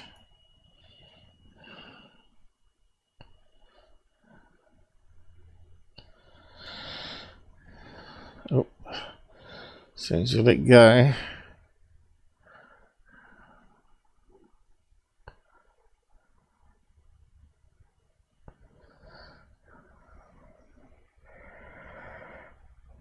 so it's not too bad.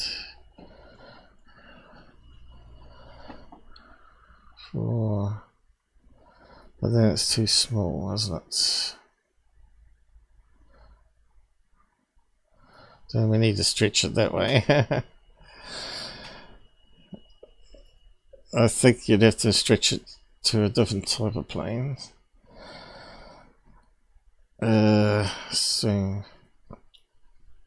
oh, nothing there. Well, this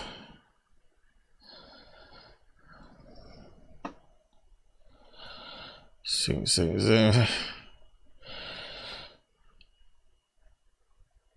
okay, let's play around with that one again.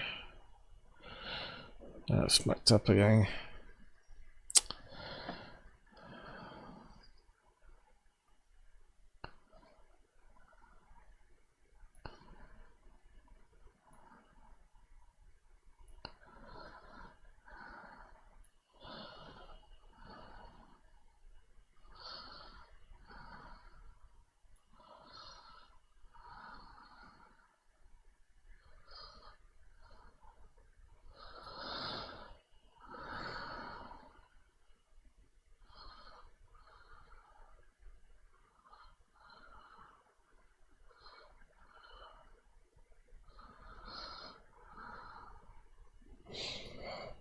Yeah, I don't know.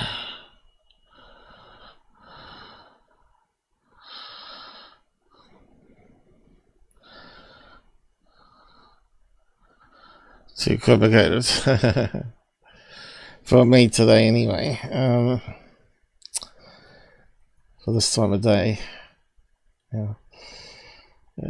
Till my eyes get better.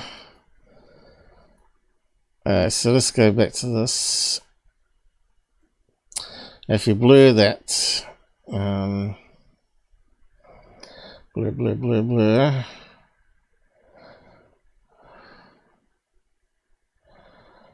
blurs,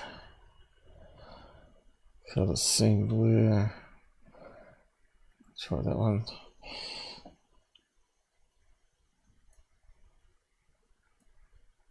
There we go. Kind of matches the same sort of shading bits that are happening, and also the black and white turning brown, even though it's not a colour photograph. And you can't see the RF things anymore.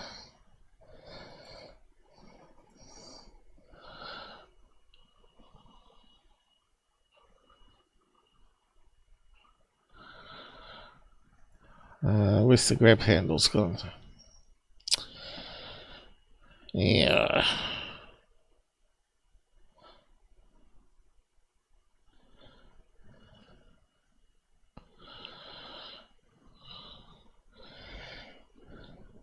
Yeah, so we need to bend this one ring upwards a wee bit, and that one back a wee bit.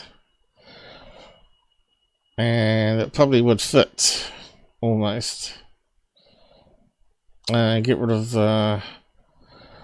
this long back bend and fin and make it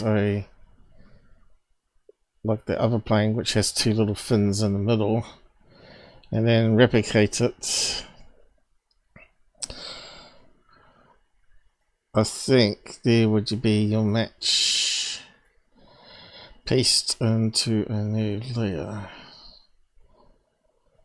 and flip.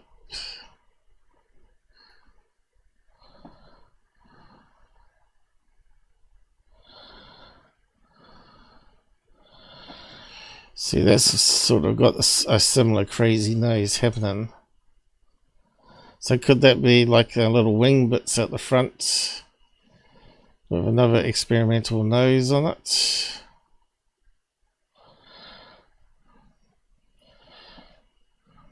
Yeah.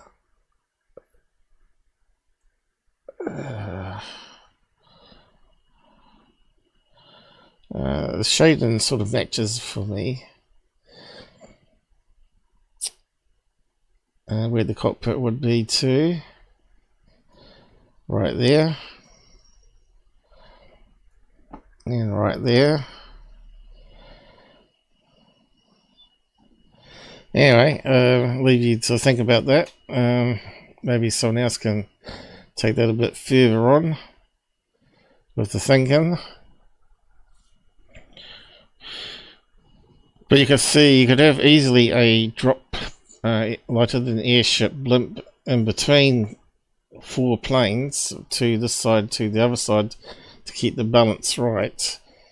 And you could drop that from the edge of space and have pilots living inside there ready to fly off into nuclear war or whatever.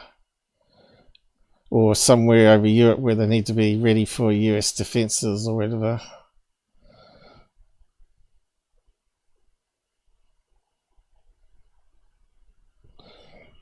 Anyway, leave it there on the Calvine stuff. So yeah, I don't think it's mountaintops. It fits more like camouflaged 2 experimental single wing planes back to back. Why are they back to back? Or maybe they joined together. We've had some UFO reports of diamond shaped craft in the sky and joining back together. That Lovelock one case. Don't save it.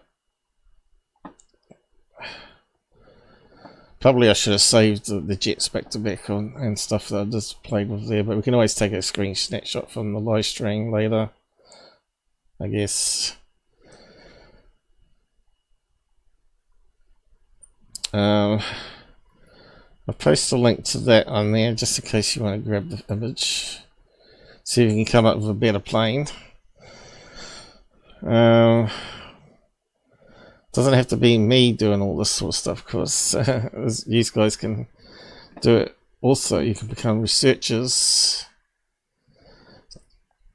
What is that called? A typhoon.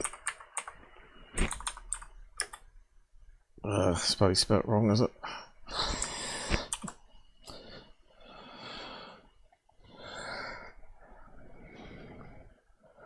There we go. Yeah, I think we might have to push the other stuff to another weekend. But it'll just pile up probably. Maybe we can do UFO interest. Let's see. And we got McWest here. You might want to look at their stuff on that one for planes.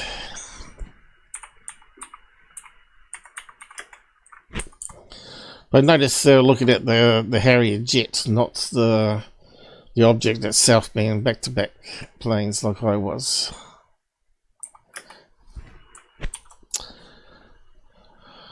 Debunk, I should have said.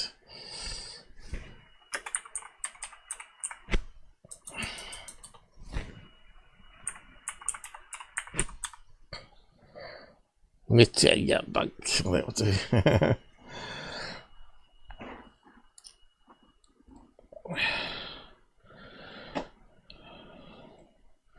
Yeah. Well, I was actually worse this weekend than they were last weekend after the operation. I think it's because the autoimmune drugs are wearing off and I'm getting debris back in the eye again. I think is the reason why. And I'll post a link to his one here. Like Bara.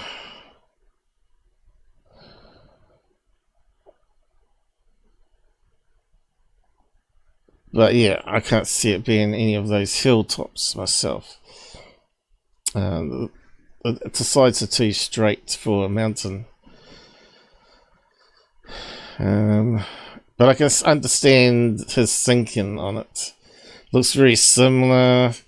The camo, if it wasn't blurry, does kind of look like trees and snow. So I can understand how people can be fooled by it, but yeah, simply not lining up the thickness of the lamppost, fence post, is a no-no. You can't just simply do that. You can see how small it was getting. It didn't fit very well at all once you scaled down the fence posts. So yeah, the Debunk as rubbish. Bara claims. I'll just call it Calvine. Debunk. Which in my book is wrong. I'll try to go through it and prove it though, best I can at the moment.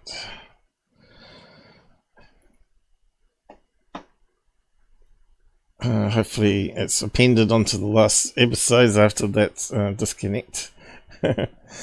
That's too bad. Okay, we've got Goof on, a few other things here. UFO man. Okay, what's Goof on about? The right to think. I don't think that was the location. Let me just reload it on the browser. I don't need that. Let's see what location I had bookmarked. Stu, I wish they'd fix that up, Google. They ruined it was really functional once, and now it's look at that. Oh, right, this thing. Yeah, I did actually have a link to that. This UFO boat that someone built. I did have a link to it. Let's just check. Yeah, why I don't have it, I don't know. But anyway, we can get rid of it there. The rest of those guys we'll do next time. Okay, so yeah, I think he might have posted it. Let's just have a look.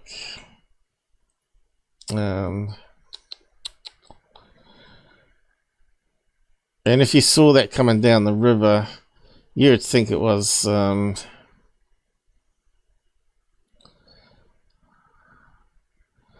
maybe he hasn't got it. Who else would have put it up? Probably Black Vault would have put it up. Maybe I posted it on my Twitter page. He hasn't posted it, has he? I can't see it there. New channel. Join this channel. No. Links to featured videos. Nothing there. Good one. Yeah, useless guy. Anyway. We'll just play it on his. I had a clean video of it, but was it Black Vault that did it? Let's see, what's he got here? Whose page is that? I can't quite read it. Anyway, we'll just play it on his. So they found this UFO, not.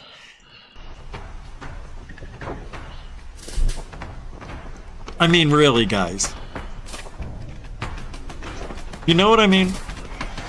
This is something like I would have built in the backyard of my house when I was mucking around, because I was modifying skateboards and I was creating my own wind server and all that sort of stuff to fly down the driveway with the winds and stuff. It's the sort of thing I would have built. Or some sort of toy for the bath like that. But this is pretty cool. What's it? Solar panels to charge it. So it's probably all electric. Not up. No. Oh my god. What if it gets stuck in there? Alright, I want one right now. What? Is he gonna drive it? Oh, dude, you got a design flaw. Fix that seat. Shh. Doesn't look very comfy or safe.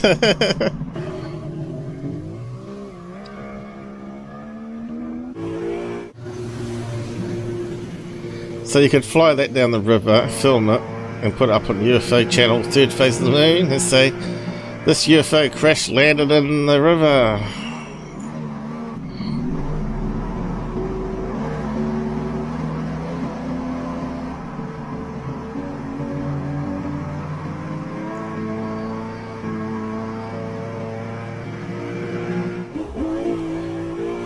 Crazy. Get eaten by a crocodile as it crashes.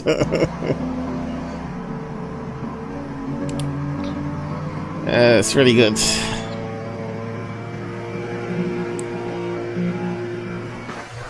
I think you get seasick in it very quickly though.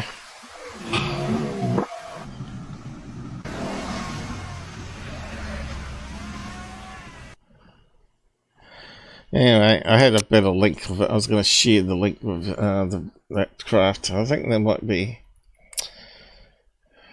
I might share it on my Twitter account if you want to look for it. Let's have a quick look. See if I can find a better one.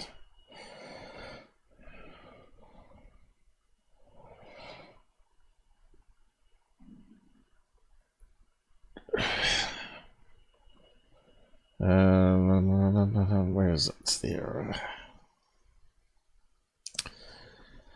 Is anybody watching my channel still? Anyway, I think I got it listed here somewhere.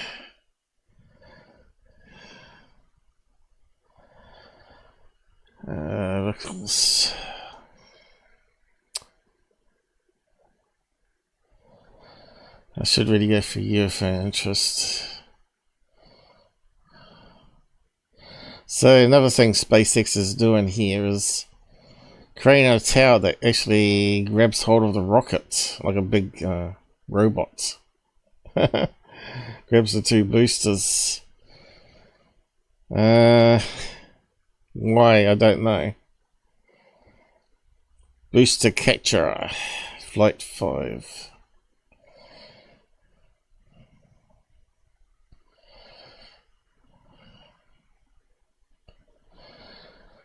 Yeah, I'm pretty sure I did post it.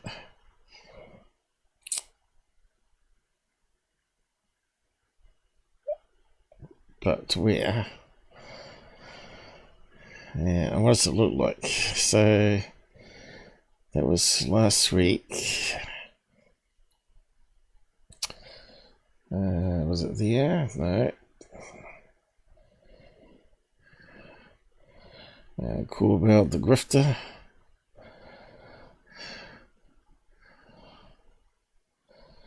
Pretty sure I had posted it. Had to be after this one. Oh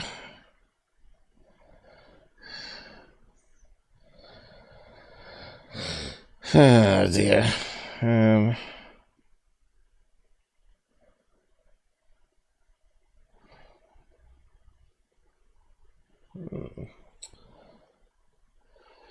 Maybe I pushed it in the wrong place. I don't know. What's that on? USO.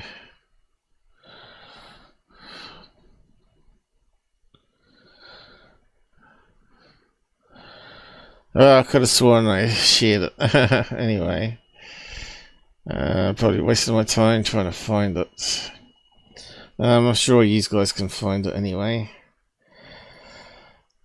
Anyway, my eyes had it now, my brain's had it, and I got to take some pills that make me go airhead and very tired. So I'll do that at dinner time. I might have a little nap. I don't know. See how I feel. Anyway, I got to fix this code up too. It's always things to keep on doing. Anyway, it must be like coming up to 4 or 5 hours now. Is that time flies when you're having fun, huh? How many got people on Pilled still? Anybody? We got 4 likes. Thanks for hitting a like there, guys. Anyway. I know we got 8 likes now. Thanks for that. We had 58 people pass by and 8 currently watching. Thanks all. Good night. Didn't quite work. Something sabotaged me here. I think it was the robot tried to post at the same time. There we go. Peeled. Good night there. Rumble. How we going on Rumble here? Is that still working? We've got 7 watching there. Hi guys. Do hit some likes there for us if you can. If you enjoyed what we did today. Like I said, I'm not 100% right, so I'm a bit slower than I normally are doing this sort of stuff and trying to see what I'm doing. Thanks all. And of course, thanks Michael for your donation. The only person going to donate. You can't believe how much I need that money. But anyway, thanks all. It's Rubble, and I'll just wind down now.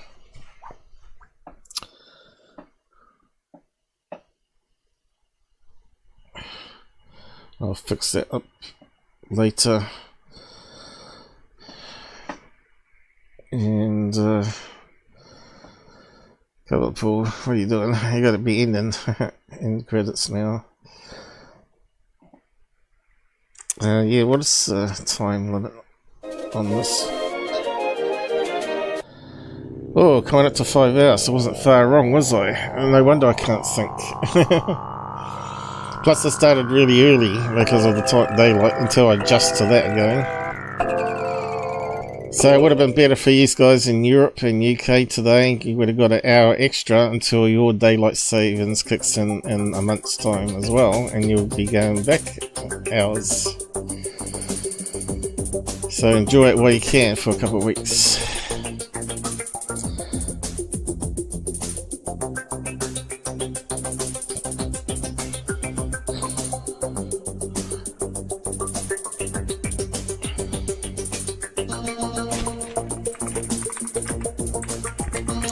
I think Mike fell asleep anyway, and Jesper.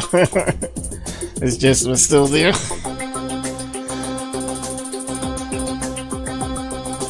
We've got 3 people there, I reckon, so I think they're just falling asleep at the keyboards. It's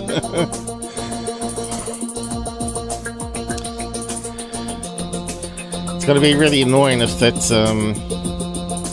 Streamlabs doesn't keep on working right. Not sure what to do about that. Anyway, I better end and stuff here. And Twitch, I didn't bother checking Twitch.